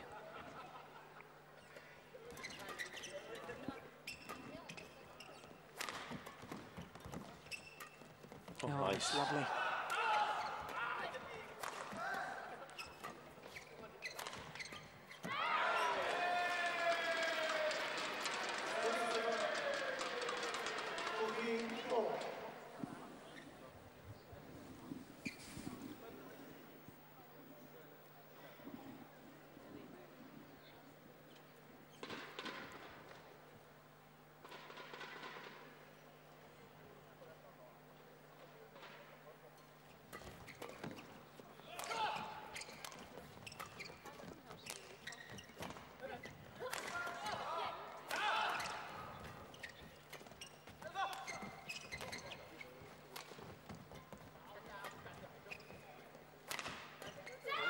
Yeah, that's clever too.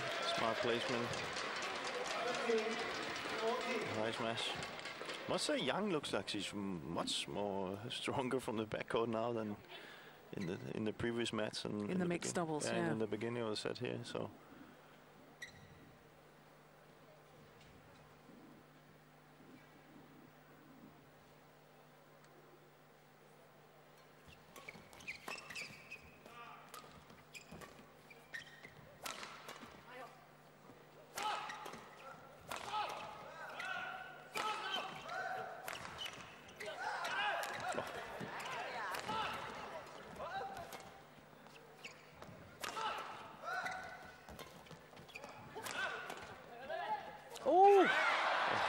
Dear me, I thought she was actually going to hit her partner there. Thank goodness she didn't, but total confusion between the two Korean players.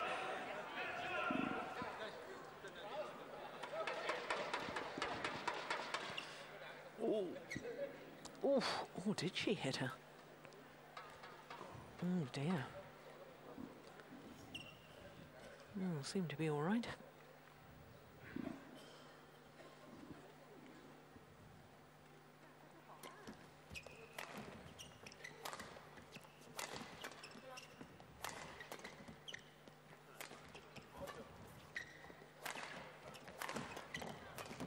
That's well worked. That's nicely done.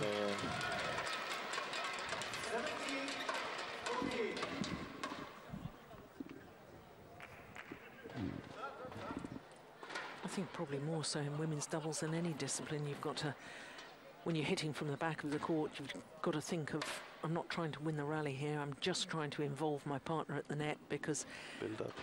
All the women's doubles players, their defensive play is so good. Yeah, you're not. It's not. You know, there's also different between men's doubles and ladies doubles. You don't get the advantage that much from hitting hard, because the guys, you know, see when you saw Carsten or Chen hitting, they almost hit, you know, a little bit 1/2 a meter from the service line. You know, so just a hard smash is not enough to gain advantage. You have to have angles on. So therefore, they have to constantly hit to get in balance and build up to your partner.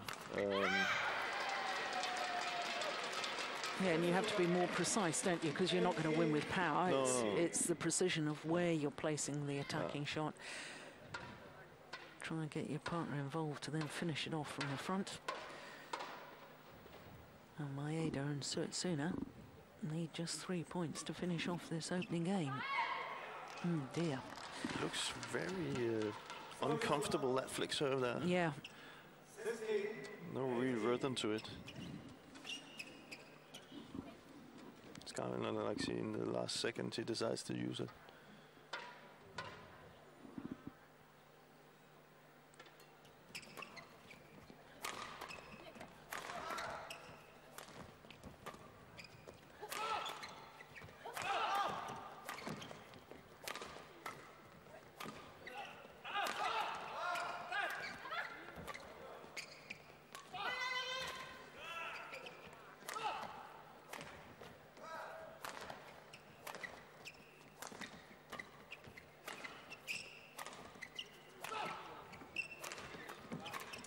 Oh, that's the way. Oh, great interception at the net from Maeda. And I do think her mixed doubles play that she's been entering tournaments recently with Hirata. And I think playing mixed doubles has certainly helped her women's doubles as well. Much sharper at the net, Miyuki Maeda. It's only good for ladies doubles players to play some mixed doubles. Yeah. It forces them to do different things. Oops. Very good defense from the left-hander.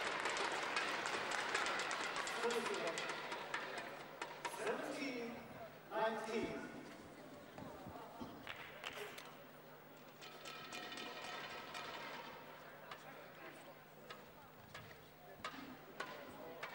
Didn't look altogether comfortable in her movement across the court there either, did she, Suetsuna?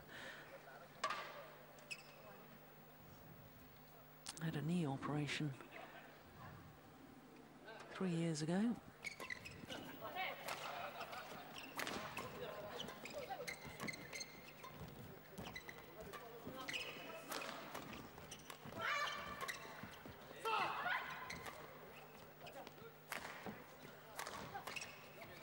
Going wide, oh my goodness.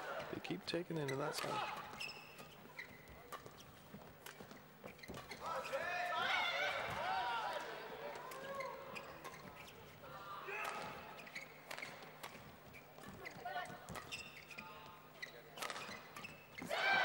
Yeah, hard-fought rally.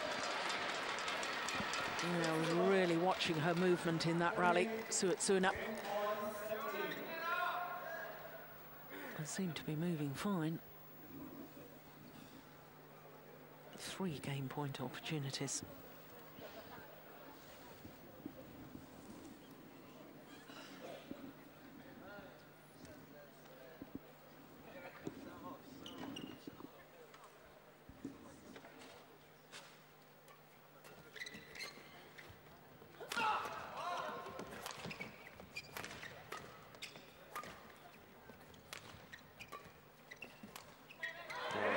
Yeah. Opening game, 21-17.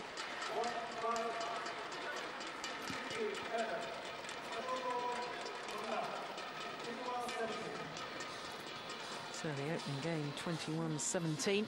So the number 6 seeds, Miyuki, Maeda and Satoko Suetsuna.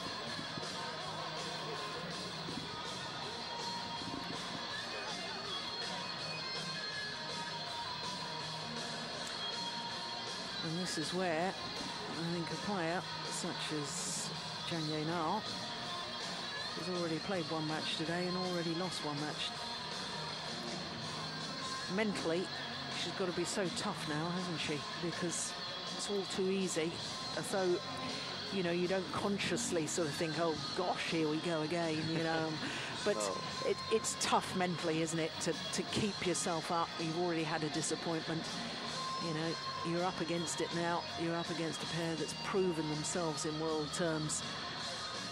Mental discipline, mental toughness. Yeah, and she's up against 2 players where she knows they're not just going to give it to her. It's going to be hard work from here on in if she's to win it. So a good start here would be good for the Koreans. So it could fall apart.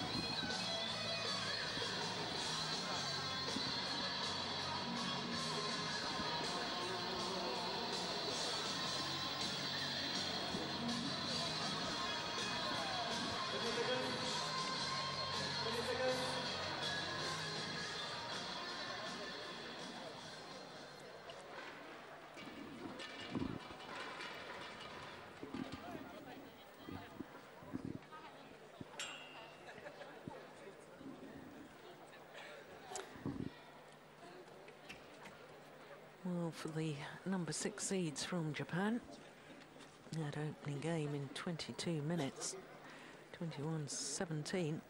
Oh, umpire's telling them a little bit of housekeeping needed there. Racket was out of position. Get that into there. Good thing he's not seen my place.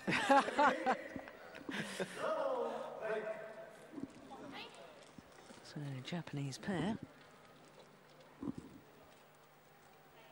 Not past a semi-final so far this year, but they're looking good at the moment to break that run, get through to the final, because the 1 game to the good.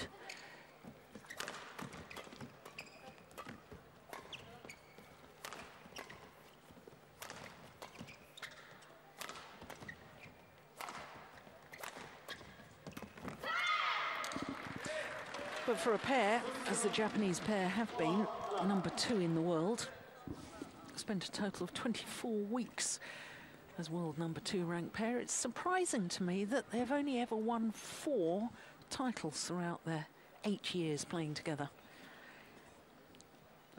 Consistency, you can get high on the ranking with consistency. Yeah. Yeah, fair point. Yeah, and then that's probably the reason why. As you said yourself, there is areas like this where they can improve, and but I'm also pretty sure if they get that into their game, then it would be with some more of the big tournament wins, they will be number 2 or 1. Yeah.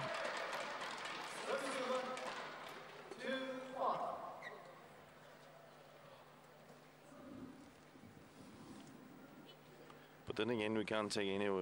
Now we did talk about the ladies double before, and that's good that they're up there because they played many tournaments. Yeah. Because that means they are playing, and they should have some bonus for that, I think. Yeah.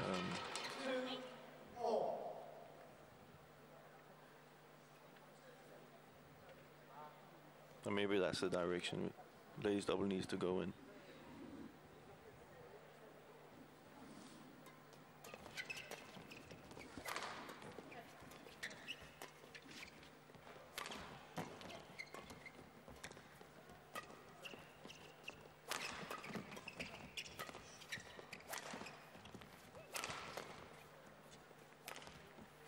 Good shot.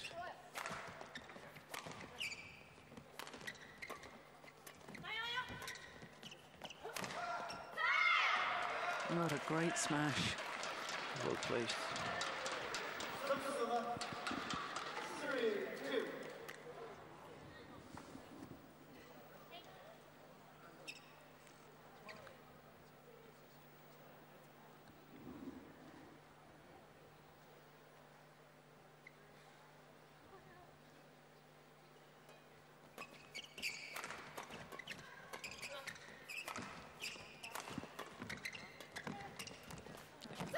Oh, she read that so well, came forward and played the most magnificent spin net shot. Good follow-up. As soon as she saw that defensive stroke being successful, she moved forward, and that's a good read by Yeon.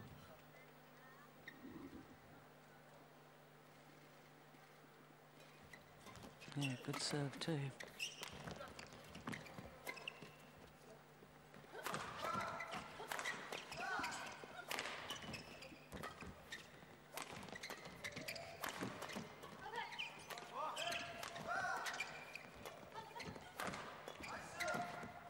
It's landed well in.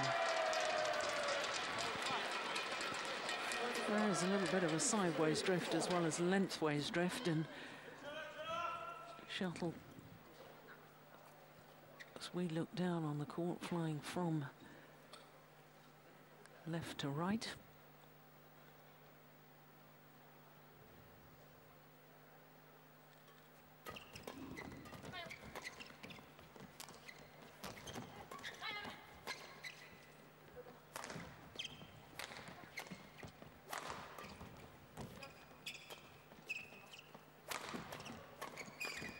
Yeah, it's well worked.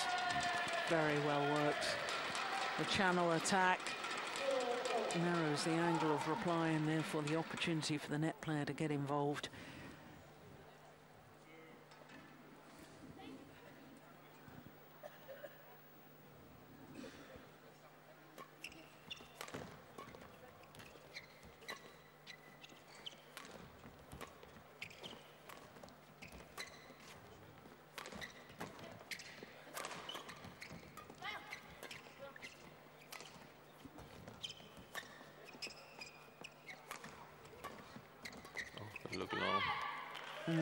I thought so too. Yeah. The shuttle's flying faster, coming towards us as well. Yeah.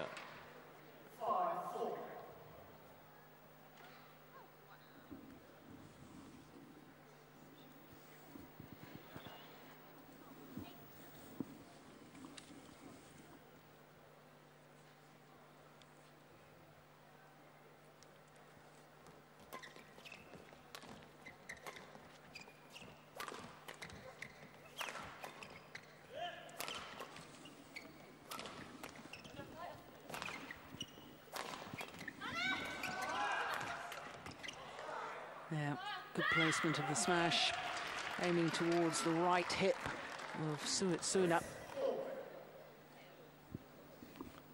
See, the Japanese have kind of gone into only being in defense right now, and it's not really successful, and they need to do something. They just, you know, the Koreans are okay with just hitting and coming forward.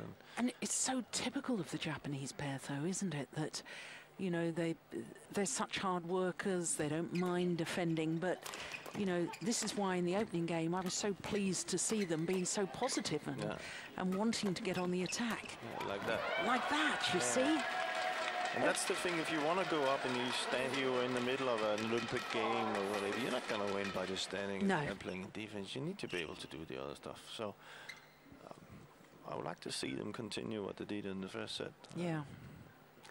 Yeah. Sport, you can't wait for it to happen. You've got to make it happen. Yeah. Go out and take your opportunities. And as you can see, we've seen it's not because they can't do it. Oh, exactly. They have the ability to do it, so.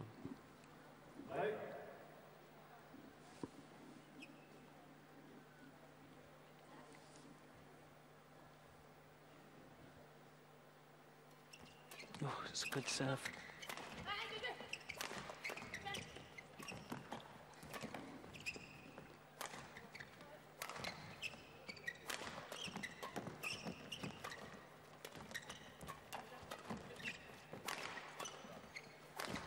That's better. Believe more in those shots. Already thought it, you see.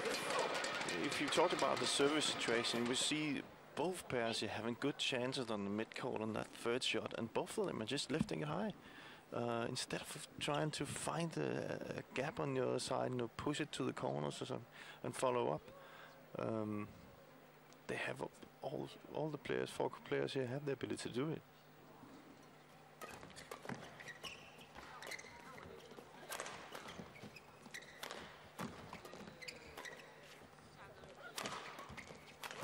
Yes.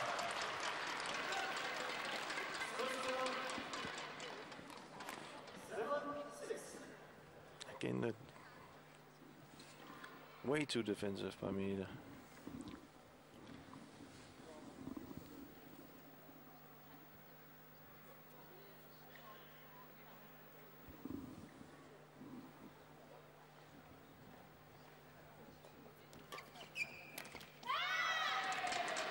There seemed to be slight hesitation from Hae-won. Perhaps the shuttle would have been taken by the drift and taken wide. She seemed to think about leaving it. By the time she decided to play it, it was too late.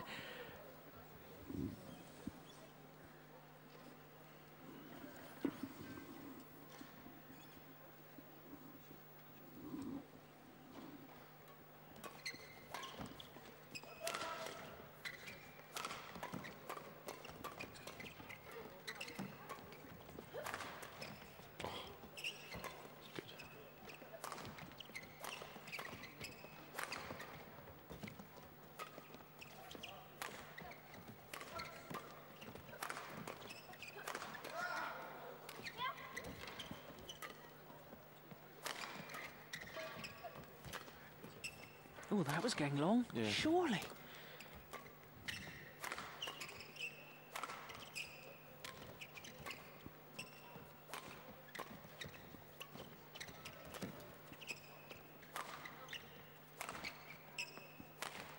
Yeah.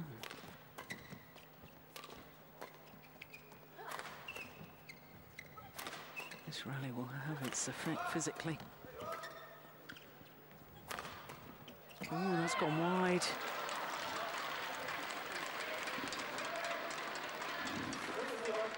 Miyuki Maeda trying to be positive on defence, and that was good to see, but didn't take into account the drift.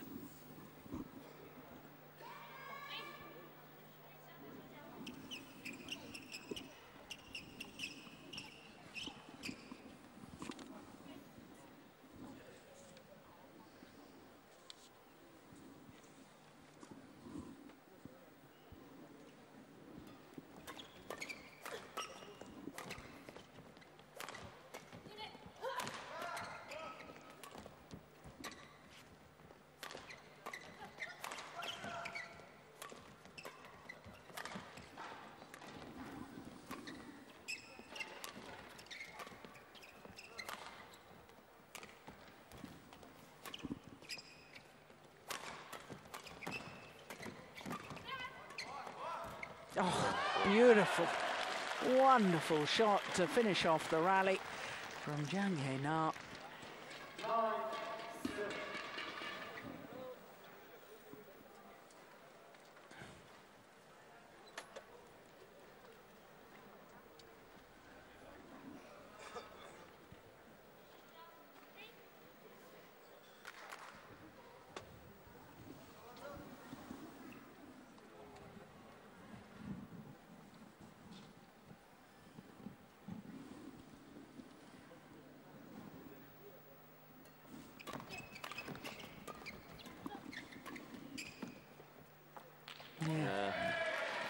there have been a few of those. Yeah.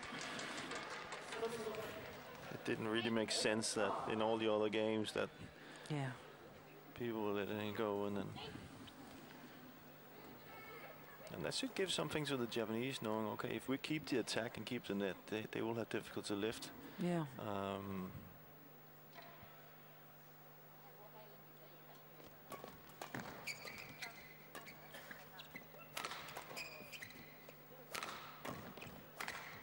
Yeah, there's another one gone well long.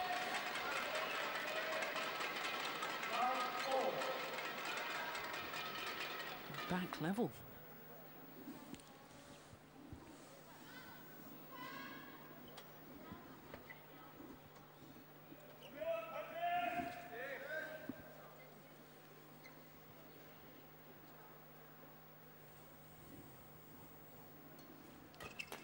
Oh, good cover.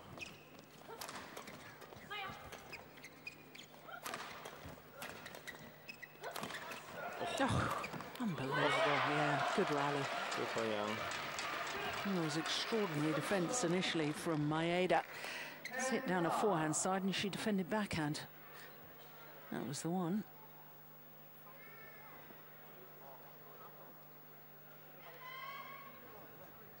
Who was that Indonesian player of our era? Very tall Indonesian men's doubles player that used to defend out. Gunawan. Gunawan. Big Gunawan, not the small Gunawan. Yeah, used to play with Eddie Hartono. Eddie Hartono, yeah, fantastic. And then he played with, when he got older, he played with Bang Bang Supriyanto. Yeah, Rudy Gunawan. Yeah. Fantastic defense. Yeah. So did Eddie Hartono actually have had that thing out there on the backhand side where.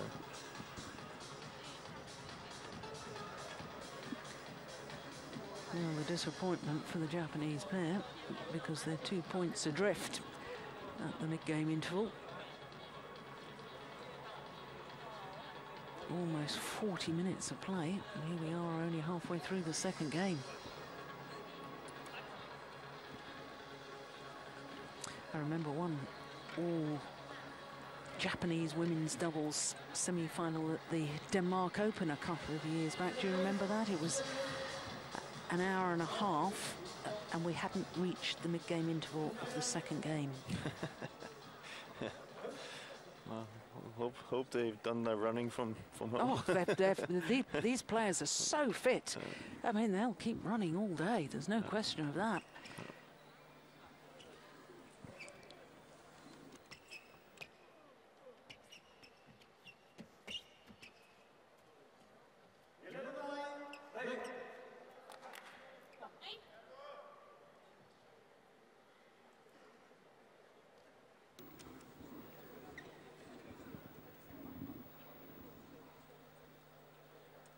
Gosh, she's taken an age to serve.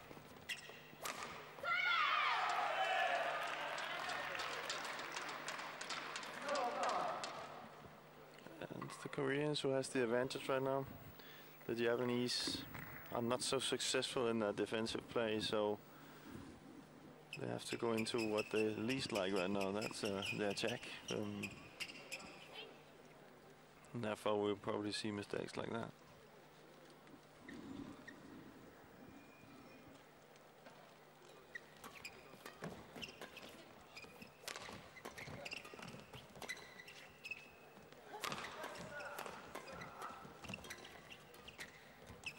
Oh, that is extraordinary. What a great shot from Heon. Both Korean players are much better at the net than the Japanese, you can see. They're used to following up and do these things, so. Yeah, and both of them, when they first came onto the World Tour, were playing mixed doubles with very experienced partners. Yeah. Giving them the confidence, giving them the belief.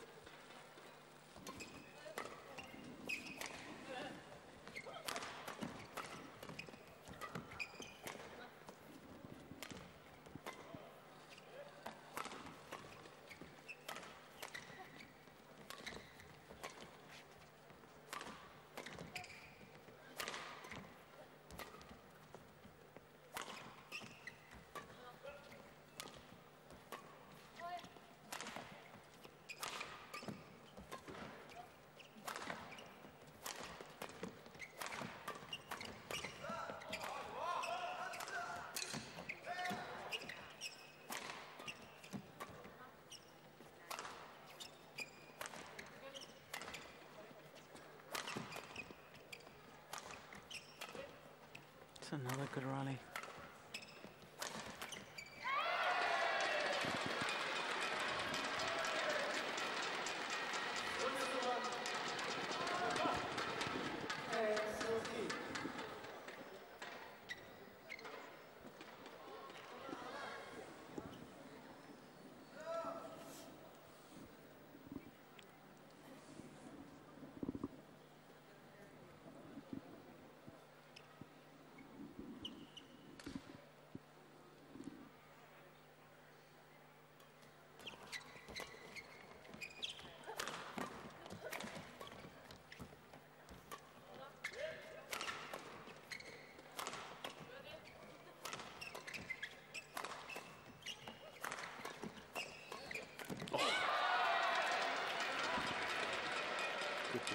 Defense, or good save, I'd rather say. Yeah. By Maeda, because. But no, they were lucky that I simply just don't understand the tactic right now from the Japanese. They not only are they just in defense, they're not, they're not really pushing it. They're just lifting high, and for me, it looks like it's fine for the Koreans. They are hitting pretty hard and pretty, with angles, and that's why they have the lead in the second set. There was absolutely no reason for the Japanese to start playing like that. So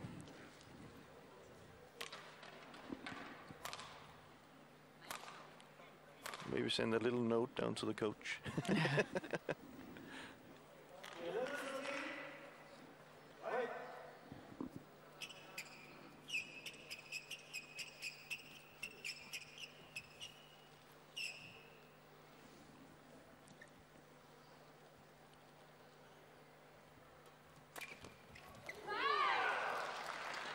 Well, created her own luck in that it was a positive return of serve, but not a lot you can do about the net cord there.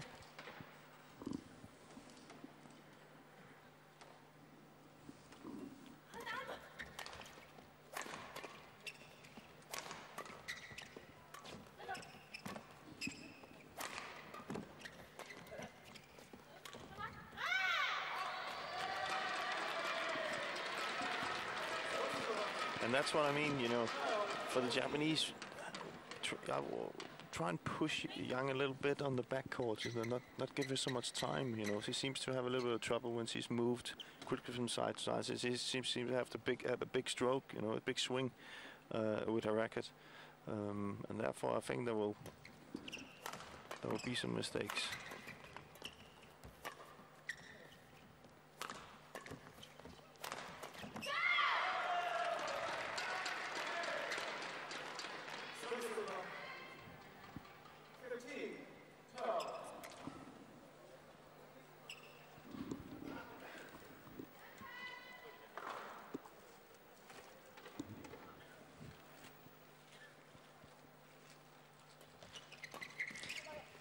No attempt to attack the low serve at all, just content to lift it.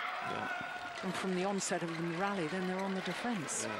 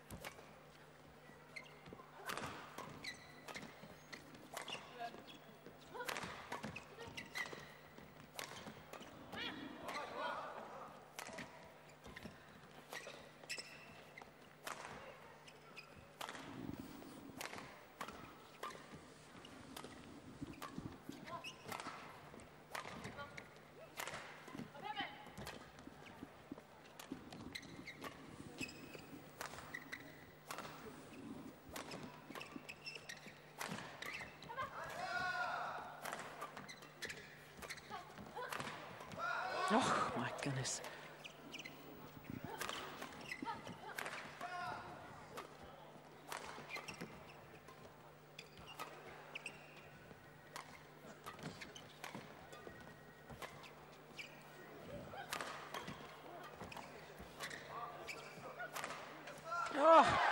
we go, the channel attack in between the two players.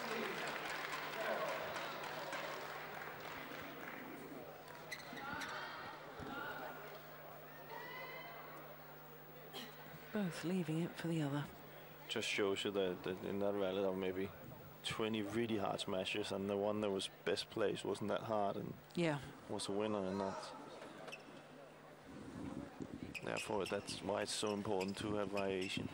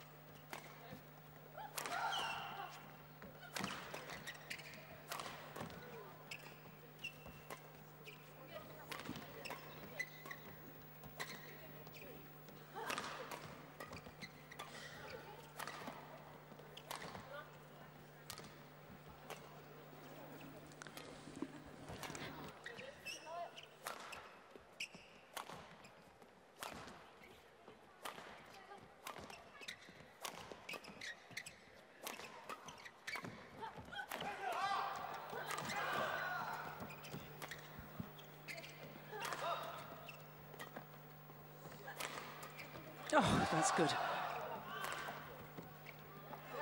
Oh, it's just long.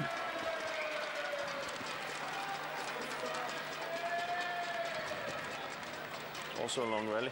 Yeah, punishing rally. Yeah, two Korean players. We're not seeing them at the moment, but I can tell you they were out the back of the court, bent over double, gulping in air.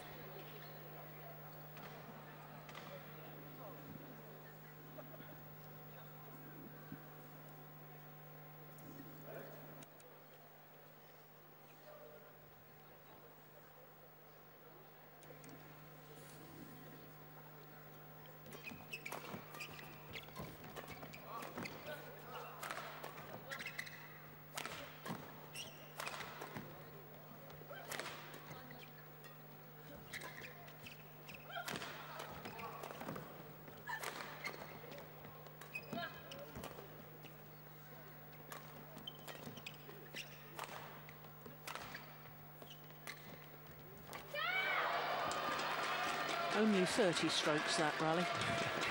That's a nice drop, wasn't it? Well, if I'll take everything back if they're doing a kind of like Muhammad Ali did against George Foreman, a rope-a-dope, then I'll keep my mouth shut. But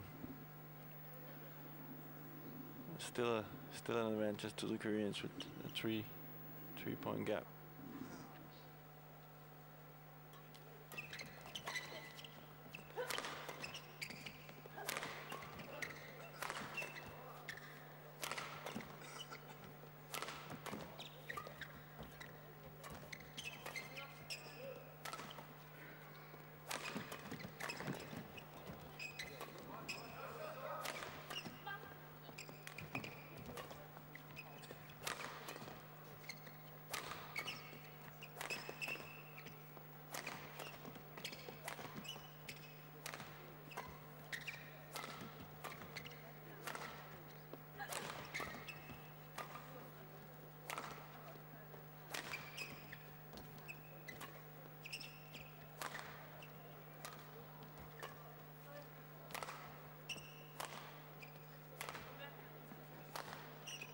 Oh, yeah, down the middle again.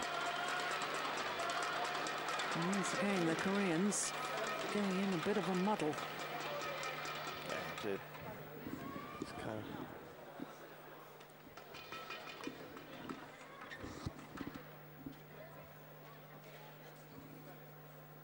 Well, they've closed the gap to just 2 points. Now, why do they need a break? You're a harsh man, aren't you? Goodness me. I'm glad I don't have to train in your training sessions. I let you work your players. 52 minutes.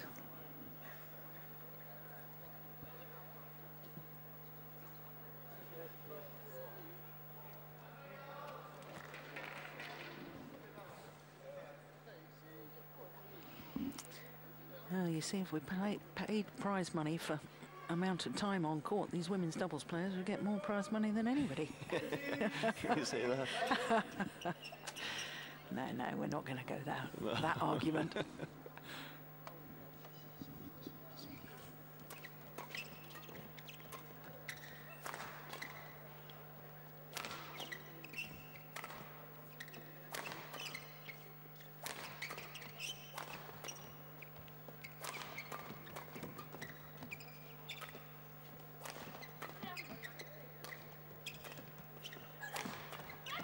Brilliant, lovely defensive shot.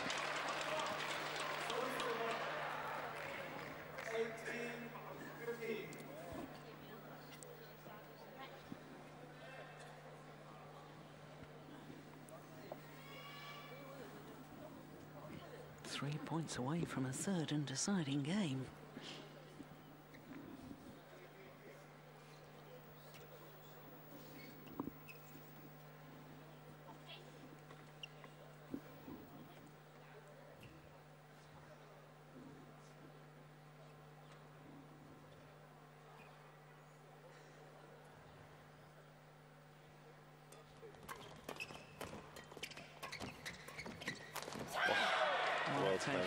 Yeah, it was good pressure, wasn't it, from Maeda. This is what I talked about in the third shot. Keeping the pressure on and then follow up. They can do that much more. See, staying forward. Instead, the whole match, or the whole second set, they've been lifting that first shot.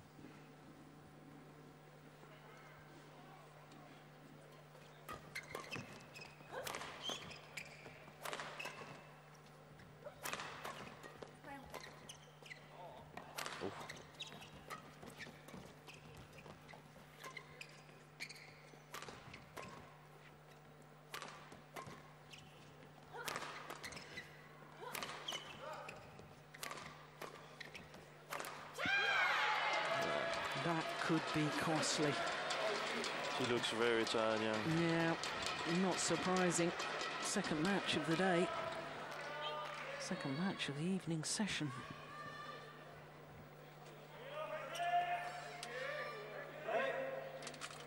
Yeah, partner's doing well to try and encourage her.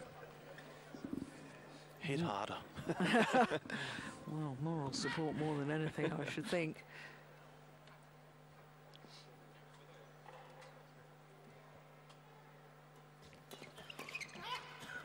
Wasn't the best of serves.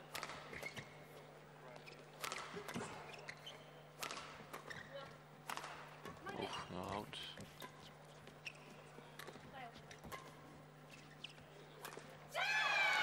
Yeah, back level. Would you believe it? From 5 points adrift at 12-17. 6 of the last 7 points. Young's attitude is really like, whew. She looks really tired. And of course the Japanese see that straight away and yeah, will use it to their advantage. And fair enough, it's been a long day for him. Yeah.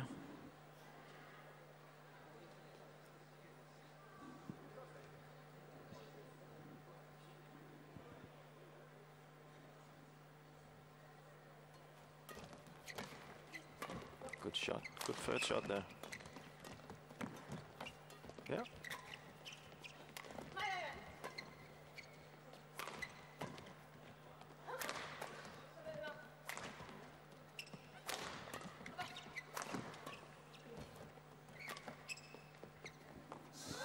And Seong.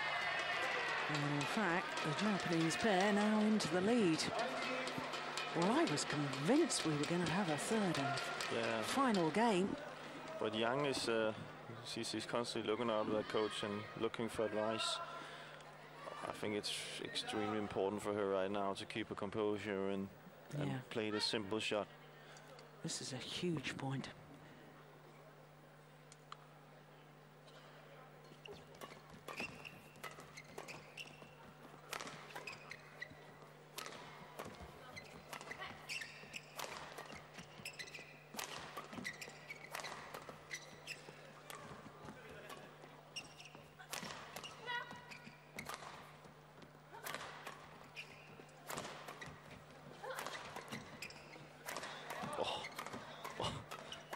Not giving up. Oh, he's out.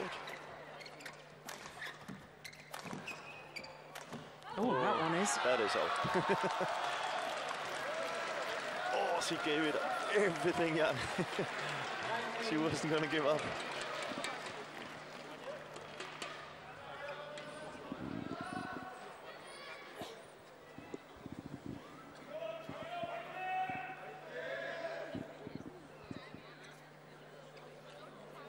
Smart move by the Koreans here. It was mainly in the attack, changing the shuttle, knowing that a new shuttle is always a little bit faster, a lot faster than a used old one. So it's difficult to control it in defense. But again, it's also difficult to serve with a new shuttle, so not in this case.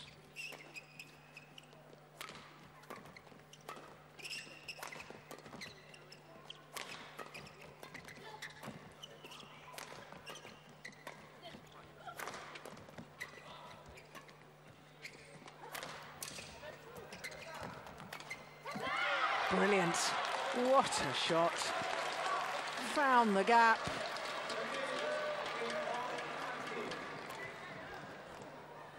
And now the Koreans have an opportunity to indeed send this to a third and deciding game.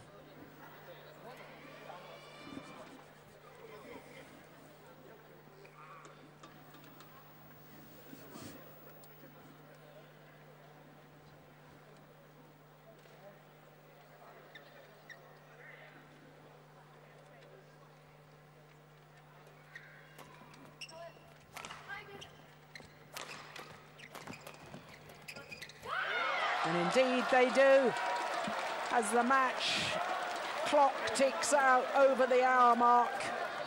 It is one game apiece.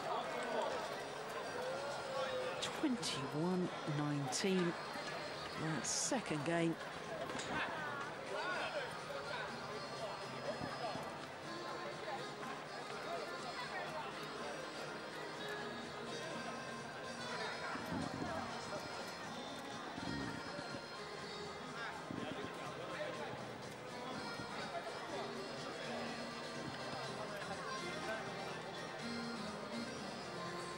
Well, I thought initially maybe the Koreans had missed their chance.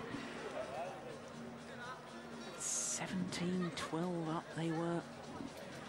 And they found themselves 19-18 down.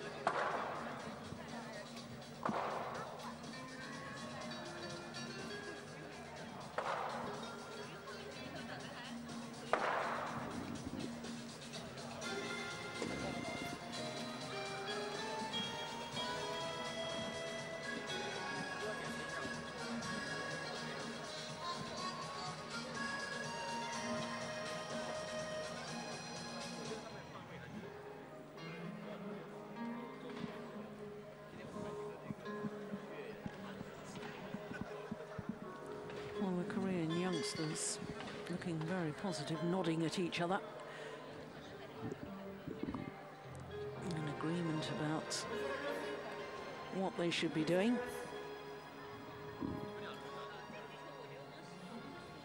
And I guess one of the most important things for the Japanese pair is to ensure that they get the advantage from that favoured end, that far side of the court where they're hitting with the drift. Yeah. And then keep in mind at the end of the second set, Jang looked a little bit fatigued. So keep working hard and easy points will come.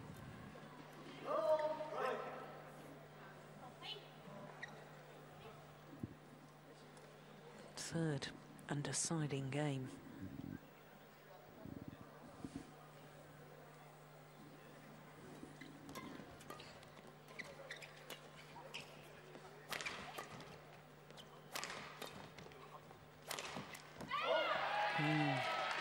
So much better.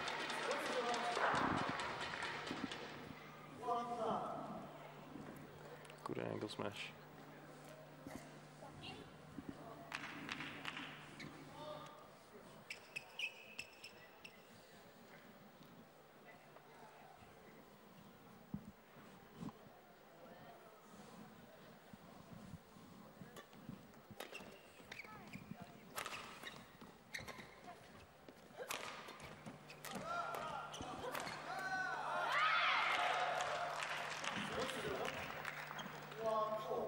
You can also say for the Korean, you know, that they were much more successful on the side the Japanese were standing on now. So for them, it's, of course, they have the target to keep it close when they have a break.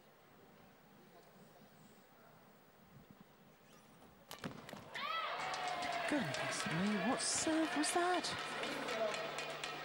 Did she change her mind, or was that just a shocking low serve? Yeah. Well, only she will be able to answer that.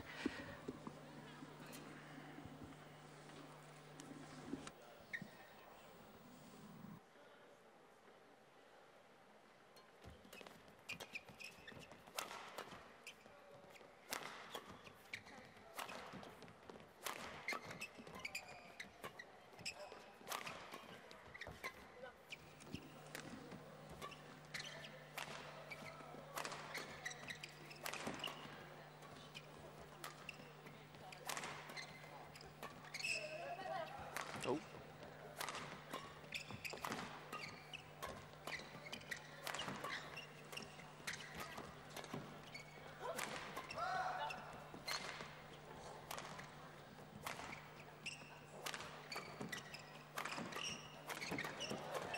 Oh, good rally. Yeah, no wonder they're happy with that. The Japanese coaching bench. Young looks really, really fatigued.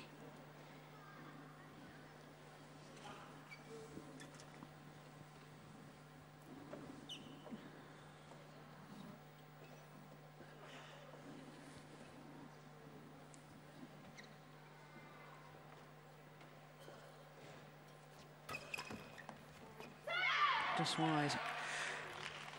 Interesting points, though, here, Jim. Here we are about 8 minutes to midnight local time.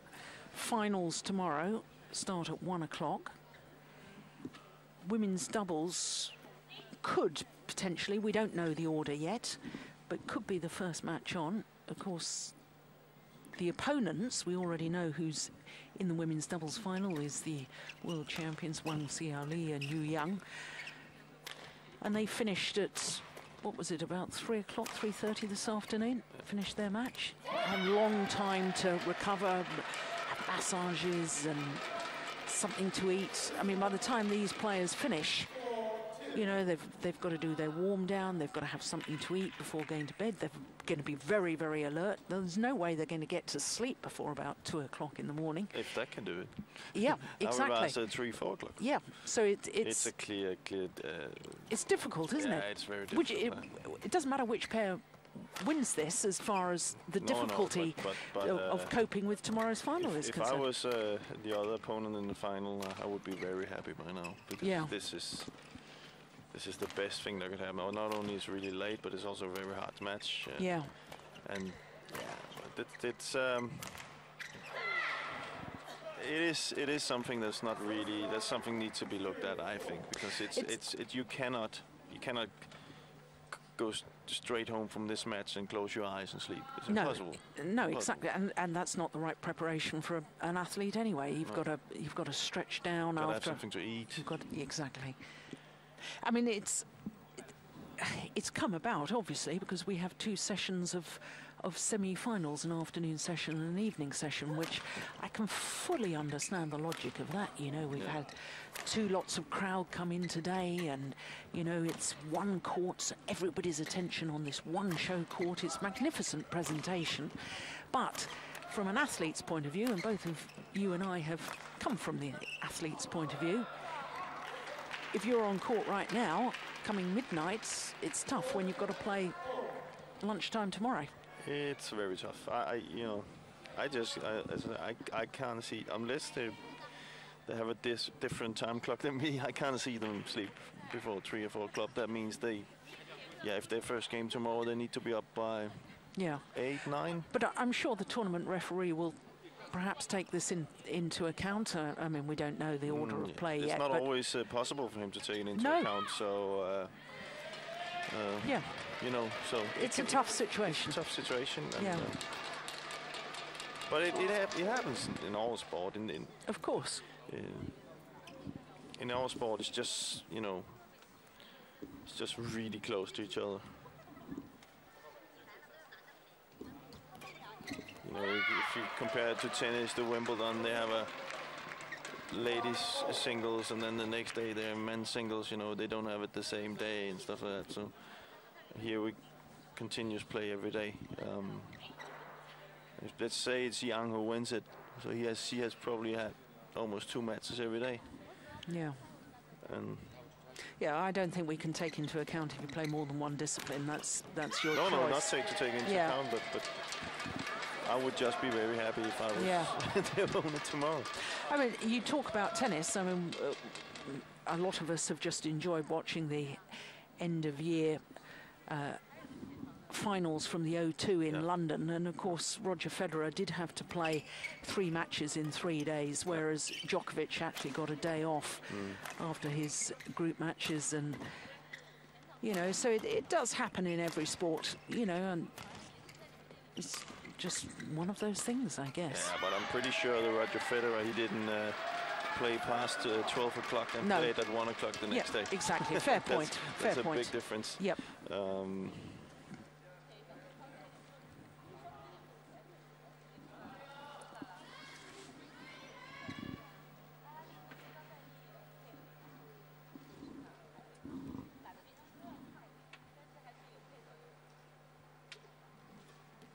Oh, it's another loose serve.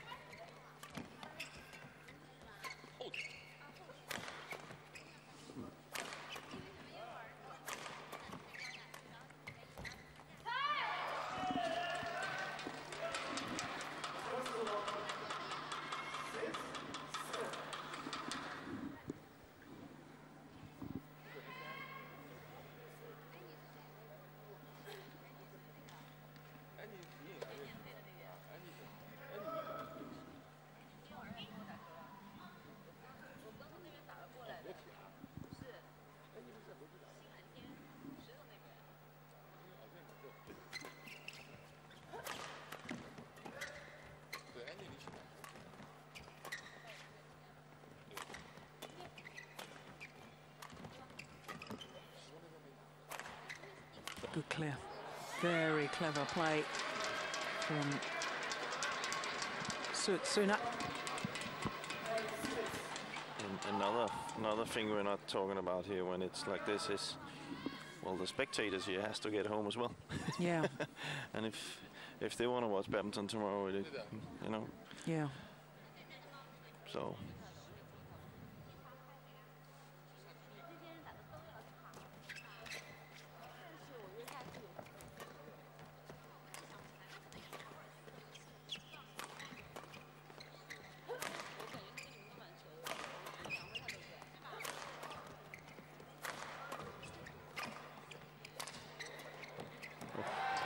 Clash of rackets.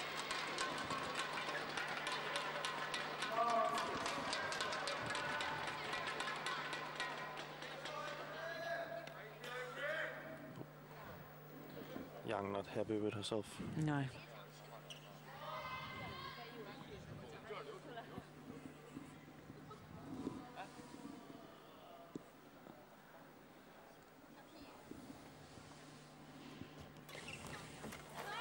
It's a clever return of serve.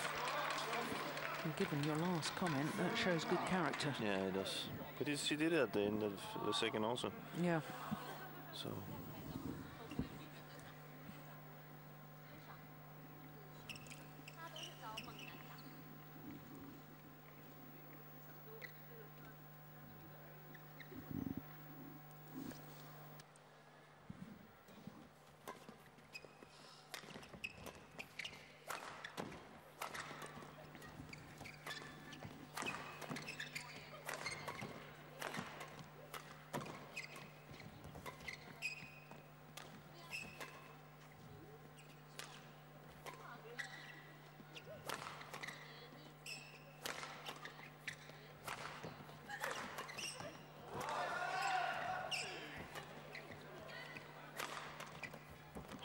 Good defense.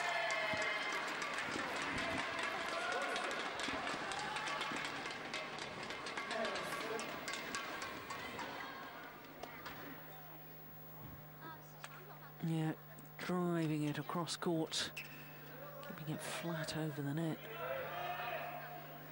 And the legs just refused to move there. I know that feeling. When you're really tired and your legs just won't. Mine's willing.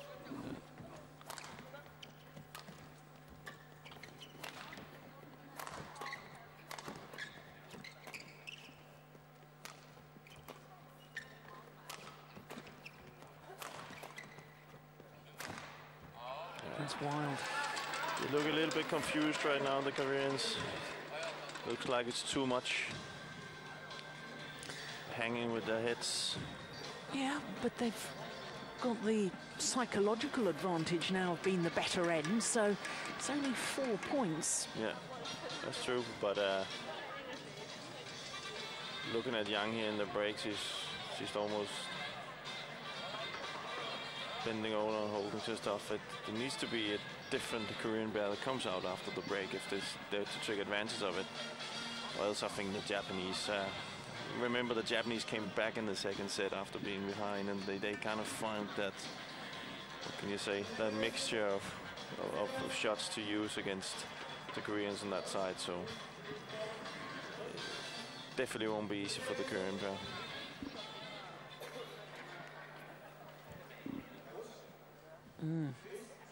Umpire looming. Trying to get the coaches to leave the court. And one thing today, we had really good umpiring, actually, I must say. They've been I agree with you. Yeah. They've been, when people have been asking the wrong things, they've not been allowed, and when they've been asking for the right reason, they've been allowed to use the towel, and flick serve been called when they were too flat, and so. Yeah.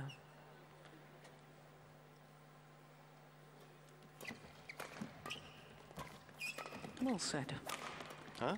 Well said. I think we're always ready to criticise officials, aren't we? And, you know, you see it in other sports. Football, blame the referee, didn't see this, didn't see that. Yeah, and they've done a good job here. Yeah, and the line judges too. All the calls we see on the replays has been right. So, good job. Yeah. And remember, it's also past 12 for them. Yeah. So.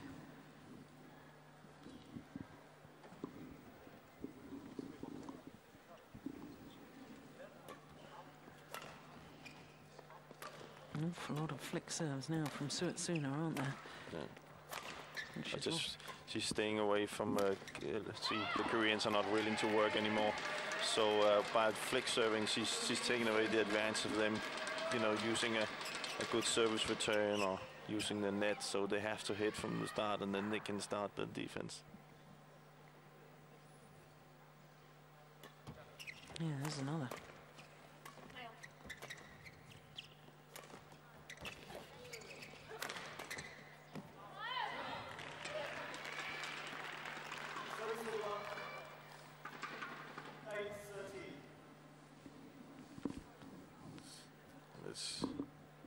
Say about the Japanese, they don't look like they've played at all. Yeah, very, very fit. That's impressive. It's very impressive.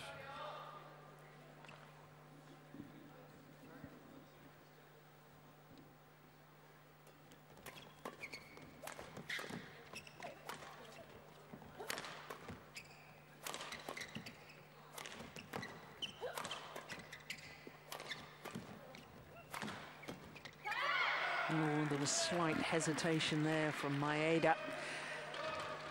Yeah, she knows it. That's why she made the error.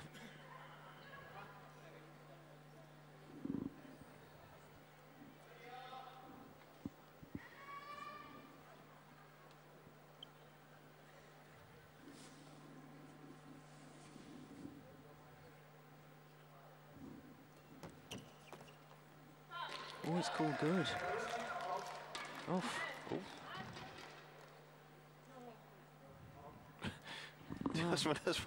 Well, there we go. The now Japanese. let's see. Yeah. Need to see that again. That's Good. a good call. Very good call correction. by the umpire. Once again, a plus. Yeah, of course, the umpire is allowed to overrule a line judge, but must do so immediately, and only if he sees that a clear error has been made. And that was a perfect example of when to use an overrule.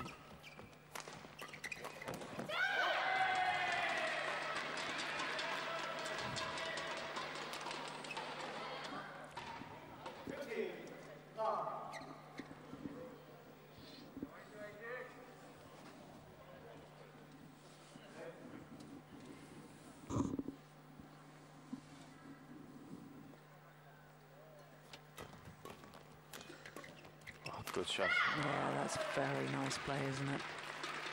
Heong.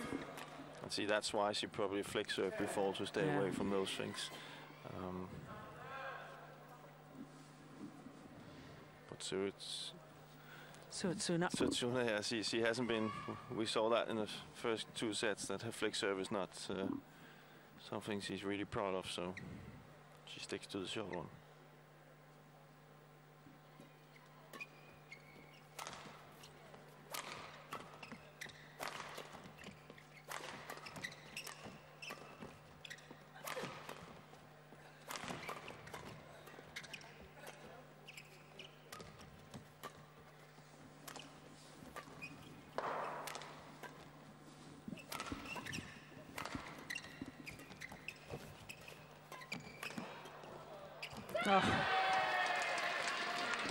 Took a little initiative and then changed the pace, changed the angle. That was the one that really did the damage. Took the shuttle early at the nets. Miyuki Maeda. Let's see if a flick serve is coming.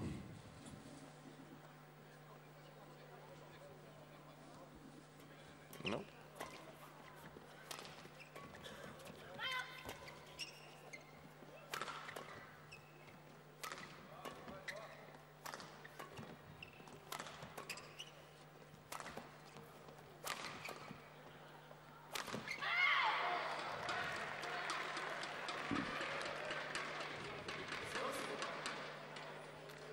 Surprising mistake by the Japanese. Normally very solid in that game.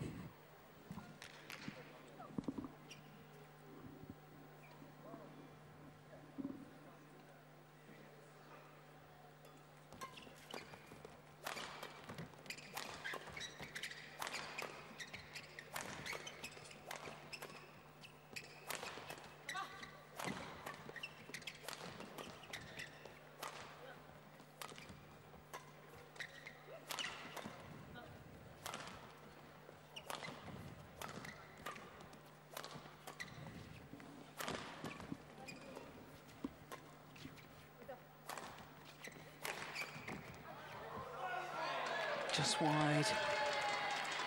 Goodness me, that can't have missed by much.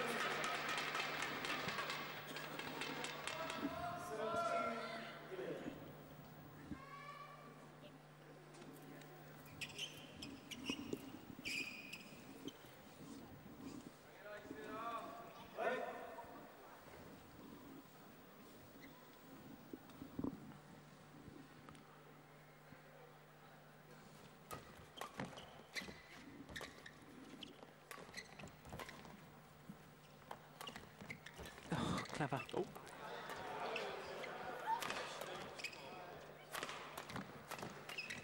Yeah. No, keep coming back to your point about the need for variation on the attacking play. Suddenly, when they hit across the body, great effect. That's the one.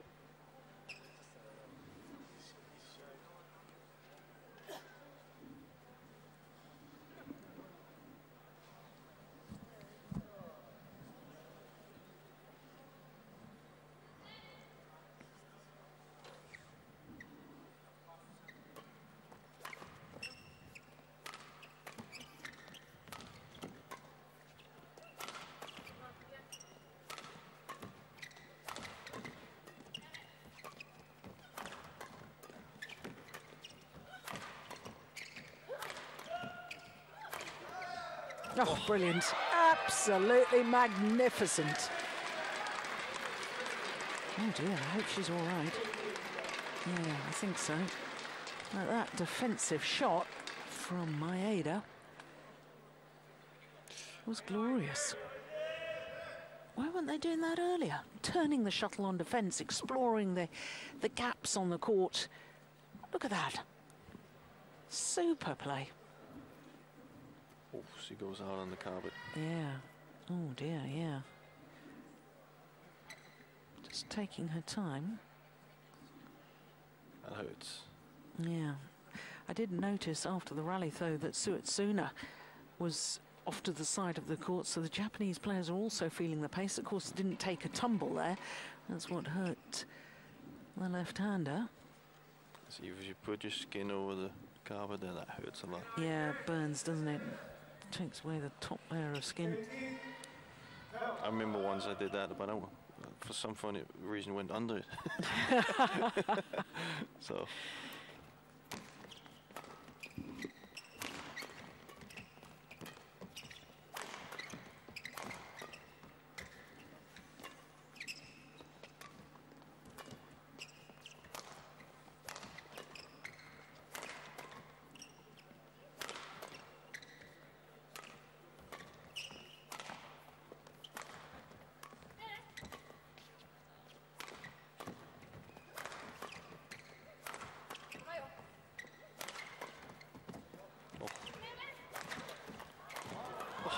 Yeah, good rally.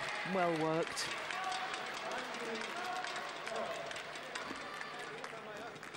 Yeah, urging them on.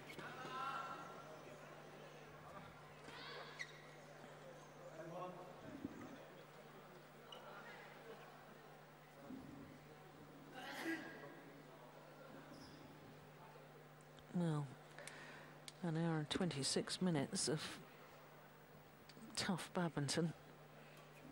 Now, fitness is a big part of the sport. Yeah, well, it's fair enough. Yeah. It's fair enough. But the error there from Jang, and it means...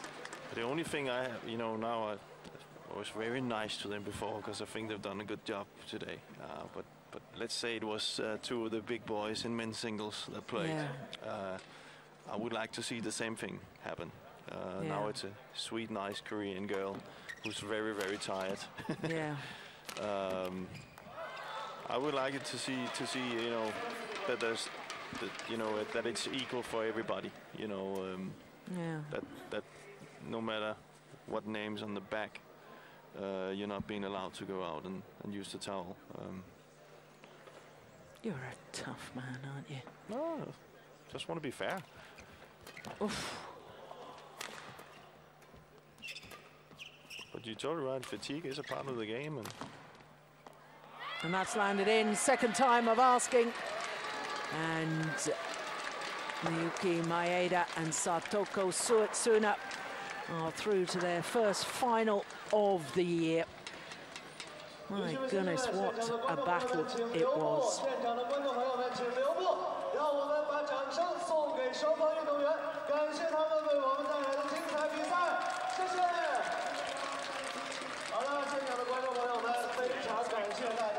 Well, there you can can see confirmation of the score, I can tell you that the fans in front of me are standing on their feet and applauding.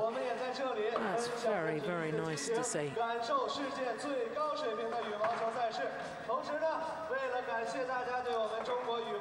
So what a magnificent women's doubles, and it means that their rewards for the number 6 seeds, Maeda and Suetsuna, is the world champions.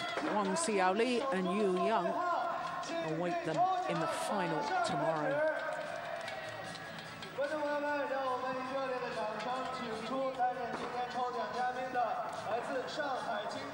So there is confirmation of today's semi-finals. Mixed doubles, the number 1 seeds, Chen and Ma Jin, despite Chen not being well, came through that one against the Koreans. Then Chen Long was simply far too good for Chong Feng. 2 straight games, just 33 minutes needed there. The defending champions in the men's doubles, Mathias and Carsten Mogensen, the number 1 pair in the world. 2 straight games, revenge over Kien Tan, who beat them in the semi-final of the Denmark Super Series event. And then, of course, the youngster Intanon Ratchanok overcoming Juliane Schenk in the women's singles. And we've just seen a magnificent women's doubles as well. But this is how it all started. It all started with that mixed doubles. And the number 1 seeds, Chen and Ma Jin, coming through 21-19, 21-13. Chen Long through to his 3rd consecutive final here at the China Open, having won the title 2 years ago, beaten finalists last year. Then last year's champions, the Danes, Mathias and Carsten Mogensen, very sharp, tactically so astute. 2 straight games for them. Then we had a magnificent women's singles, and Juliane Schenk, the woman who beats the defending champion yesterday in the quarter-final, goes out today against Intanon Ratchanok. And as we've just witnessed in the women's doubles, Maeda and Suetsuna in a marathon match, 1 hour and 27 minutes. And there we can see the lineup for tomorrow's finals. We're starting with mixed doubles, then women's singles. Women's doubles will be the 3rd match, then men's doubles, and then the men's singles, and all Chinese men's singles will be the 5th and final match tomorrow.